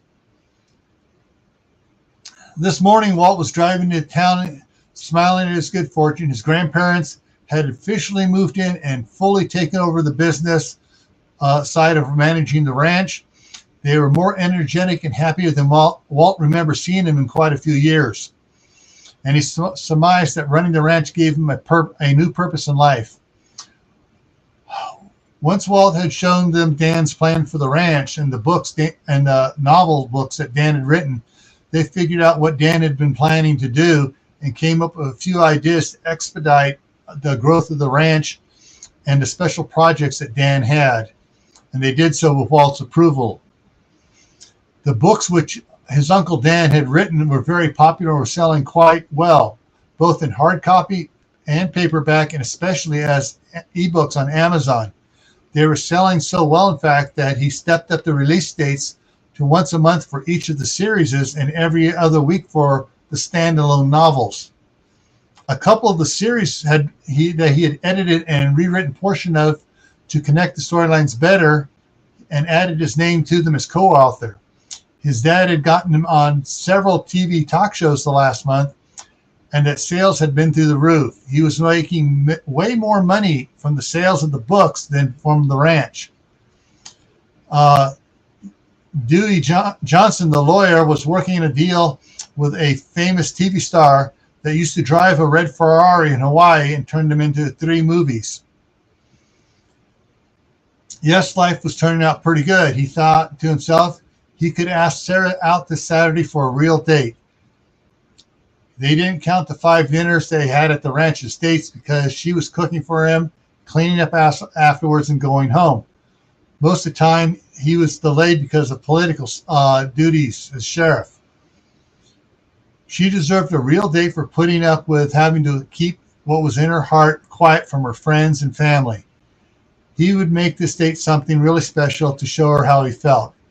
He was smiling about that as he turned the county-issued Hummer onto Main Street. That's when he saw 2 black SUVs with flashing blue and red light grill, red and blue grill lights heading towards the sheriff's office from the other direction. Dang it, Walt muttered to himself. What's up now?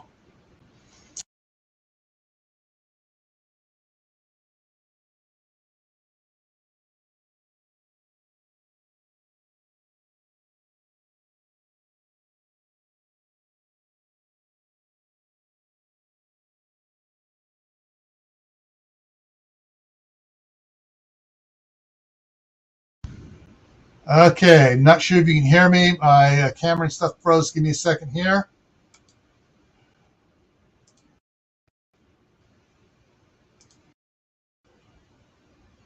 Okay, I think I'm back now. Yeah, my camera, every now and then my camera freezes on me here. So, yeah, there we go. I'm back.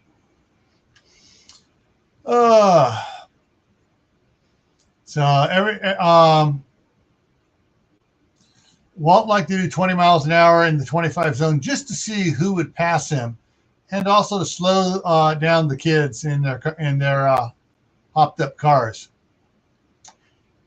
It also gave him more time to observe what was going on around him.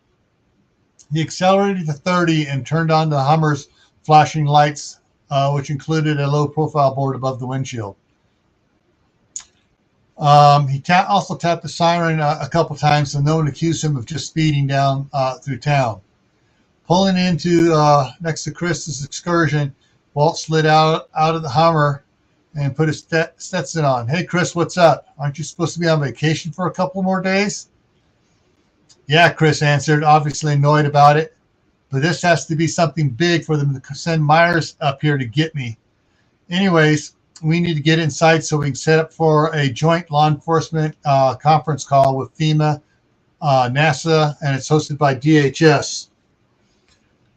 They hurried up the steps with 2 of Chris's agents carrying some Pelican cases, and inside the office they began to set up. Inside Walt's office, they began to set up the equipment from the Pelican cases.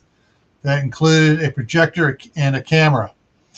One of the agents noticed that Walt's computer had fiber optic connection besides the standard DSL line. "Hey, Sheriff," he asked. "Yes," Walt responded. "Can we borrow your fiber optic connection?" "Go for it," Walt said. The agents finished setting up the conference call equipment, and Chris nudged Walt off the side. "Hey, I finished your last book the other night, and Nancy knocked it out yesterday." Chris paused, not sure how to continue. "Which one?" "There were 3 that were released last week." Chris looked surprised. "Really? Wow. You must have a lot of downtime here. Need another deputy?" Chris asked with a laugh. "Actually, my uncle wrote 32 novels and 15 partials. I've just been editing some and releasing them. Some in his name, some in mine, some in both. So which one?" "The Self-Reliance series, book 2, Chris said, and then leaned in close to Walt, and in a hushed voice. "Some of the events and reactions from the different groups was kind of scary to me because they matched our profile work on various groups in stressful conditions. My uncle did his research fairly thoroughly. All I did was update the scenarios a couple of decades. Well, it sure had Nancy engrossed. She hasn't stopped asking questions about it. Could this really happen? Could that really happen that way? Could things fall apart that fast?" Chris shook his head. "Heck, her questions are having me doing double takes on our family plans." Walt smiled. "My uncle used to say, Plan A never works. Plan B seldom works. Plan C works 40% of the time. So just skip to Plan F for flexible, which means plan for everything with options for everything going south." "That's a tall order," Chris said disheartedly. "Just start with the basics and build from there. Water, food, medicine, protection, shelter.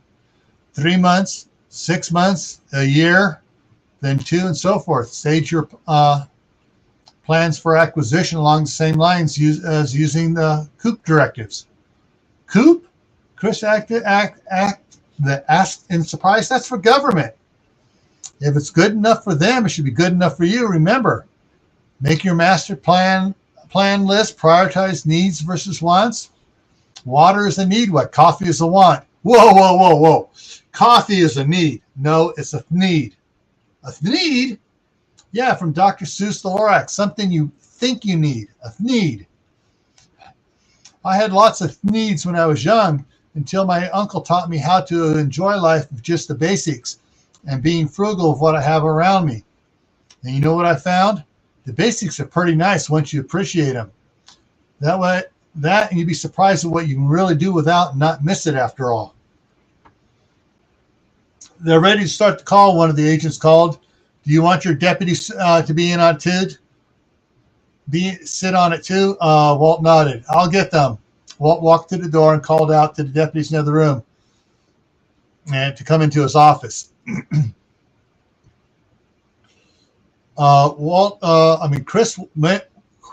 Chris motioned to Walt to take a seat next to him as the 3 deputies filed into the rooms and stood against the back wall. On the projection screen that the agents had set up behind Walt's desk, they could see the EOC at FEMA's headquarters in Washington, D.C. There were different agency representatives taking their seats and getting back up while aides hurried and rushed around, placing folders, color sheets of paper in front of each place at the tables. There was a low din coming over the speakers. Eventually, everybody took their seats, and when the administrator of FEMA and the Secretary of Homeland Security walked in and sat down at the front center table.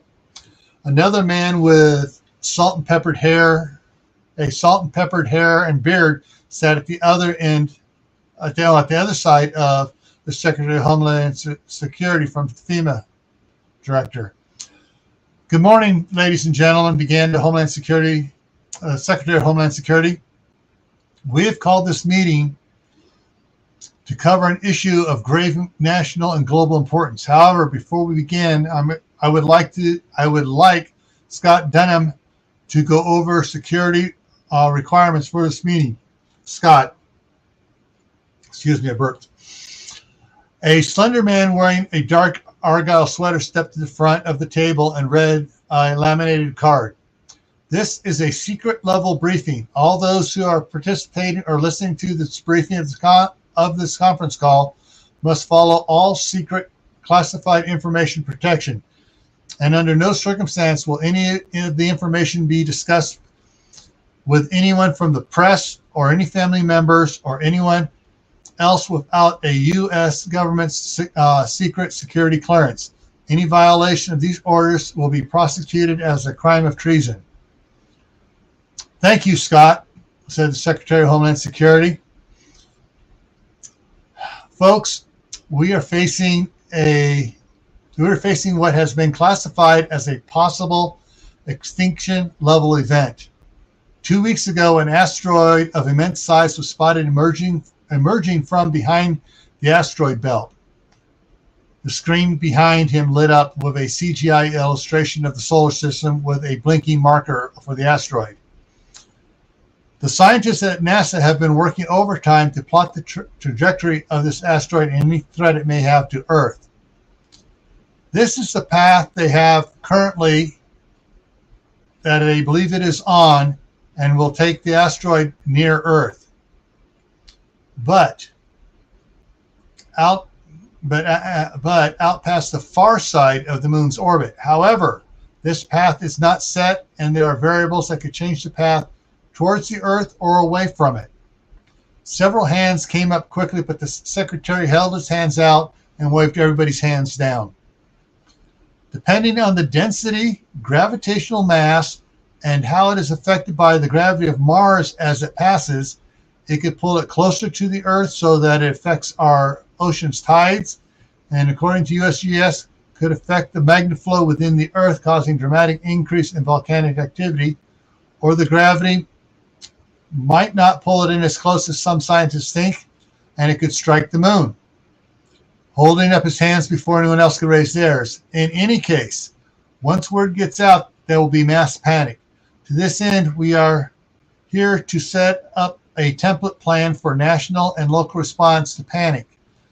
As of now, we do not have any solid ideas how this will affect us in the United States or how it will affect other countries. After all, it will be here in 10 months, and we just spotted it. So there is the big reveal of the whole thing behind Against the Wind and the other 7 books of the multiple series. All right, so let's see here. And the meeting goes on. We concluded with the man with salt and pepper beard concluded that what some groups, including media outlets,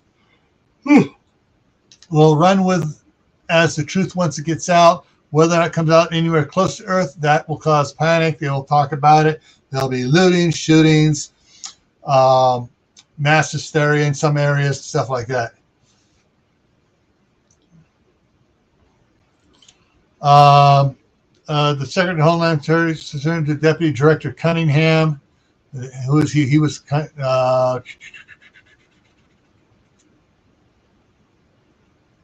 okay. And so Deputy Director Cunningham states, "You're right. It won't get that bad. It'll get much worse." The telecom lasted over 2 hours, but didn't provide much information for population mass types that his county fell into. But it did give Walt some insight to his uncle's mindset. This was similar to one of the causes of Milwaukee that his uncle Dan had been writing about before his book and before his death. He was sure that short of a collision with the Earth on the American continent, he would survive at the ranch with his family if he could get them there without raising suspicions of anyone, including that of his family. However, there was something big he guessed that would be matters. It'd be a matter of weeks, if not days, before most of the information on the asteroid leaked out and would cause, and the panic would start. He laid it hard down to his deputies about keeping their mouths shut and about not telling anyone, especially their own families. Chris reinforced by stating that if they only told their families, and if they told one or two other people, their closest friends and so forth, it would cause panic as it would get out. The arrival of the asteroid was about 10 months out and was not really enough time to ramp up production needed of materials and extra stores without causing a lot of questions and rumors going flying about. Walt realized he was going to have to put every cent he could squeeze out of the ranch into purchasing supplies for his family. Trying to get the county ready would be much more difficult, especially with politicians like Combs and Marston trying to make a buck on every county contract. And so that's what's going on there. Now we still got 12 people watching. Thank you for putting up with this and helping me with my 24-hour live stream here. Hopefully we can, you can share me out and get more people to subscribe to the channel. We can get the 1,000 subscriber giveaway going. Only 58 away. Actually, let me see if that's picked up any here. Let's see.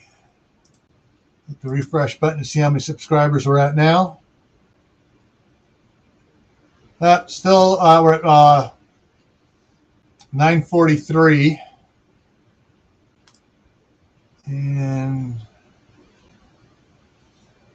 I like it. I've had 2 people subscribe, and they took one, and YouTube took one away.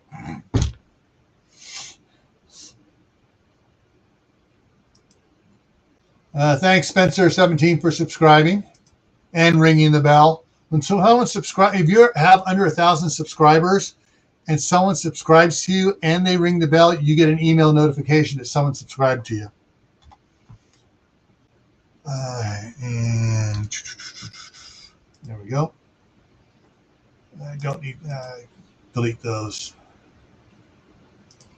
There we go. And okay, and that just jumped way out of perspective here, mid-December. Okay. Get caught up here. My pages just jumped on me. All right.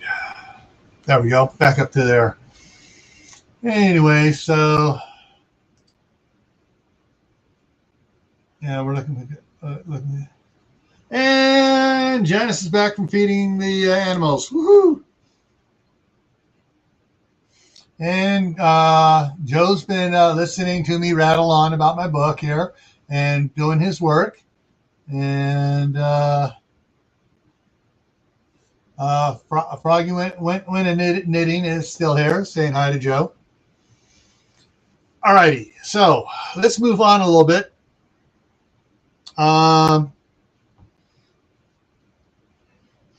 This is still mid-December, and picking up with Walt in town, walking around in town. Walt walked into the Ace Hardware where Sarah was working with a grim expression on his face. He walked slowly back to the paint department, not wanting to tell Sarah what he had to. Now, so this is the same day, because he would remember he was going to, or he was talking about he was going to ask Sarah out for a real date for that Saturday. So this is the same day he just got from the briefing from the Homeland Security there. He found her restocking gallon cans of paint. When Sarah saw him, she started to run to him, but stopped short when she saw the look on his face. "What's wrong, Walt? Sheriff?" She changed what she was calling him and looked around to see if anybody had heard her call him Walt. Walked over by her and whispered, "I just had a meeting with Sack Davies." "So what did our very special agent have to say that has you in such dire mood?" Walt reared back a little and looked at her questioningly. "It's all over your face. Something's wrong, something big." "Shit," Walt said. Now I know it's bad. You never swear. Walt sighed. We had a teleconference with DC. I can't talk about it, but it's very important, and I'm going to have to work on it for all the time for the next several months. No dating, huh? I'm sorry. I'm really sorry, he said with his eyes closed. Damn it, she whispered back. I hate the higher road. Walt opened his eyes and looked at her. So do I. So you can't talk about it. It's important. You don't want to be distracted by me. She saw the look in his eye when she said that. No, that's not quite right. You're scared for me. Walt stiffened and took a deep breath and slowly let it out. If we were married, could you tell me? No, he rasped out, almost choking on the word. If you swore me in as a deputy, could you tell me so I could help? Walt bit his lips together. So you could, but you don't want to burden me with it and have me to keep my big mouth shut, right? Walt just stared ahead and slipped his hand around hers and gently squeezed. I understand, she gulped hard. Tell me when you can, but know this.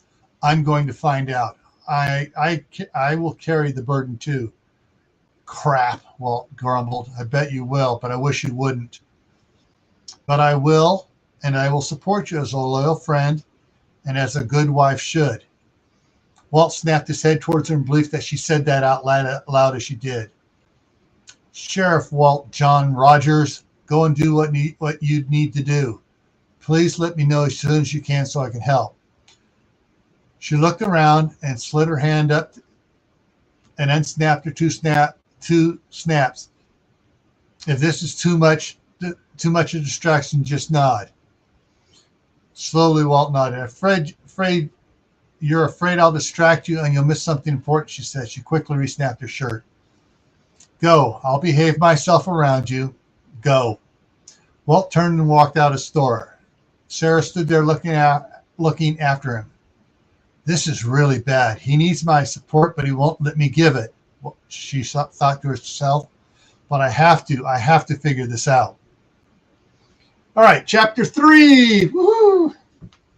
Hey, Tammy, Rebel Canner's in the house.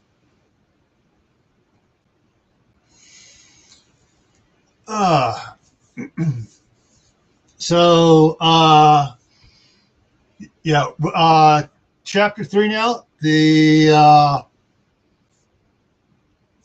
The pressure gets turned up on Walt, and it's now early January.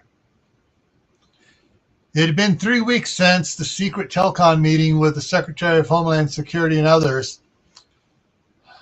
Homeland Security Special Agent in Charge Chris Davies had been working with Walt in getting the county ready for public panic, both officially and off the record. He had pushed through a security clearance upgrade for Walt and a grant for communications equipment, emergency generators, portable shipping containers, refrigeration and freezer units, and other miscellaneous equipment supplies that they figured would be needed. All in all, he had helped Walt get the county emergency operations center up and running, as small as it was, with 10 times the supplies and equipment Walt thought was possible. Walt knew this was in part to the fact that Chris and his wife had moved into town earlier the year, but he had elected not to say anything.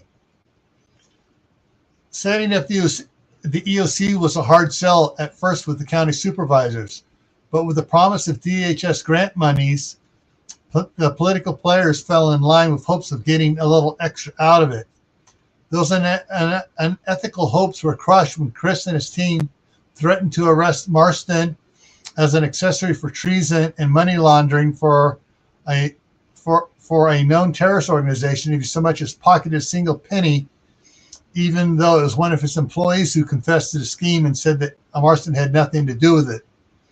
The Supervisor Combs kept his own head down after that, not wanting to garner any federal attention. Walt also purchased 5 of the portable shipping container freezer units and 2 refrigeration units for the ranch.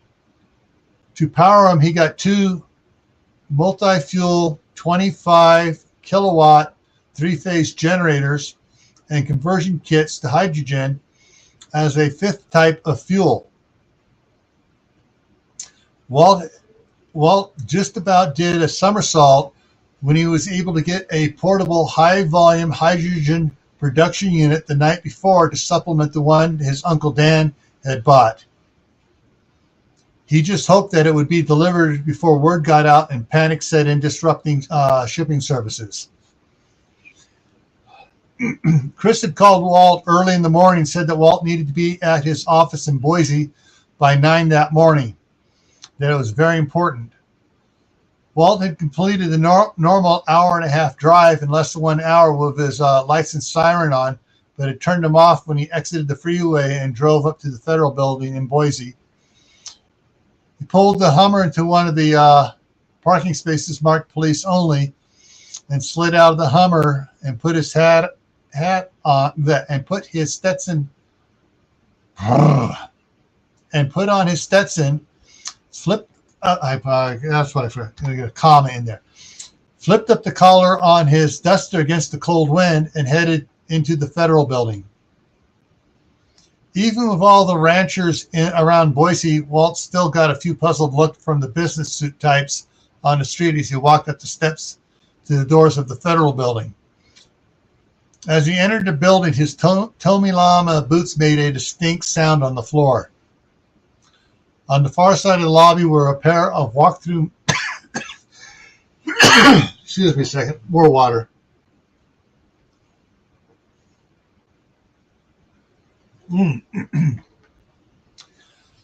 Were a pair of walk-through metal detectors. Where is it? Walk-through metal detectors like those TSA used at the airports and other transportation hubs. Next to them were 4 turnstiles with badge readers. About 2/3 of the people were going through the metal detectors, and a few were able to use the turnstiles, obviously packing a firearm to Walt's observation. As Walt walked up to the turnstiles, one of the federal protection officers held up a hand. "Sir, you can't bring your weapon in here. You need to go through the metal detectors." Walt simply smiled, pulled out his lanyard with the DH security badge that Special Agent in Charge Davies had issued him, placed it against a badge reader, and the green line on top of the turnstiles turned on, and the sound of the turnstile unlocking could be heard. A puzzled look came over the officer's face. Walt slipped it over, slipped the badge over his head on its lanyard, and proceeded through the turnstile. "DHS tactical," he said. The officers widened and choked. Have a good day, sir." All right, hang on. I got to get the secrets here. My throat's getting sore. So, anybody that's ever been up on here before, the link is posted at the top of the chat there. And we can talk stuff about other than my book. You know, we can talk. You want to talk about something else? You know, fire away.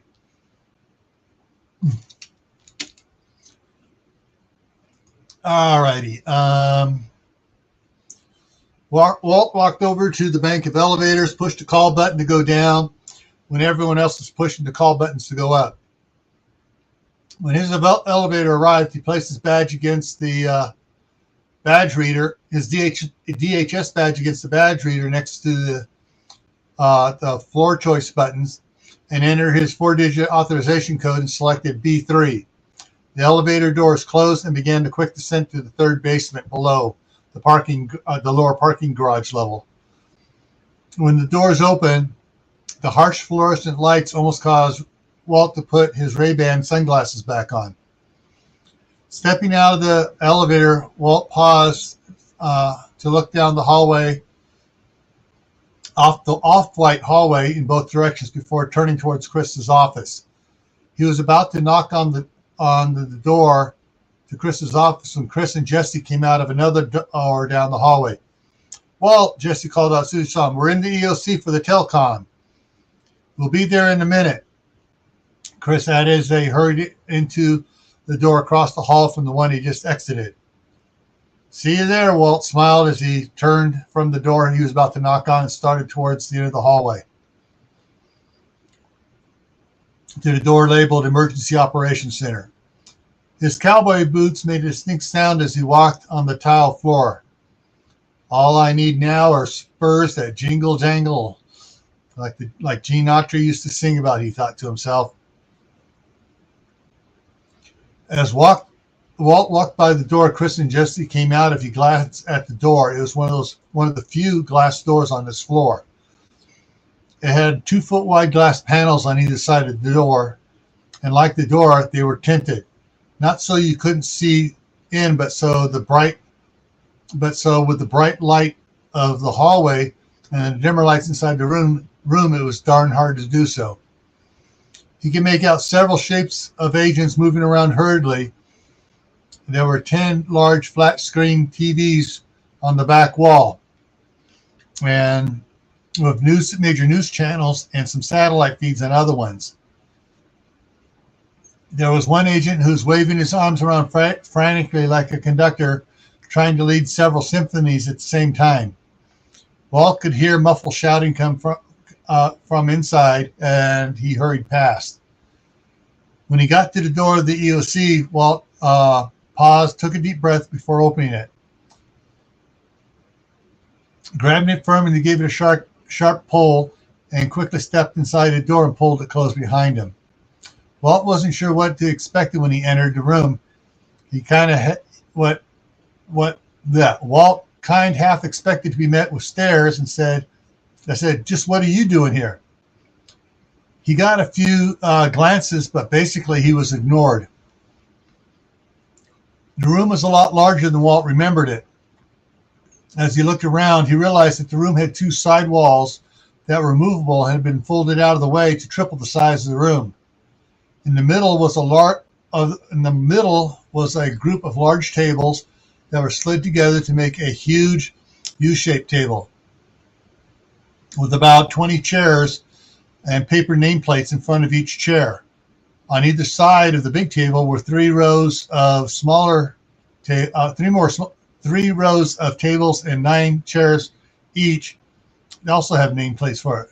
Walt looked around to see if there was a nameplate for his name on it, and almost bumped into Agent Myers, who was busy placing folders on the tables in front of each of the chairs. Not slowing down, Myers said, "Hey, Walt, you're on the right side of the big table next to Chris." At first, Walt, that meant they were on one of the tables to the right side of the big table. When he got near it, he spotted Chris's and his nameplates on the big table near the corner of the U. "Ah, crap," Walt thought to himself. He didn't want to be at the big table where all eyes would wind up on him at some point during the meeting. "What has Chris gotten me into now?" he asked himself. Reluctantly, Walt sat in the chair where his name was. Everyone there was in uniform or suit except for Walt, who looked like he stepped out of Once Upon a Time in the West, or My Name is Nobody. He got a lot of confused lists from those whose nameplates were at the side tables as they filed in and took their places. The speakers crackled to life. 5-minute warning. Great, this sounds like a missile launch, Walt thought to himself. "Hey, Wayne, how's it going?" So I'm just reading from one of my books here that I wrote. Hopefully I'll have it up for sale by summer. Walt picked up the folder that was in front of him and started reading through it. In one section of the folder, it showed several possible trajectories for the asteroid with the probability of each one likely to occur, including one that was called brushing contact. The trajectory they listed as the most probable is that it would pass 3/4 or 3/5 to 3/4 of the way towards the moon. Then another one showing scenarios for public reaction to different trajectories announced. These were even more scary than the thought of brushing contact. None of these sounded like there was much hope for the cities, and the sooner the announcement was made, the worse it got for towns out in the countryside.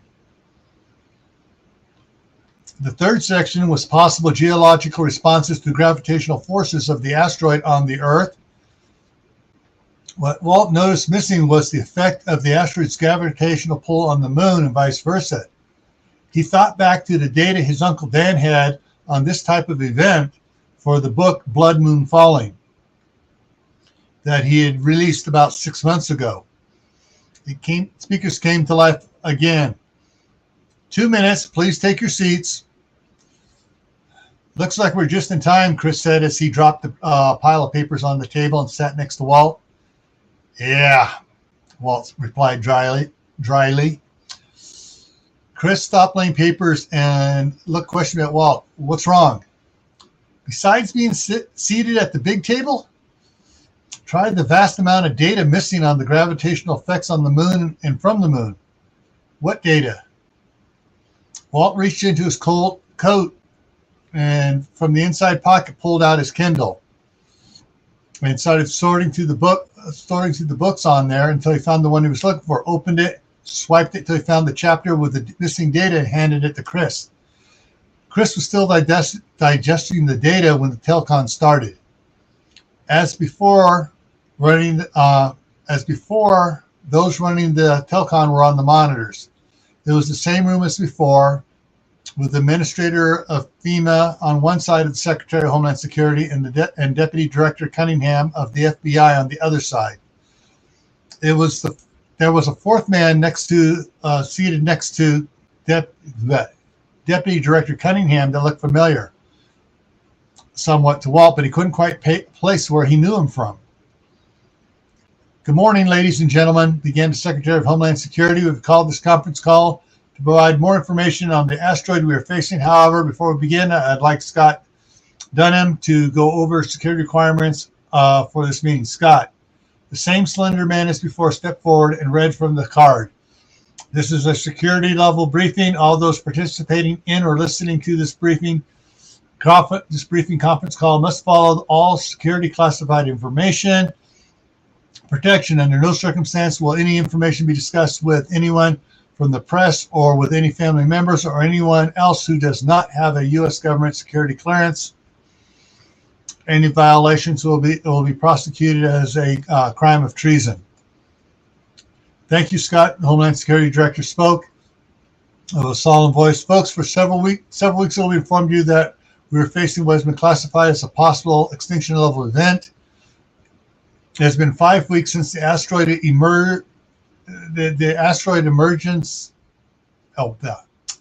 of immense size was spotted emerging from behind the asteroid belt. The screen behind him again lit up with a CGI illustration of the solar system with a blinking light for the asteroid. In the past 3 weeks, scientists at NASA have been working out the trajectory of the asteroid. However, there is some question to the gravitational mass of the asteroid. Because of this, we still don't have clear course that the asteroid will follow. In the packet in front of you, you'll find out the current data we have. There are several trajectories listed, each based on probable gravitational mass, probable gravitational mass estimates based on current data we have. They are rated at the percentage of their occurrence. I've asked Professor Raymond Johansson of NASA to explain this to us and shed some light on what we can expect. Professor Johansson. At the mention of Professor Johansson's name, Walt quickly took the Kindle back from Chris and went to the front of the book where the acknowledgments were. There it was, the second name on the list, Professor Raymond Johansson, for his contribution for the gravitational charts and effects. Walt nudged Chris and pointed to the professor's name. The old man next to Deputy Director Cunningham leaned forward and cleared his voice. Ladies and gentlemen, I'd first of all like to point out we still do not have enough data to plot the exact trajectory of the asteroid. He paused and he took off his glasses, cleaned them with his tie. I can say with some certainty that it will not hit Earth, as the briefing document shows for the brushing contact.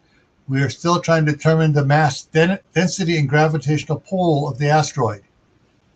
We are backtracking its path using every astrological database we have access to without raising anyone's suspicions, as requested by Homeland Security. He took a long breath. The problem is that unlike other asteroids, this one's surface is almost entirely black. There is very little light reflection to see, and its path has not crossed in front of many stars, so it's hard to find in the old celestial photographs. Add to that, the gravitational forces of an object are not tied to its size, but to its density. This asteroid seems to be denser than we first thought. He paused and continued more strongly. However, I must reiterate, we do not see any chance of it hitting Earth. Whew. Whew. Sorry, my throat lodging was getting a little potent there.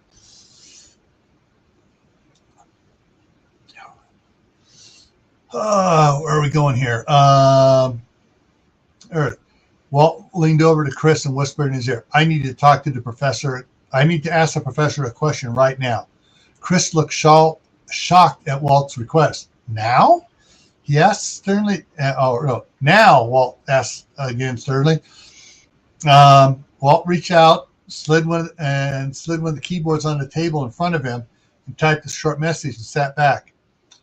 The professor was still expounding how the asteroid would not hit Earth when the Secretary of Homeland Security coughed. Excuse me, Professor. Yes, we have an urgent question request from the group in Boise, Idaho. The professor nodded. Of course, I'd be happy to try to answer it. Boise, what is your question? The Secretary of Homeland Security asked with annoyance showing in his voice. Walt leaned towards the speakerphone in the middle of the table. Good morning, Professor. Sheriff Walt Rogers here. He paused.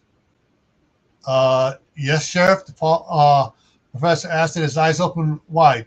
Walt Rogers, you said? Yes, Walt waited for a verbal response, but only got a visual one of apprehension, so he continued. Blood, moon, falling, he said loudly. Is this it? The professor slumped back in his chair, brought his hand up, pushing his glasses out of the way and pinching his nose. What is blood moon falling, Professor? The Secretary of Homeland Security asked. The professor sighed. It's the scenario you didn't want to discuss today. The Secretary of Homeland Security paled at the professor's statement. It is also the name of a best-selling book on that scenario that was published 6 months ago, Professor. What is the likelihood of it? The probability is very likely. The Secretary of Homeland Security turned to an aide. Can we get the book recalled? Walt laughed loudly. No, sir, you can't. It's on Amazon's best-selling list, 9th on the New York Times best-selling list, and climbing. And my lawyer is working on a movie deal, so no, it can't be recalled or stopped. Nor would you want to, the professor added. To do so would bring unwanted attention to the real thing. Besides, this book puts forth hope and survival of the human race. Excuse me, Deputy Director Cunningham interjected. Just what is the blood moon falling scenario? Well, Professor Johansson began. No? Why don't you explain it, Sheriff? After all, you came up with it. Actually, my uncle started the premise, and I just finished writing the book with input from the professor. He said, basically, it's what we have here. In the book, there is a planetoid instead of a huge asteroid. And it has added the hazard of the planetoid actually coming through the asteroid belt, capturing more than a few small asteroids in its gravitational wake. The planetoid passes between the Earth and Moon at a tight angle trajectory, and its gravitational well causes massive tidal surges around the world, as well as volcanic eruptions. And most of the satellites are pulled out of orbit. And then a couple of days later, more asteroids that it pulled from the asteroid rain down on the Earth. The majority of the impact on the Eastern Europe, the to India with the largest wiping out in the Middle East, wiping out ISIS and most of the rest of the Middle East. A few chuckles filled the room where Walt sat at and could be heard coming through the speakers as well. Deputy Director leaned forward with a smile and said, "We could only hope for that." Actually, Professor Johansson stated, "I think we can forego any more of this fiction," Secretary of Homeland Security injected. "Right, let's get down to hard facts. Let's get down to the hard fact numbers. From the data NASA provided today, the things are much worse than they are in my book. You can expect over 300-foot tidal waves as the asteroid passes, and if it passes during the daytime for us, daytime," the Secretary of Homeland Security asked. "Yes, the daytime," the professor chimed in. "If it passes during the daytime, our daytime, then it puts it on the opposite side of the world where the tides will be the highest and cause the greatest damage. If it's if the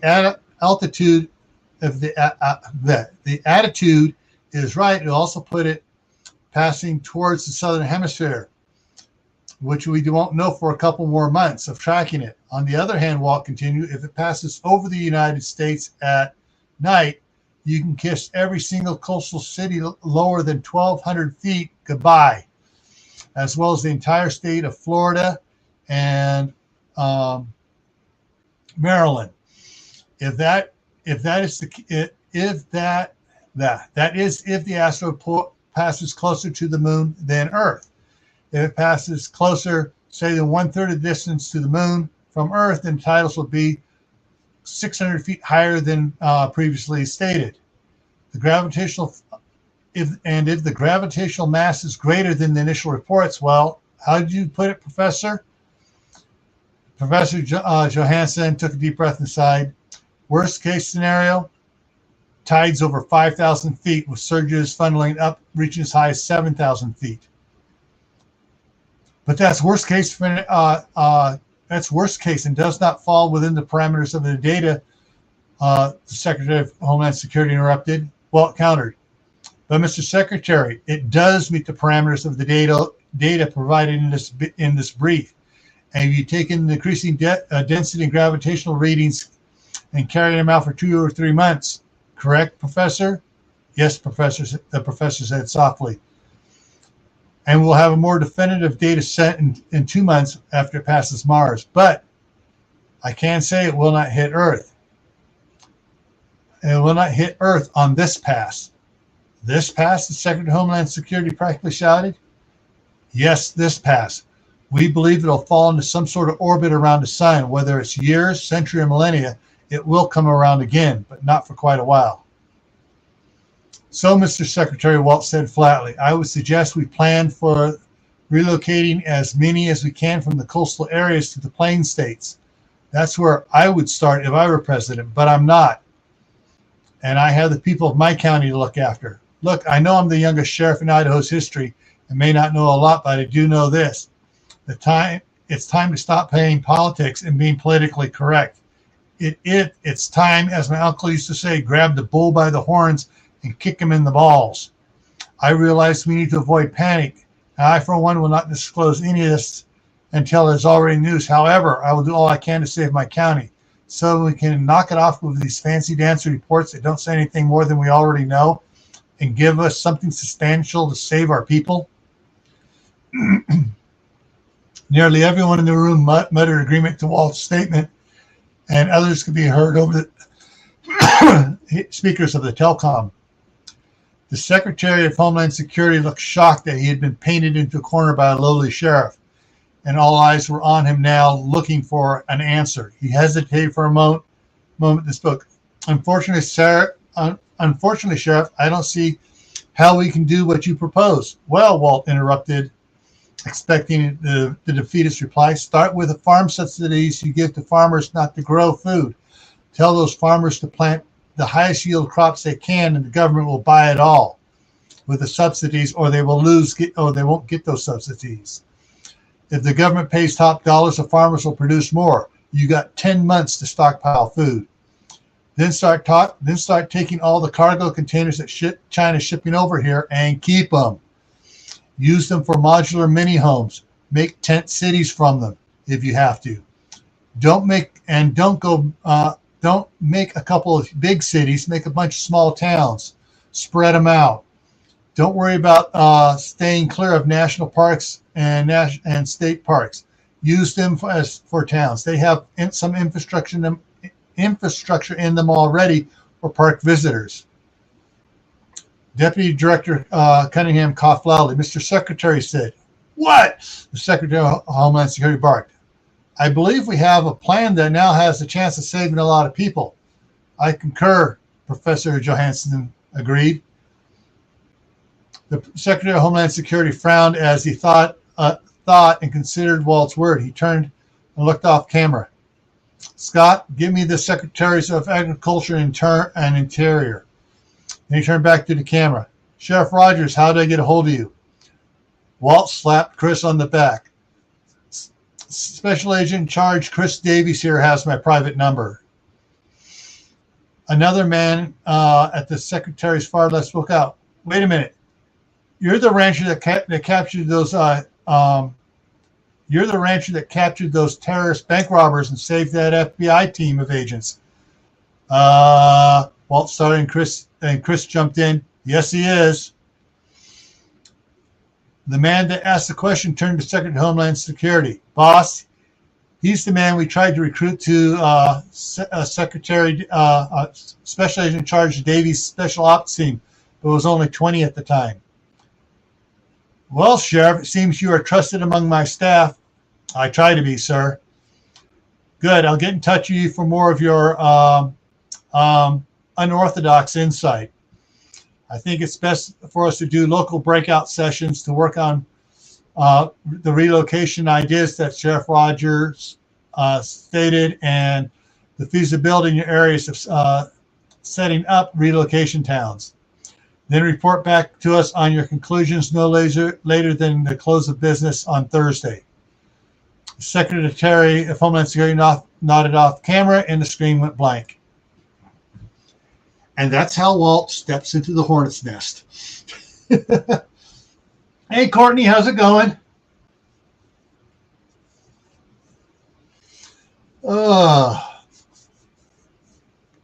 Yeah. So now we're into January, and you got 10 months plus or so before this giant asteroid passes close to Earth. So question, folks, what would you do if you found out, if someone leaked out that information that a huge asteroid was going to be passing and would be causing hundreds of feet of tidal waves and possibly volcanic activity? Where would you go to? Where would you, if you're in a coastal city? What would you do if you were inland?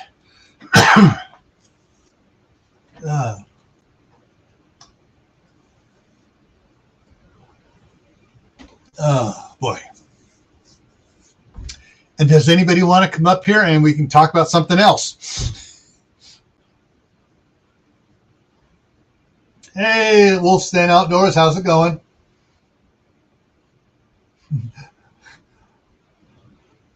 Janice response, pray. Yeah, that's what a lot of people would suddenly do. Oh, let me stretch here. Oh boy. Yeah,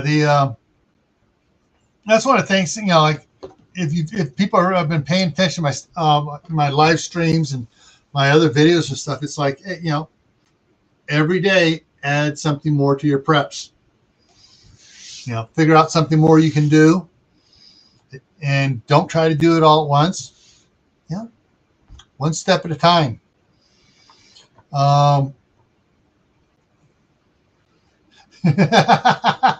I got to put that comment up. All right. Wayne says, good thing I did a strategic relocation. Well, that's one of the reasons why my wife and I picked Idaho to move to. There were a lot of other reasons for other events as well that kept that eliminated other states. But yeah, we're up here at our elevation here. Hang on, if I can remember what it is here. Bring it up over here. I think we're about 4,000 foot elevation here. Yeah, 4,500 foot elevation here in Idaho. So that's one of the reasons why why we picked this area. Oh man, my eyes are going blurry again. Ugh.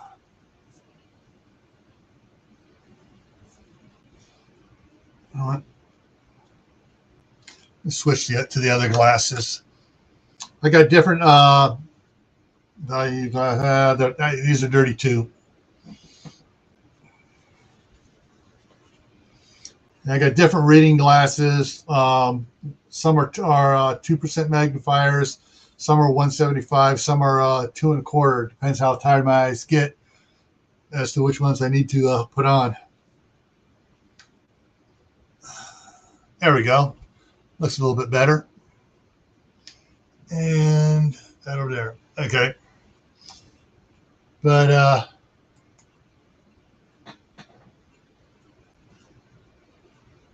yeah, Prepper 101. Yeah, you got good elevation and you're a little bit farther inland too. There being in Wyoming.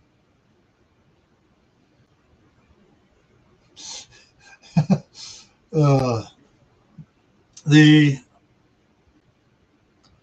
inner, so I mentioned before. Let me pull it back up here. I got it up here again, and there we go. So I got on the book series called the Against the Wind Saga, and so in Against the Wind Saga there is the series of books for Against the Wind, and it starts out Against the Wind. Second book, which I'm about a third of the way into, is Running Against the Wind, then Standing Against the Wind, Looking Against the Wind, Writing Against the Wind. It got 25 entries into the Against the Wind. 25 books I'm working on. I got drafts out on it. Little draft things I'm working on. There are 1, 2, 3, 4, 5, 6 other books within the series of the saga. One is called The Scout and the Ninja, and deals with groups of people down in Arizona, most in the Tempe area and stuff, and their relocation up to Jacobs Lake, up by Fredonia, Arizona. And there's 25 books in that series already named and outline drawn out on those. There is the Family Compound series, which I have 1, 2, 3, 4, 5, 6, 7, 8 books titled already, and I got the outlines for 15 of the books done. And that one takes place, starts out in Southern California and ends up in Central Idaho. Another one's called Paladin. It starts out back east, and I've got 7 book titles set up and outlines for 9 books started out on that.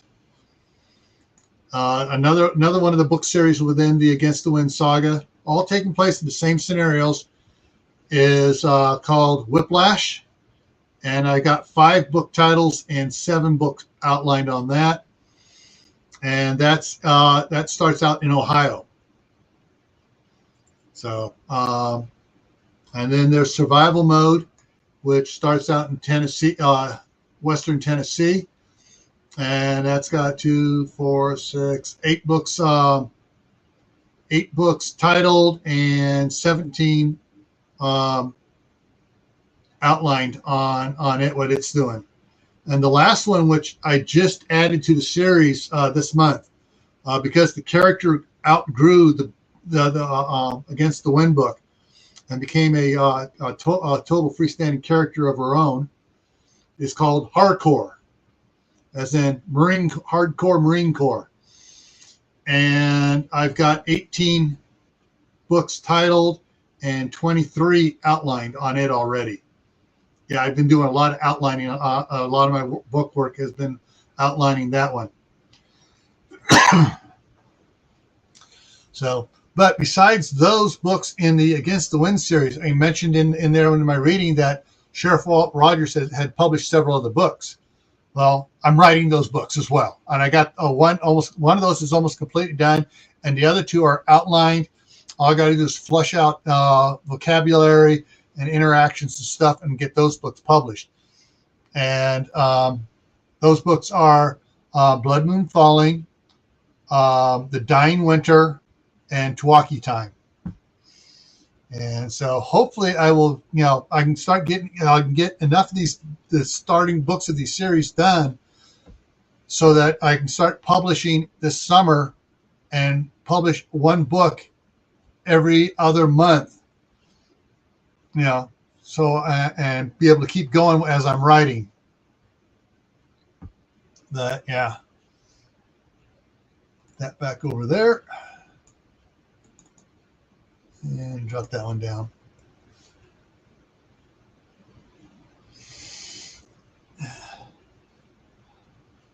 I think I'm next in it, so I'd be screwed if a tsunami hit. Yeah.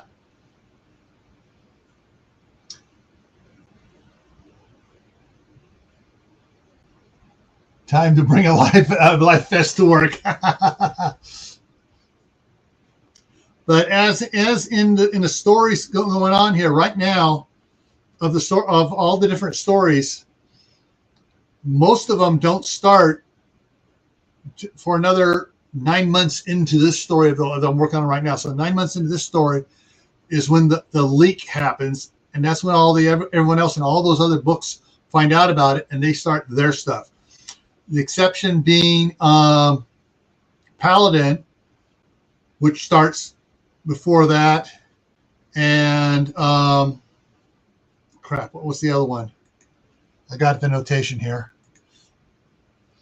The other one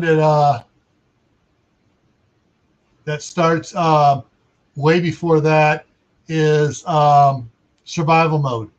Survival Mode starts about 2 years before the event happens. So survival mode, when it starts, you're dealing with what you think one storyline is going to be, then all of a sudden, boom.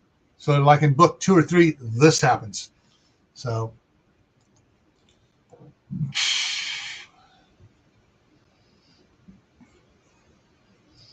all right, picking up from in the telecom. Let's see. Almost immediately, Walt stood up and he was besieged with introductions and questions as everybody rushed towards him trying to talk to him. He was getting crushed against the table behind him, and decided that he just had to get out of there. So he rolled back up onto the table to keep from getting crushed against it. Now standing on the table, some of the participants realized what they were doing and stopped pushing, while others seemed to clamor all the more because he was getting away from them. With most of them still shouting at him, he felt like he was in one of those stock market movies. Looking down at Chris and Jesse, mouth to them, "Plug your ears."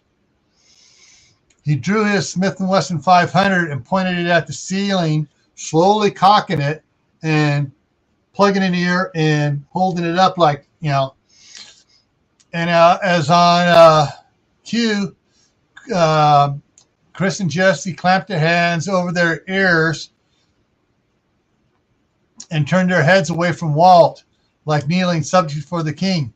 The participants and staff quickly followed suit. In 2 seconds, the room was deadly quiet, with everyone expecting Walt to fire off a shot.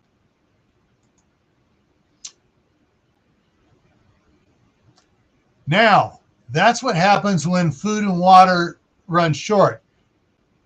You just wanted information, and most of you lost control in your panic and desire to get it and not to be left short. Imagine the hundreds and thousands of desperate people trying to get food and water. Walt decocked his pistol and reholstered it as he held up the other hand to maintain quiet.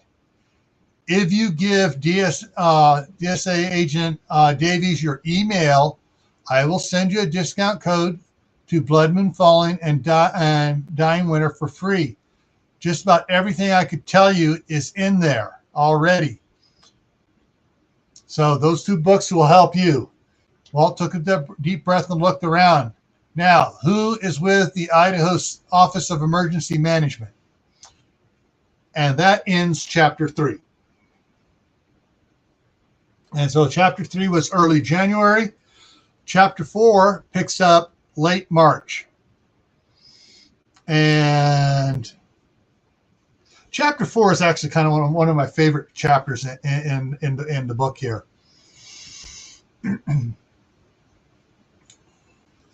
But let's see. All right, chapter 4, late March. So you're looking at February, April, March. So you're looking, 3.5 months later. Michael Rogers sat behind the wheel of the Lincoln Continental stretch limo that his Uncle Dan had left to his dad. So Michael Rogers from back in the beginning is Walt's older brother. As he drove his fiancée and her parents up the road of the ranch for his wedding, sorry, I got it mixed up there in interjecting point. So Michael sat behind the wheel of the Lincoln Continental stretch limo that his Uncle Dan had left his dad. As he drove his fiancée and her parents up the road of the ranch for his wedding. Sitting in the passenger seat was his fiancée, Jenna. In the back, it was his soon-to-be father-in-law, Colonel Kurt Smythe, and his wife, Colonel Candace Smythe, Janice's maid of honor, Debbie, and two bridesmaids, Ruth and Tammy. They had been on the road for a little over 8 hours, including 2 gas stops and a lunch break. Everyone was feeling a bit tired and anxious to get to the ranch. As they drove up the main entrance road to the ranch, Michael slowed more than usual because of the light, not because of the light dusting of snow, but because of the sight in the road before him. There stood a smaller than normal Clydesdale being ridden by a cowboy in an off-white duster with the collar pulled up covering most of their face and an oversized cowboy hat pulled down covering the rest.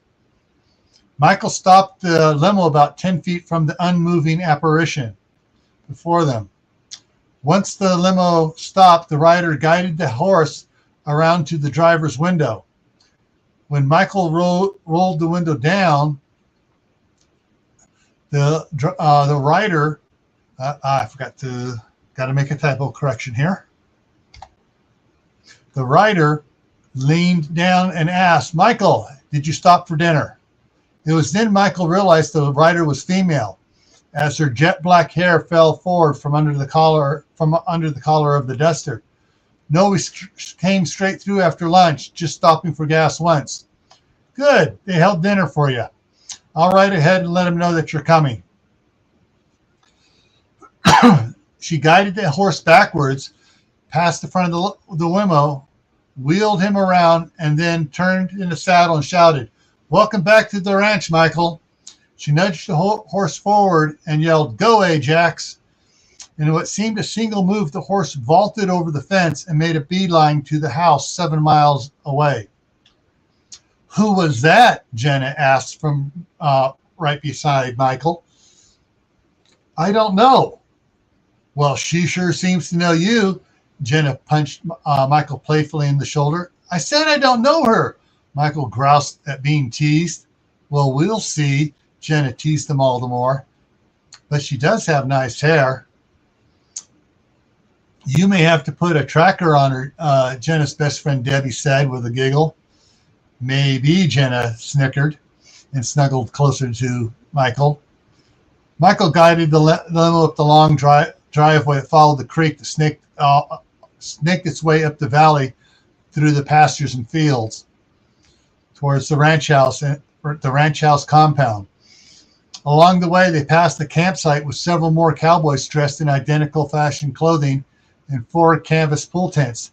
The cowboys all waved their hats, and the occupant could see that most of the cowboys were girls with rather unusual hair colors. More friends of yours, Michael? Now, Jenna, stop it, her mother scolded her. They're just probably work for Walt here and are being friendly. That one can be friendly to me. He looks really cute, Debbie cooed. But the ranch hands don't camp out like that, Michael said, with confusion in his voice.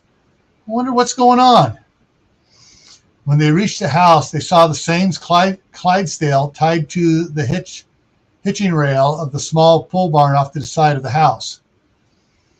Michael parked the limo under the porte chalet in front of the house. Michael got out of the limo and ran around to the passenger side and opened the doors for the ladies, offering his hands to help them out of the car. He welcomed them to the ranch. As they walked up the covered steps to the house, Jenna Mothers noticed the cowgirl from earlier standing in the shadows of the porch with somebody that she couldn't clearly see. They were facing each other, holding hands, and she could feel the electricity in the air between them, even from this distance. She nudged Jenna and nodded towards the cowgirl and her yet unknown man. Jenna saw the two holding hands and looking at each other's eyes. I guess maybe you don't know her, but somebody sure does, Jenna whispered to Michael. Michael looked over to the shadows where the somebody and the cowgirl were, just in time to see the two of them let go of each other's hands and for her to hurry off to her horse. She vaulted the porch's hand railing and landed in the saddle, just like in the movies. The figure in the shadow stepped forward, and Michael immediately recognized Walt. Well, we're here, he called out to Walt. Who's your friend? She got me in a little hot water with Jenna. No, she didn't, and Jenna punched him in the arm again. See what I mean? Michael laughed. That's Sarah Ahern. She's with the Venture Crew and the Future Farmers of America. They help out a lot around here on the ranch and with the horses. I let them camp out wherever they like, Walt said as if it were nothing. They reached the head of the stairs at the same time, and Walt waved everybody in the front door. Dinner's ready to be served, so come on in. Michael made introductions as each one passed Walt to get inside. Walt shook everyone's hand and welcomed them to the ranch. Walt and Michael were the last ones to enter through the door. Michael snickered to Walt as he pointed with his head back down towards the way where Sarah rode off to. So does she camp out in the house too?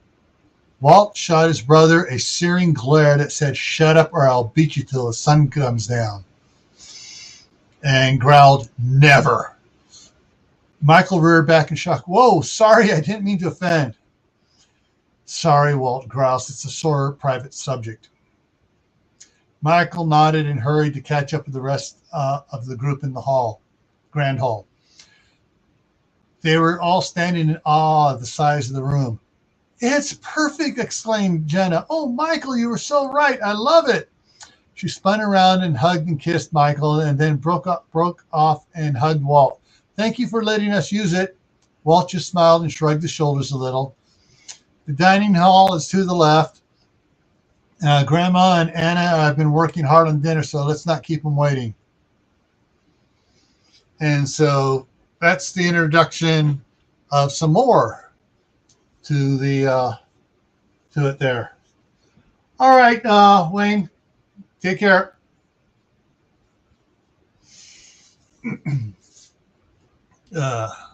Let's see here.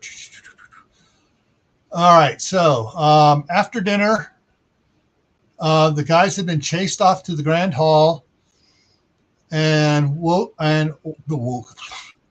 sorry, reading multiple words here at the same time. Walt stoked the fire in the huge double-sided fireplace, while the ladies made short work of putting the leftovers away and cleaning the dishes. When they joined the men and sat down, the new fire was roaring. What time will Mom and Dad be here? Michael asked. They should be here before lunch. I'm not sure when David and Sally and their guests will be arriving. Walt answered before the next question could be asked, but it should be sometime this evening. Walt's grandmother Martha spoke up. I forgot to tell you they called earlier and said they should be here about 9. Walt looked up at the clock on the fireplace mantel. About 3 hours, he said, to no one in particular. So, Kurt, Stan broke the silence before it became awkward. I understand you're both in the military. May I inquire what branch and what rank? Jenna's father smiled. Air Force, but just until next summer, when Candace and I will have 30 years each and will retire with full pay. And we're both colonels. We were thinking about getting 20 or 30 acres where we could have a few horses, goats, chickens, maybe a cow, some pigs, something simple that'll keep us busy when where the grandkids can come have a good time, Candace added. Mom, whined Jana, rolling her eyes. Come on, Jana, that sounds so cool, Debbie said. It does sound real nice, so much more so because Candace has been struggling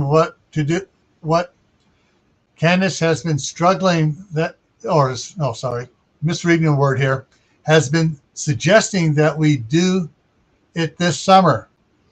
But trying to find the right place will take some time.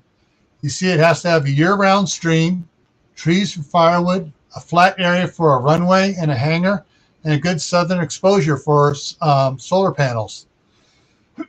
And not near the coast, Candace added as she looked at Walt, who was sitting in his usual place with his back against the fireplace hearth. Yeah, she's been reading some disaster books lately and has some strong opinions about where we can't be. What books? Stan asked. Candace reached down into her laptop bag and pulled out 3. Just some I heard about at a meeting. Tawaki Time, The Dying Winter, and Blood Moon Falling so far. You should also read The Self-Reliant Farm, Stan suggested with a glance at Walt, who was staring deeply at Candace as if she was a puzzle to be solved. When was that meeting? Walt asked cautiously. January 6th, 1100 Eastern. Walt scrunched his lips tightly and thought for a couple seconds before asking, what area are you looking for? Where would you suggest? Well, there's a place not far from town. It's 120 acres with a 3-bedroom, 2-bath house on it, a couple barns, 2 streams, lots of trees. Not sure if you can land a plane there the way it is. It may take a bit of logging. How much? Kurt asked, expecting the price to be enormous. $385, I believe. That's all? Kurt and Candace exclaimed. Are you interested? Yes, when can we go see it? Candace asked excitedly. Really, Mom? Jana protested. I can show you some pictures on the computer right now if you want. Walt smiled as he pushed himself up from the hearth. Okay, Candace said as she hopped up from the couch and dragged Kurt with her. Really, guys? Jana continued to protest their interest in looking at houses instead of working on the wedding. Don't worry, Walt said. Your wedding will be very special, and we have all day tomorrow to rehearse. You should be relaxing. Go have a Magnum bar. Magnum bar? Where? The girls exclaimed. The chest freezer by the side door off the kitchen in the mudroom. Walt hollered over his shoulder as he led Kurt and Candace to his office. All right, ladies. You like that? He stocks Magnum bars at his house. Hey, Kathy, how's it going? Hey, Star, how's it going? All right, Star has a good question. Okay, so how does it work? Bathroom breaks and stuff? Well, let's see. I got a bathroom right there, but I'll close the door. No. Basically, I'll put a 5-minute counter on while I go to the bathroom, whatever. When I go to do lunches and stuff, I will take my Kindle here in there. In fact, I had it when I was stoking the fire this morning. However, it's been it may be time for me to go check the fire and fireplace, and I can show you. Let me see here and see 100%. Okay, it's stocked up. So let me reset this and get this going again. I'm going to go. I'll take you in the tour here. And browser. Okay. Come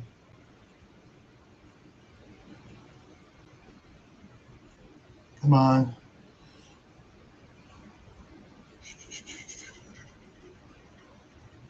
Is it going to show me the right one here? And that should be hopefully this one.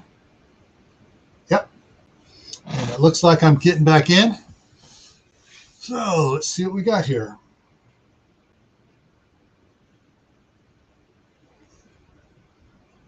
Enter studio. Come on, enter studio. There it is. And so there I'm on there twice. And I'm going to take this one here and we're going to go check on the fireplace, or wood burning stove rather. So pay no attention to what goes on behind the curtains. And there the light is on now. Okay, going down the hallway here. And so this comes into the kitchen here. And so this is going to camera, or there it is. This is going to be lunch today. And this is dinner. I can heat it up in the microwave so it doesn't take long. Go around here. Oh, let's see what happened out here. Oh, it snowed good last night. I had that walkway there all cleaned off last night. All right, so let's get the fire going here again.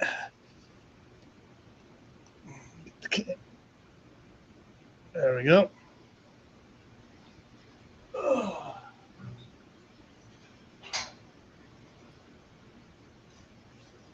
Stir up the coals.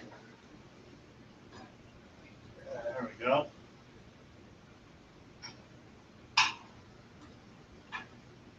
All right, I'll probably put one big one in the middle.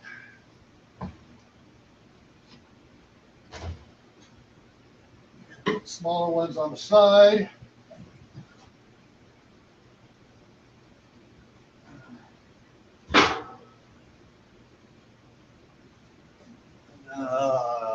This one on the other side here.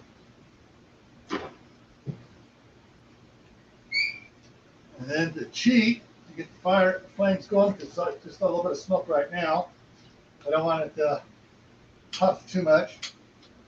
So a little rubbing alcohol shot down, and then just,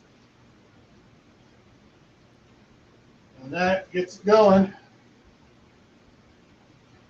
Because sometimes what happens if I just put the wood in there, and it'll on the coals it'll start smoking a lot, and when it does ignite like a backdraft, it puffs a little smoke out around it. So there we go. Coals are going good. Set that down a little bit. All right. And when it comes to bathroom breaks, no, sorry guys, you don't get to see anything.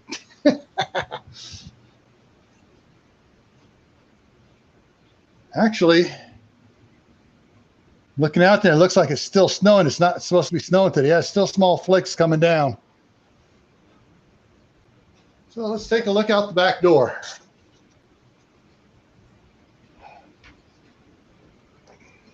Into the laundry room back door.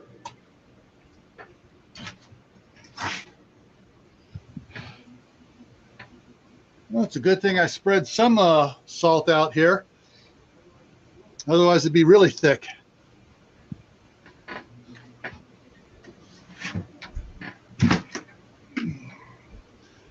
There we go.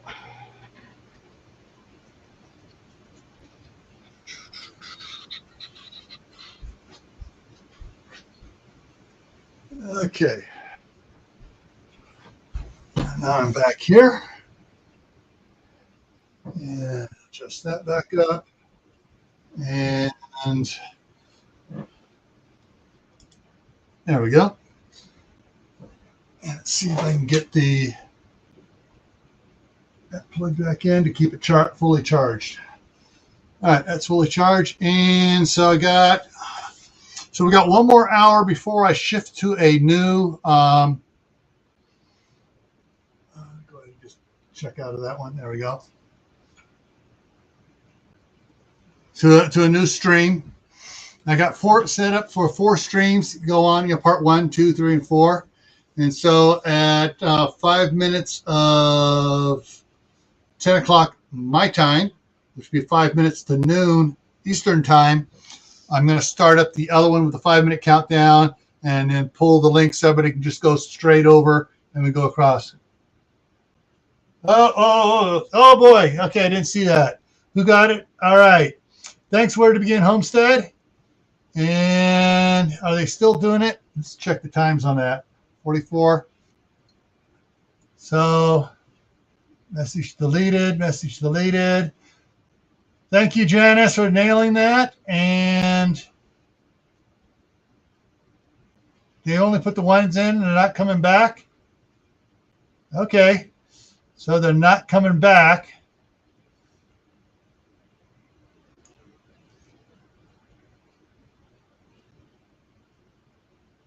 Yeah, when I'm on the Kindle, I can't see. It doesn't show the chat or anything.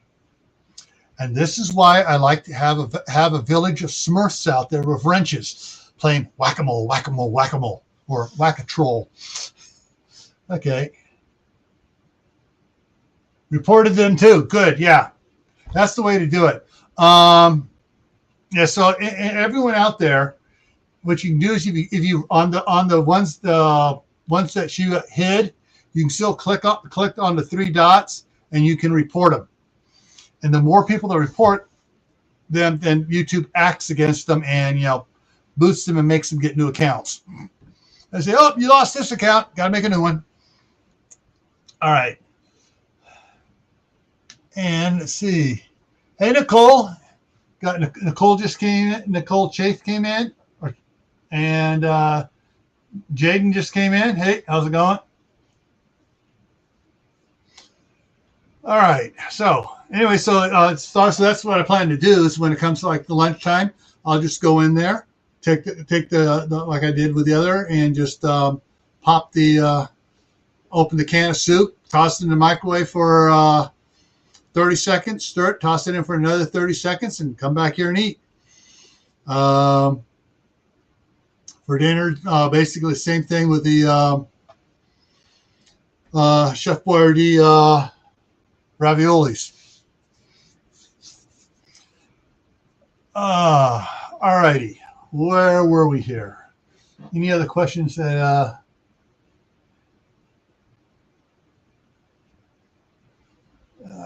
let's go there past that. Take that off. And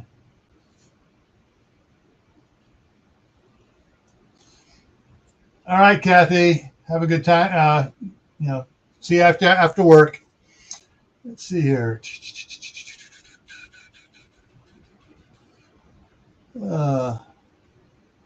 Yeah.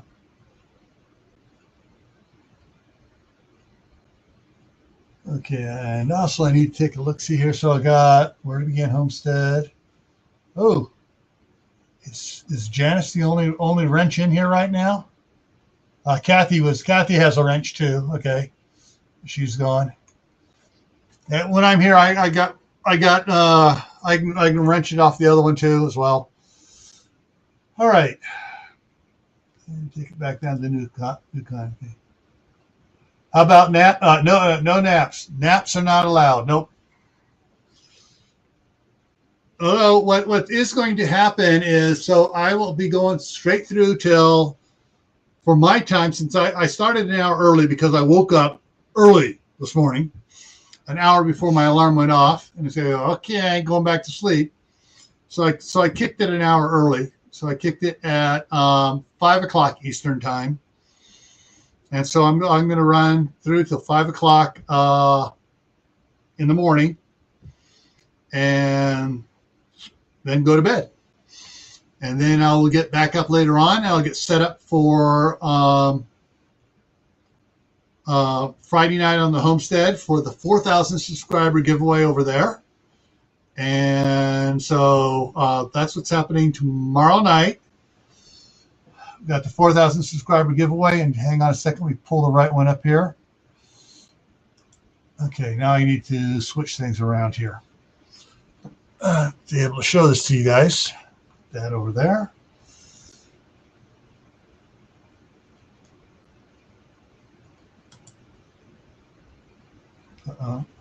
Did I do that wrong? Shoot, where am I at here? Which one here?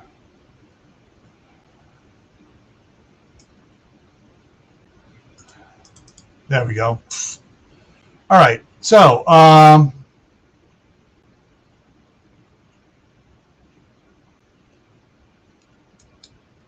yeah.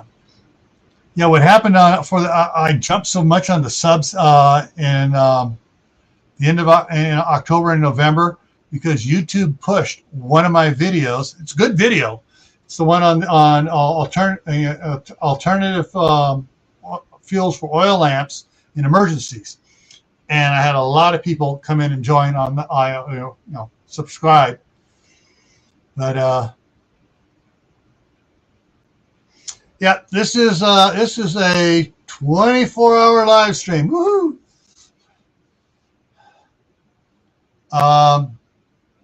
Yeah, so that's I mean it's great, just to grow like that. Then I wish that now YouTube pick another good video and push it, like my generator video or like one of my plumbing videos. All right, segments. Okay, so segments. Okay, what's happening is YouTube doesn't want you to do straight through for a 24-hour live. They don't even like you to do 8 hours. So I'm doing 6 hours, and so at 6 hours I'll open up another StreamYard. Everything's already loaded. Everything's ready to go. It's out there and stuff. I'll just go into StreamYard, enter studio, go live on it, and close this one out. And so it'll go live over there. And so we'll just I'll put all the links to the new YouTube side of it out there so everybody can go over there and get ready for it. And I'll just plainly one to the other. Yeah, so basically I did 4 things for it. 6 hours is the max for one link. Yeah, so each link is set up and on do it. Yeah. And that way I don't violate any of YouTube's keyhole stuff.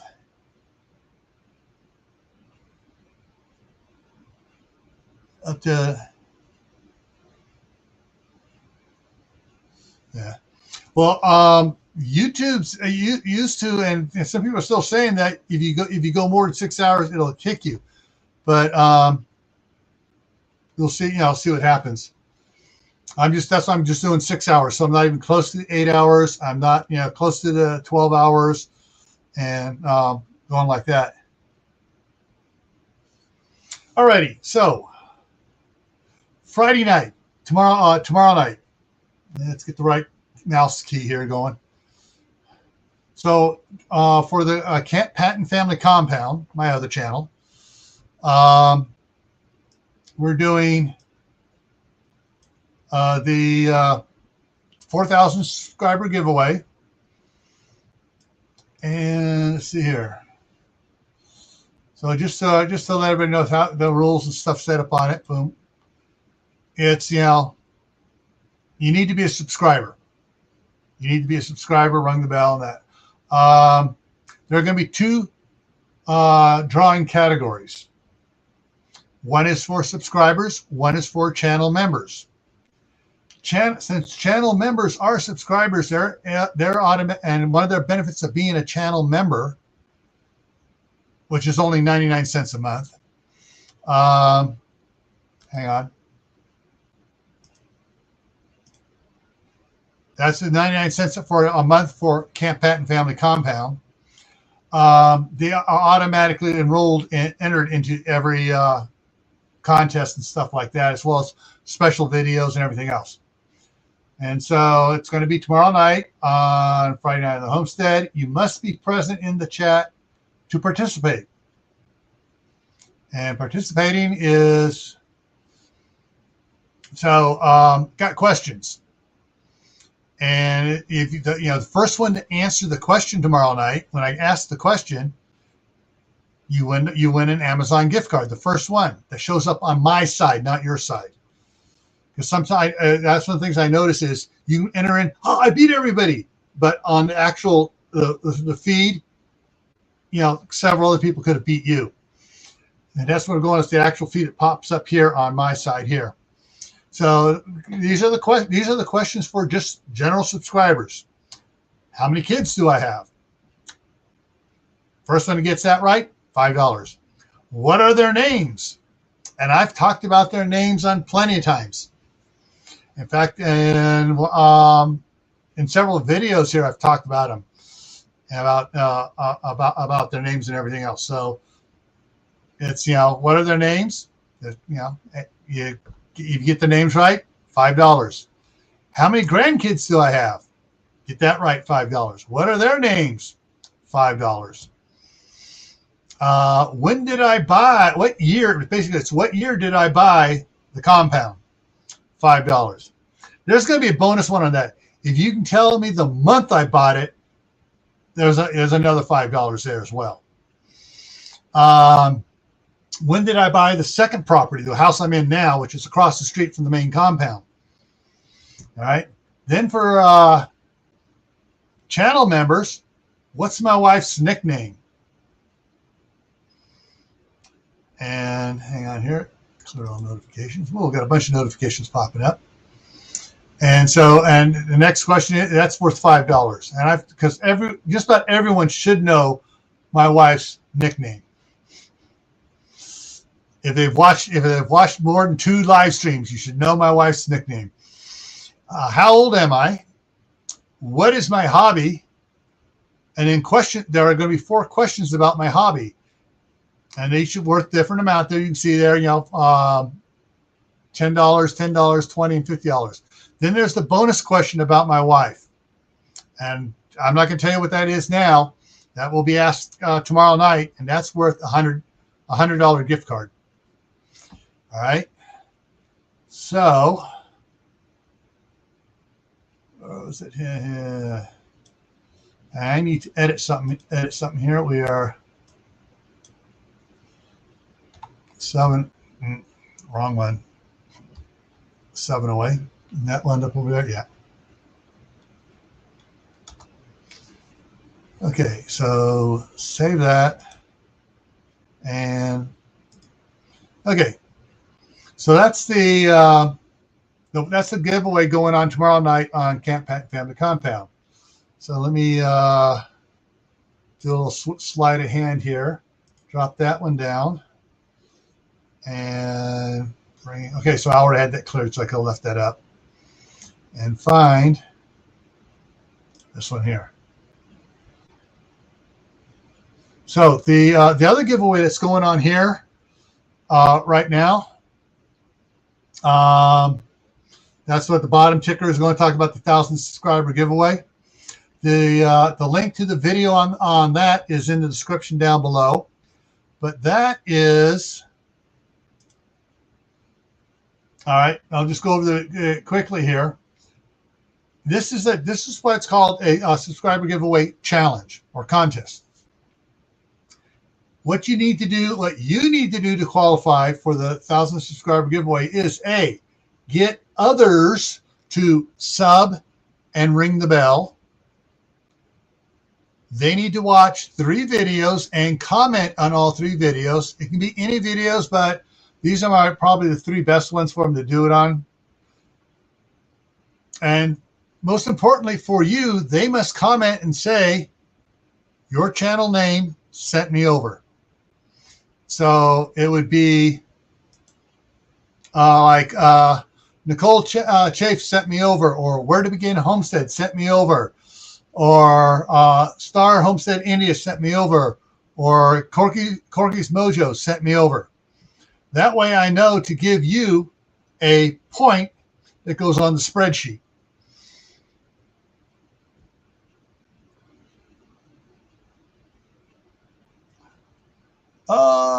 Well, let's see.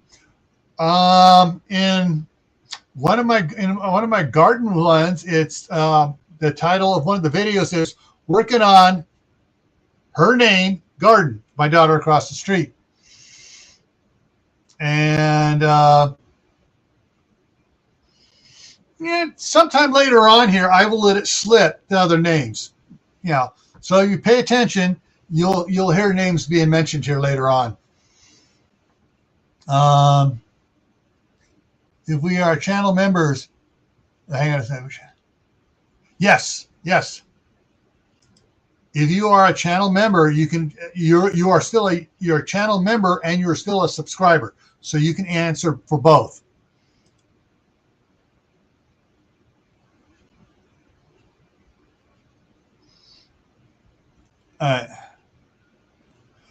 Problem with doing playlists, YouTube now hammers on people doing playlists. If you put a playlist in and just let a playlist go, they take all those hours away from the person. Yeah, so you basically, if you watch 4 videos from a channel, you got to watch a video from another channel. Then you can come back. Because if you watch like 8 videos in a row from one channel, they're going to discount all that watch time and take it away. All right. So anyway, so once you get people to subscribe and say you send them over, you get a point. The one with the most points, we'll place it. Let me go to the next one here. So you get 1 point for each one. If one of the people that you suggest comes to subscribe, and they get a bunch of people to subscribe, you get a half point for everyone that subscribes under them, saying like, so if Star gets 15 people to subscribe, and one of them is Billy Bob, and Billy Bob gets 5 people to subscribe, then Star gets an additional half point for each of those 5 people. Hey, Howie, how's it going? So you can wind up with like 17.5 points or 32.5 points, or you can get more points from that, but it only goes down one level.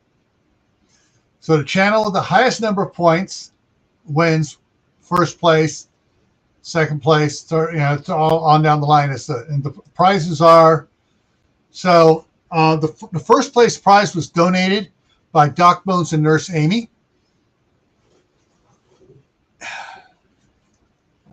And it is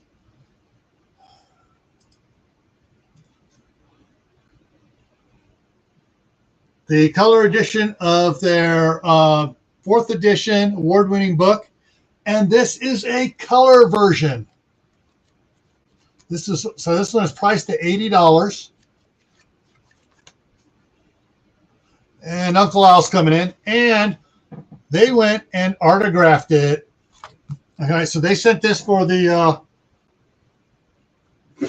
winners there. Let me bring Uncle Al up. Hey, Gil. And put it back over in this way here. There we go. Hey, Al.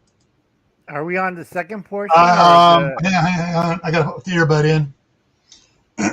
I see you talking, but okay, now I can hear you. Okay.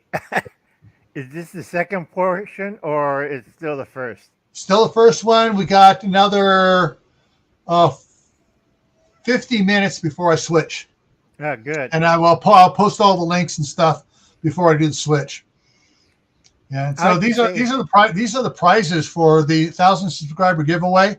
Second place is a $75 Amazon gift card. Third is a $50. Fourth is a $20. Fifth is a $10, and sixth place is a $5 one for us here. Now, The other thing that's important is that the contest ends 2 weeks after the channel becomes monetized. Because I'm going to add more giveaway for anybody that once it's monetized, they'll have to be channel membership, and then anybody that joins the channel's membership gets a chance for giveaways as well, separate from the other one. So that's what's coming up on here. And let's go to here. There we go. It was cold this morning. It's like, I thought it doesn't get this cold in California.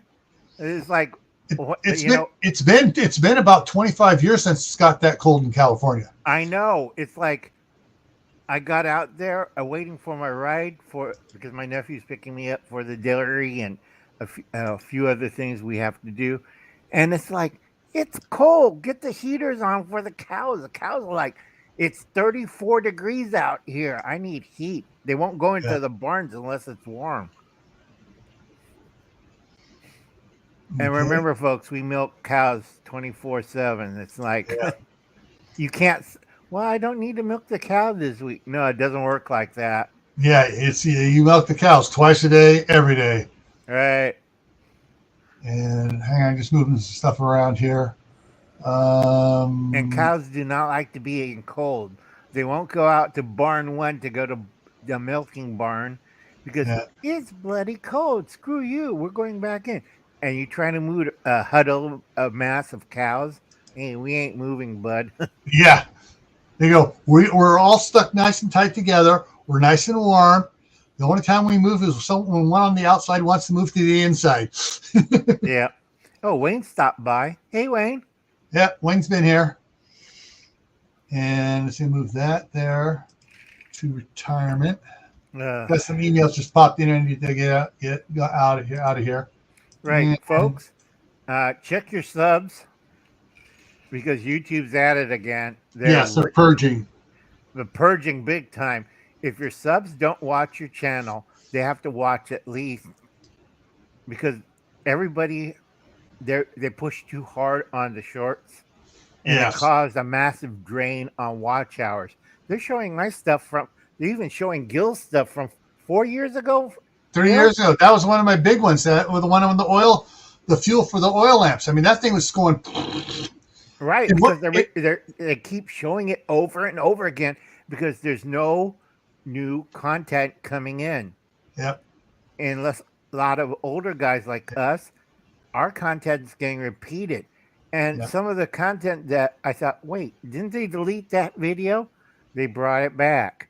Isn't it amazing, Gil? Oh, yeah. It's like, oh, this one was actually making money for us. We're going to bring it back. Yeah. Okay, so I need to hide this for a second and do an update here. So that's 45. Edit. Oh, and another thing, folks. West Coast, hopefully by Christmas, most of the storminess and the snowiness will be passed by. Unfortunately, I tell people it's feeding the big one in the prairie areas. I'm sorry. South Dakota, North Dakota, Montana, Wyoming. Yeah. Right. I seen that weather. All right, Al, since you're here, go ahead and run with it. I got to go talk to Mother Nature. Okay. That was so I'll be right back. And well, talk, folks. Make sure you subscribe to GrayManPrepping. Also, Gil's original channel, Camp Patton's Family Compound. They're both good channels. They have locked in live stream nights. I have to do a whole thing on live streams, folks. You have to lock into a certain pattern. Too many people are using iPhones and they're getting raided. And also tell your police department or sheriff's department that you're doing a live stream at that certain time period because they need to know in case you get swatted. The big problem I tell people is if you don't have a current position on the YouTube echelon or whatever, it's easy to get swatted. It's really hard to tell the police that you're either gaming, twitching, I forgot the other platform, and you're on the ground eating dirt, handcuffed, and the cops say, "Well, we think you're dealing drugs, or somebody's being reported being raped or murdered, and we're searching through your house." Well, that's a violation of the Fourth Amendment. I think I got to double check on my amendments. Sorry. No illegal searches. All right. They don't care. There's a life being threatened. It's a red flag. That's the problem with red flag laws. So be careful on your live streams. All right. Wear a headset and earbud, or if you have a microphone, that works well.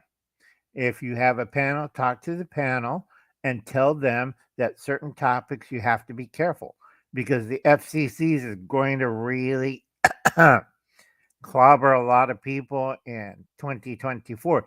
They're talking about if you're a creator on YouTube and like you're doing this at home on live stream and you violated one of the FCC's rules, I hope you have $100,000.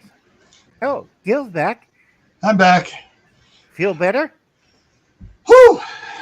Yeah. Now we were talking about live stream. Remember when and we had the trouble of police raids and censors and all the problem? Well, I keep telling people is now gamers and Twitch is starting to do that because they have these 5-hour, 10-hour, 2-day gamer things. And if somebody get upset over the game and called the SWAT team, because I've seen this poor lady had PSD. What was the word? Yeah.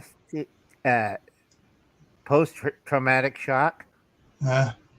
Because somebody kicked down their door on an apartment building, rushed in, threw a flashbang, hog-tied her, had her eating carpet and dirt on the ground, dragged her out, searched the apartment, and they found out, whoops, we swatted a gamer and she didn't do nothing. And now she has a broken front door. She suffered from PST, Yeah. and then post-traumatic syndrome. Yeah. right. And all what she was doing was playing a game. Mm-hmm. Isn't that nuts? Oh yeah. So like I said, folks, Gil does it right. He has a set time where he has his live stream. He contacts the sheriff's department. Oh, I did do a little research on why they're asking for water out of your community, bay salt. Mm-hmm. Oh, I know why. Why? Well, several reasons. One, there is a huge development going on of windmills going on up here. 52 in phase one, and they're doing construction. They're putting in 14 miles of road up there between all of them, and you're trying to water everything down. And then, of course, all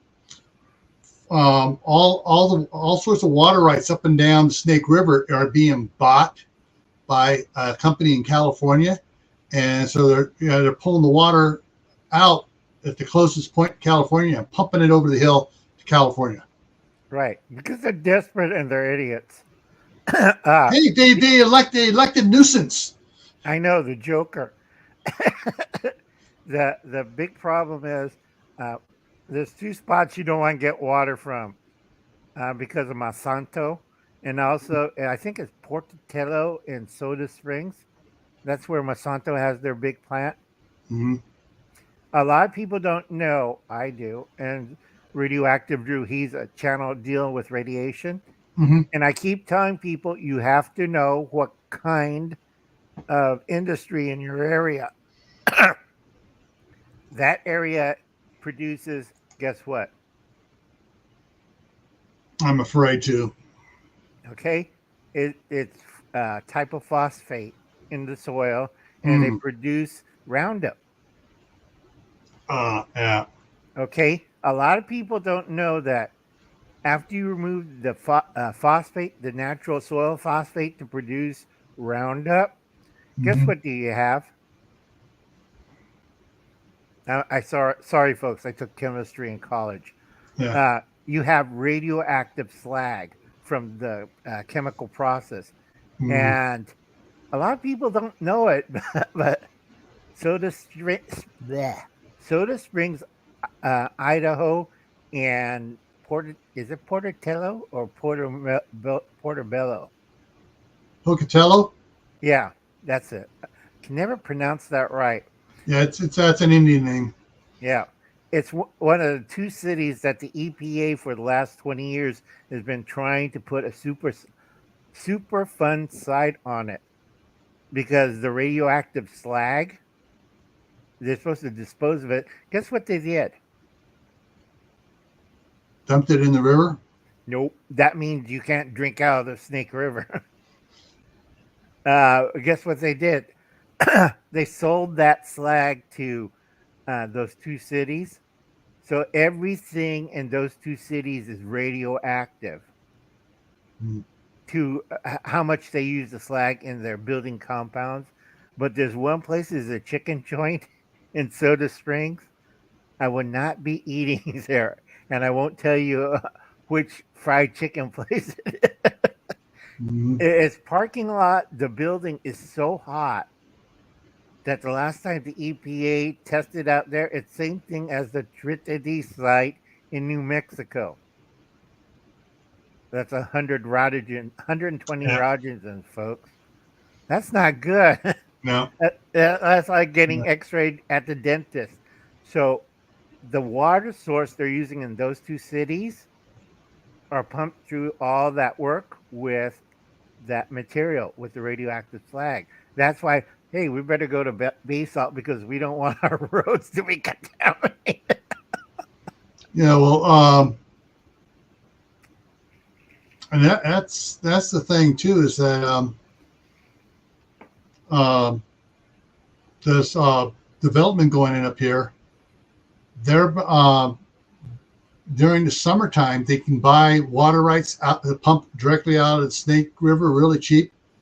But once you get into the end of September, into about between the end of September and about the 15th of October, they cut those off and they don't open those back up again until May 15th. And so yeah, they were trying to buy water from the city, and we go, oh, we got to check and stuff. We'll talk about it at our next council meeting. Next council meeting came up, and they go, oh, we need more information from them. And then by the time they provided more information, well, guess what? You guys got to shut down. It's snowing. Yeah. You guys can't work up there. The problem is it's a California company and another state company that's doing the development, the construction work. The big problem is these guys are used to, like, we put windmills on the Altamont and other places. Yeah. Oh, you don't want the guys from Texas.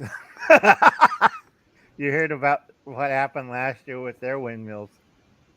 And a lot of people don't understand the windmills they are putting up is the big arm windmill.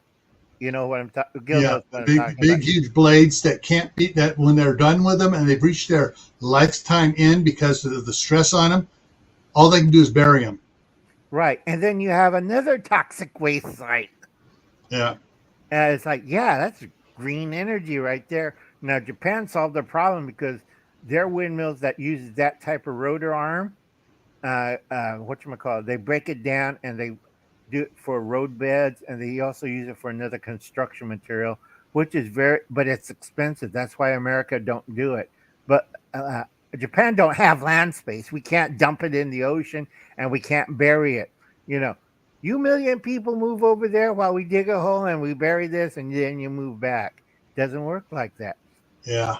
One of the things that is interesting is about 15 years ago, a company developed a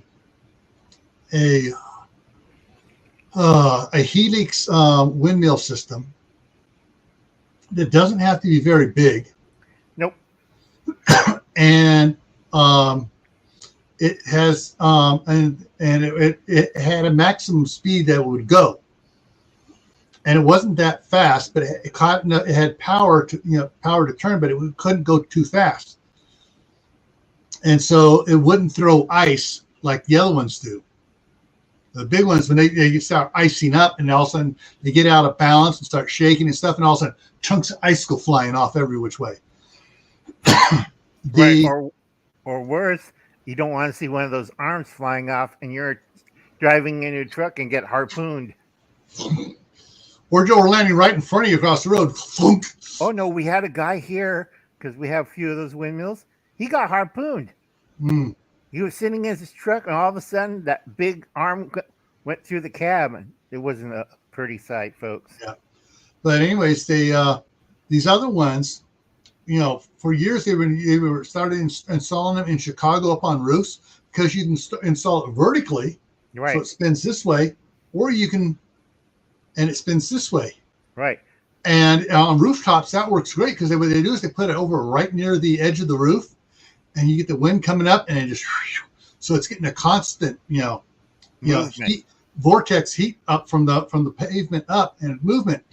And then another company, I guess their patent, a part of the patent expired, and another company took the basic idea and worked on it, so it has the scoops. Basically, it's like you take a scoop and you twist it. Right. So you have all this round scoop going around. Well, basically now they did it in sections so they can open and close to control the speed even more. Right, folks. Basically, it's an Archimedes screw with vents. It's simpler than say helix. Yeah. Vents in it, so the wind will push it. But the trouble with that type, folks, is it's not as fast, and once it gets cold and snowy and icy, it stops.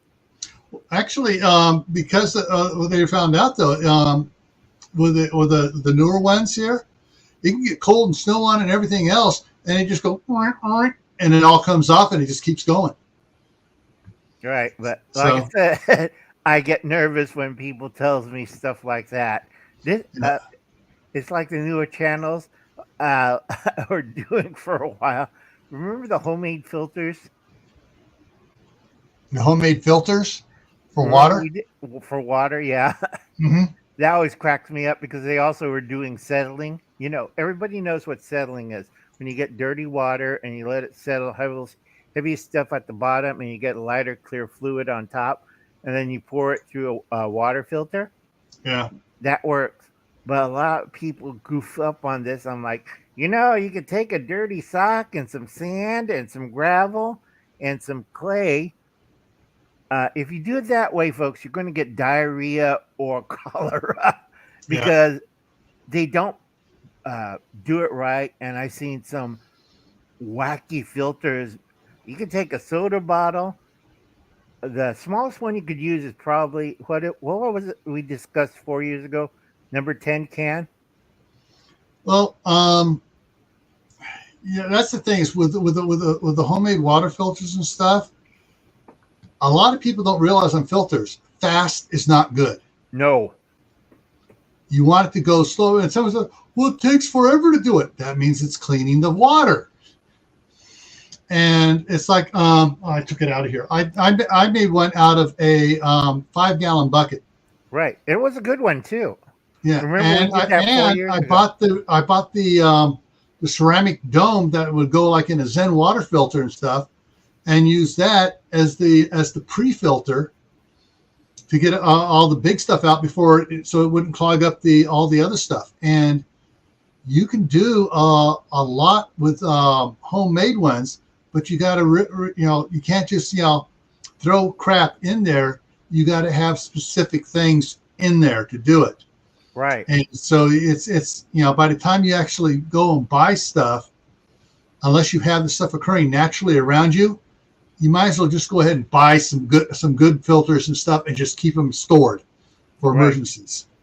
Go check out Gil's live stream where we're talking. That was when we had Dave on, right? Yeah. Yeah, when we're talking about water filters, because a lot of these homemade water filters, people are using flower pots, and like that's not big enough to hold a mass of water to drain all that stuff. They had some really. Remember the weirdest one we ever seen was that one guy built out of, I can't remember. and the water was coming out like not drip, drip, drip. It was like gushing out of it. Remember that, Gil? Yeah, it's like, I'm sorry, but that's not filtering. That might be filtering like a T-shirt does. Yeah, That was about it. yeah. And I tell a lot of people, if you do these designs and you don't do the research and understand water, because I hear a lot of people. Let's see. Yeah, I got an answer for that here. I'm going to show it here. Oh, don't buy Berkey's, folks. Yeah, Berkey is still banned in at least 2 states for false advertising. Right. And just the fact that it just doesn't work. Okay, I'm looking for okay.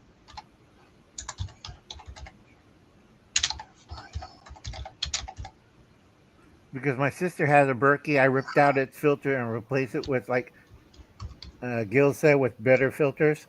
Mm-hmm. And you could do that. You could get replacement filters from other companies that works better in Berkey. Their filters stink. Okay, let's see if I can find this one I watched before.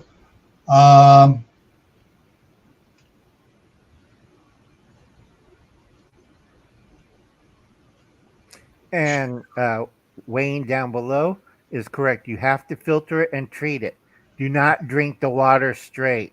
Yeah. I mean, Lord, that gets kind of insane. Gosh. And everyone's throwing out, but the one that is actually turning out the best is Zero Water. Yes. And I've actually got spring I was going to do go ahead and buy one, do a review on it. The one guy I saw, I'm trying to find him again. He basically did a whole bunch of them, and he had the device. He measured the hardness, then he measured chemical contents, and it was zero took out the most of the stuff, and actually did all the hardness scales and stuff, and it just getting more notification. Oh, Economic Ninjas. Oh, super tanker rates are crashing. Right. And then the Green Wizard, Ron. Sorry, Ron. I keep messing up your last name. Netzel. Yeah, he's here. Hi, Ron. Yeah, everybody Ron's check back out his. again. Make sure you get his book. It's a really good book. Green Wizard's Guide. What was it?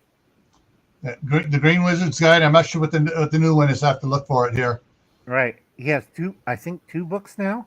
He has 2 books. The second one's not moving fast. He thinks it's a title. He mentioned that earlier this morning.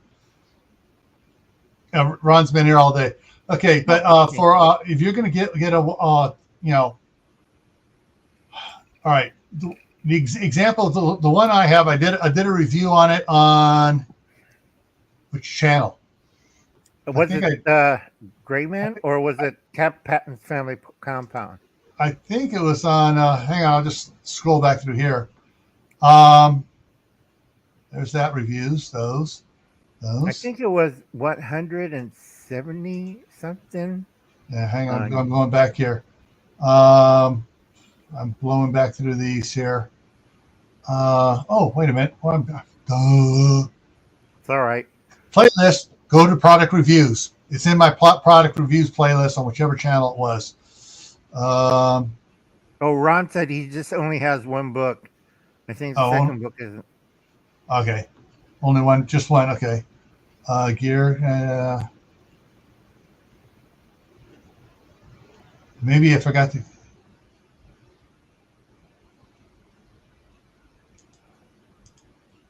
There we go. There's the rest of the storms. Food playlist.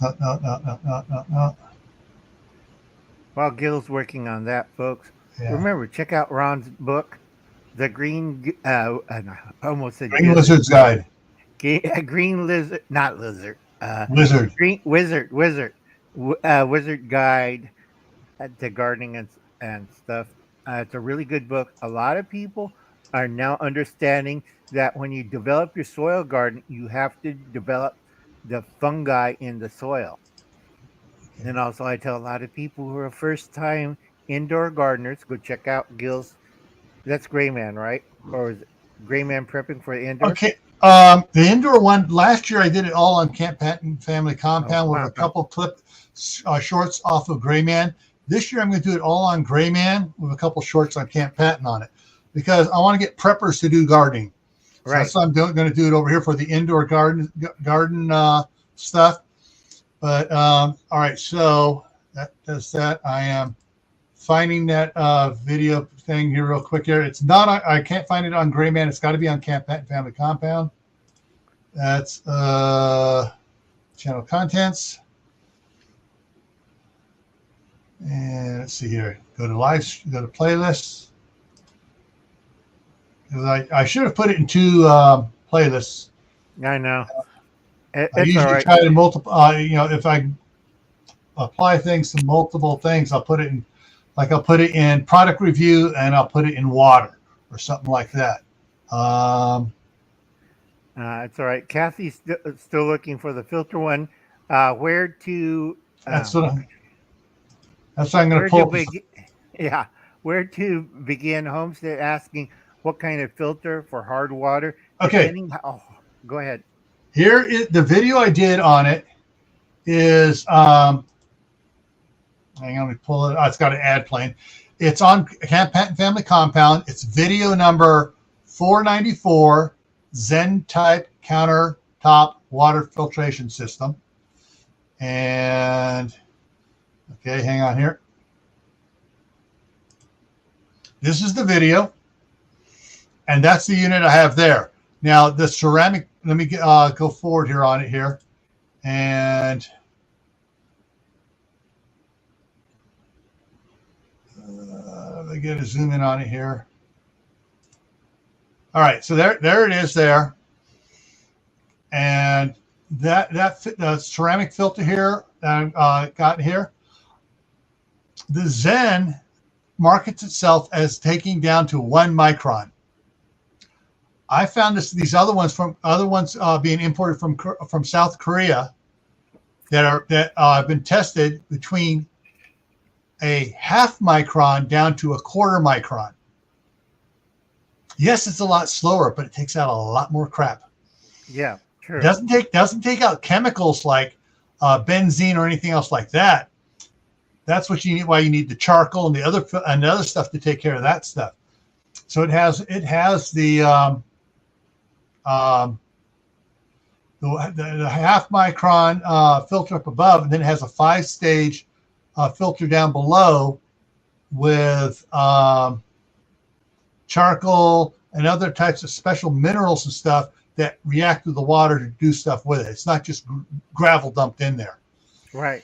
So, but that's the video there, number 494. That's the one on it. But as good as this is, the zero water is going to be better. I know it because I've already seen several different reports on it, and every one of them says the zero water is better. So zero water is your way to go on a water filter system. And right. But the problem is it's so good, it takes out a lot of crap. And if you got crappy water, you're going to have to change the filter more often. True. Especially if you have hard water. But see, right now we've installed a water softener, so we're taking care of our hard water problem before it gets to the kitchen sink where I fill the water filter from. So right. that should help there as well. But now, folks, Gil uses a water softener. Where I live at, I don't take chances. I have a reverse osmosis filter. That cost me a pretty bunch of money, but I know the water out here, it's like, here's Idaho water, and then you have our water. It's like, yeah. The only thing bad about one of the things bad about reverse osmosis has to do with the basic nature of water. Pure H2O is unstable. It is. It likes to bond with stuff. That's why you get minerals in it, because it likes to bond to the minerals. And what happens is, as it bonds to minerals, it becomes balanced. And it's not, basically it's like electrically unstable. It's like static electricity trying to cling to everything. Well, when you do reverse osmosis, guess what you create? Unstable water. And when you drink it, the problem is it wants to bond to minerals and other stuff. It'll pull the blood from your iron, the iron from your blood. It'll pull the calcium and magnesium and other things from your blood as well, and therefore and from your bones. So okay, folks. Now, reverse osmosis may be good for a starting point, but you need to be able to put a certain amount of minerals and salts and stuff back into it to bring it to a proper balance. Right. pH That's balance. why there's a cartridge in there in my reverse osmosis. The machine will shut down. It won't pump out the unstable water unless I have that filter, which is a mineral filter that replaces all the minerals that it takes out at a certain balance. I have about 3 different types of it, but I have to do it because it won't work if I don't put in that mineral supplement filter. Janice, the test the guys were doing on the zero water filter, it was removing the chlorine, chloramine, and other stuff from tap water. Right. If you're talking an emergency situation where you're getting water from the gutter or from streams and stuff, it's always a good idea to boil it to kill any other bacterial and stuff things from it, and then the filter will take care of everything else. So emergency situations and you're getting water from froze.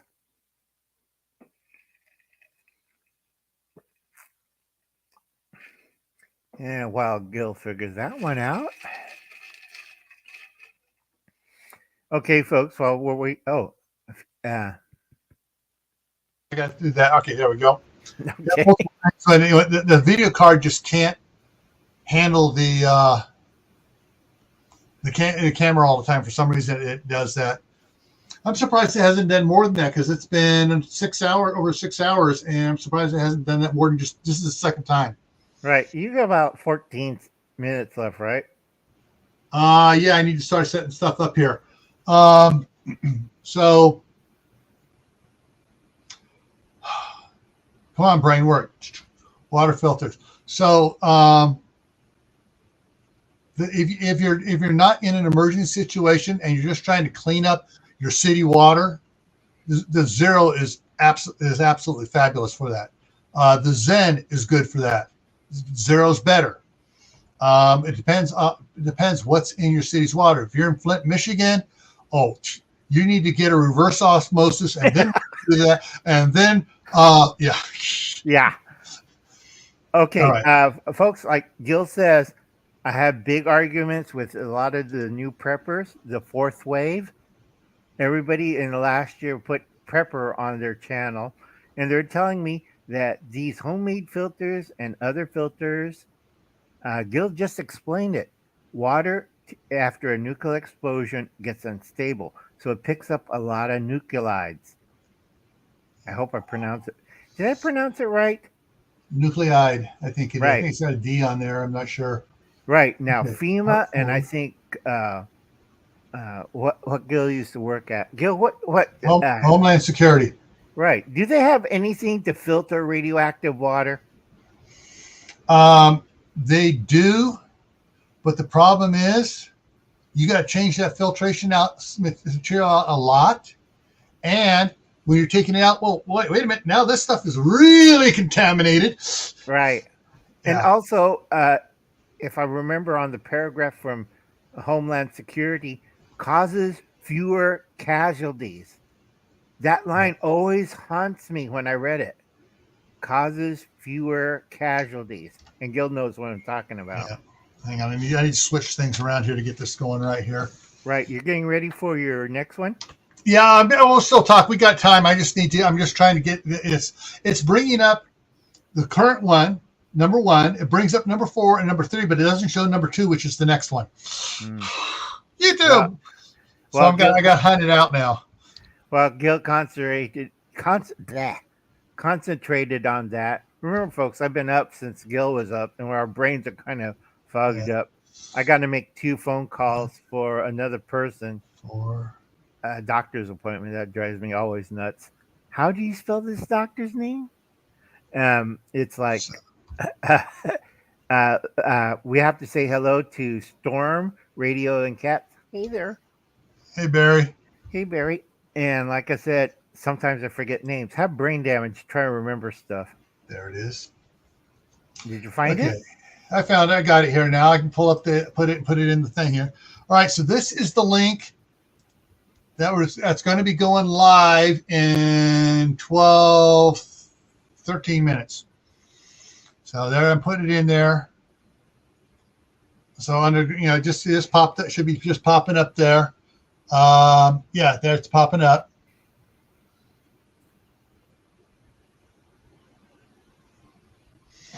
And,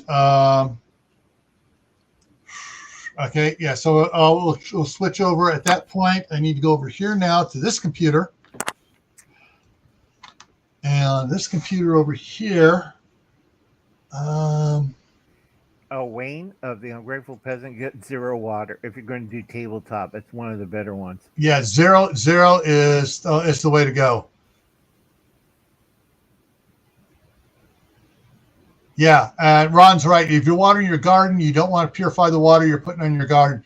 That's why on the house here, the outside hose bibs are not running through the water softener. Also, folks, Gil has no problem because he gets it from, you get a well, right? The city has 2 wells, local wells. One is 200 and something feet deep. The other one's 480 feet deep. Right, but that's well water. You see, where I'm at, I have to be careful because chlorine, or I forget the other substitute for chlorine, chlormidified or chlorine. What's that word? For chlorine water, all right. There's chlorine and chloramine are the 2 things to add to it. Chlorine will naturally come out. Chloramine doesn't want to leave the water, and you got to treat it to get rid of it. Right, and also it kills plants.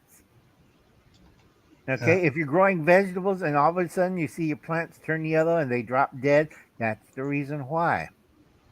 All right, let me go ahead and put this over here. Okay, and I'm ready there.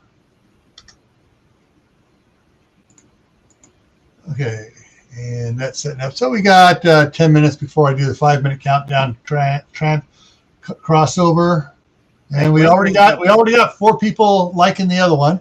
Good. And make sure you watch some of the videos, folks. It helps. All right, and let's see here. Wayne brings up a good subject: cooking. Yeah, that's one of my things I like to do.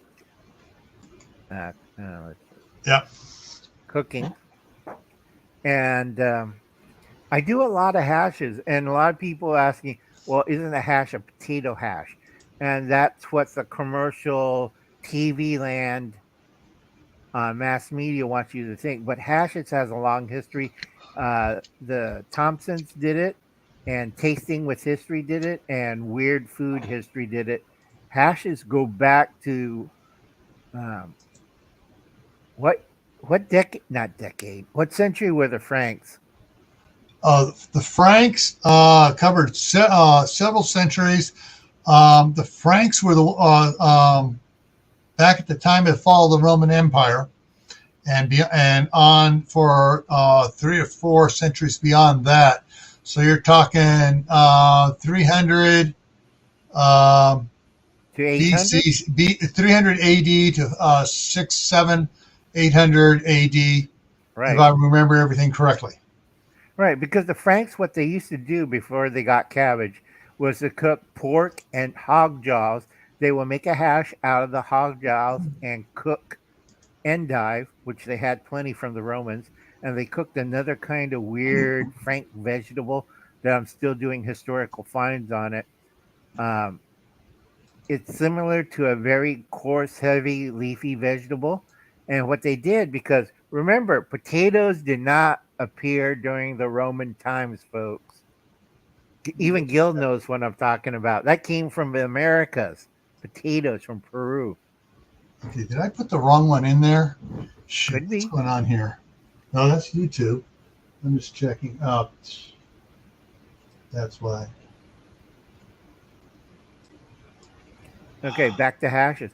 A lot Yeah, of places used to do like cabbages and beet hashes. That was called red flannel. You chop it up and you add any kind of meat. Could be chicken, pork. The coloration from the beets and the cabbage made it turned red, and a lot of people would add vinegar to it. It was a dinner hash. A breakfast hash could be anything from cabbage, potatoes. It could be turnips and cabbage, and there's a whole list of different root crops. I was reading one about wasn't very popular during the 1880s and 1870s, right after the Civil War. Everybody ate it and they didn't like it. yeah, Was carrot, onion, and whatever meat you could find hash. yeah. Alrighty, so I got that there, got that there. Jill, what's your favorite hash? Browns, What? hash browns. No, I mean as a dish with a meat product in it. Corned beef, roast beef, chicken hash. No, a lot of people don't eat chicken hash anymore. I generally don't eat hashes like that mixed with the meat. I have the vegetables and stuff that, on the side, and I'll have the other stuff done that way. Yeah, a traditional American meal. After the 50s, a lot of people did that. But before World War II, a lot of people ate a lot of hash. Yeah, And the and they worst one, ate a lot of cabbage. yeah, and turnips, and Yeah, carrots, and beets. yeah. All right, Wayne's firing out good information there. So it's 300 to 700 A.D. Prior to that, they were the There were the Gauls, and the going up in the north in Germany, the Celts.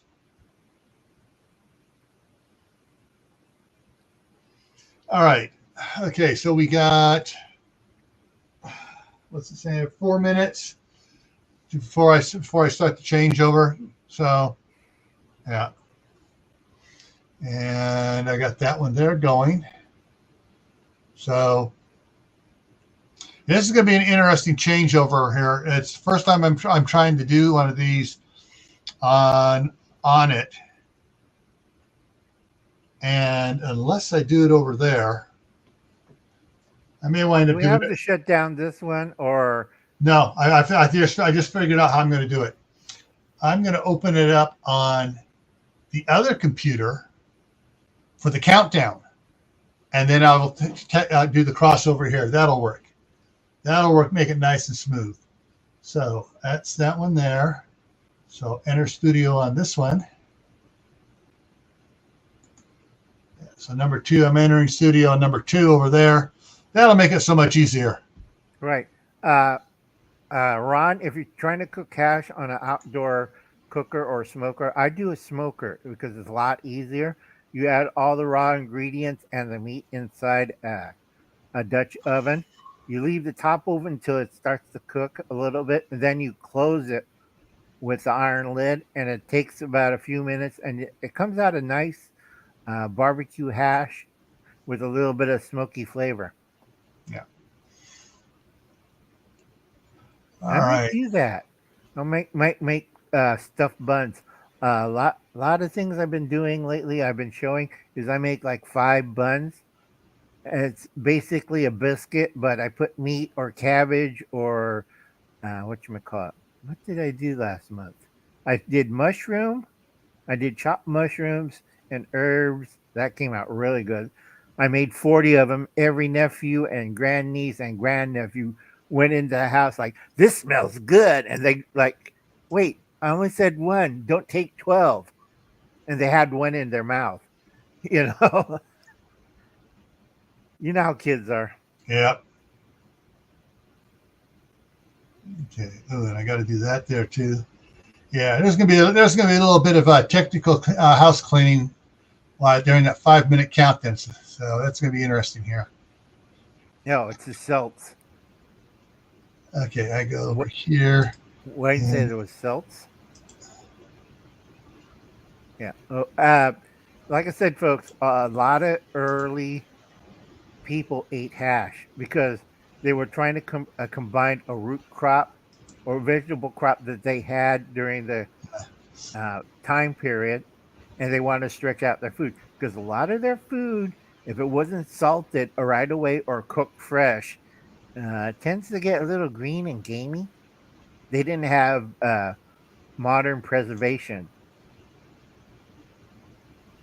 Okay, so in about 4 hours from now, Ron's going to do a giveaway, and he's going to come on up here and do a giveaway. So hopefully, right now we got 14 in here. Hopefully, we'll have more people here by then, and we'll be able to do that. And where we're at here, we're at 43 seconds. Okay, so let me go over here. I am going to. Okay, and 3, 2, 2.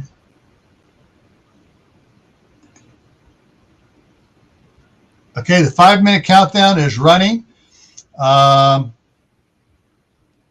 There's the link again, and so we'll be back up. We'll be back up in 5 minutes on the new link, and we'll see you there. All right, and so I'm going to end this one here now, and we'll see you guys over there.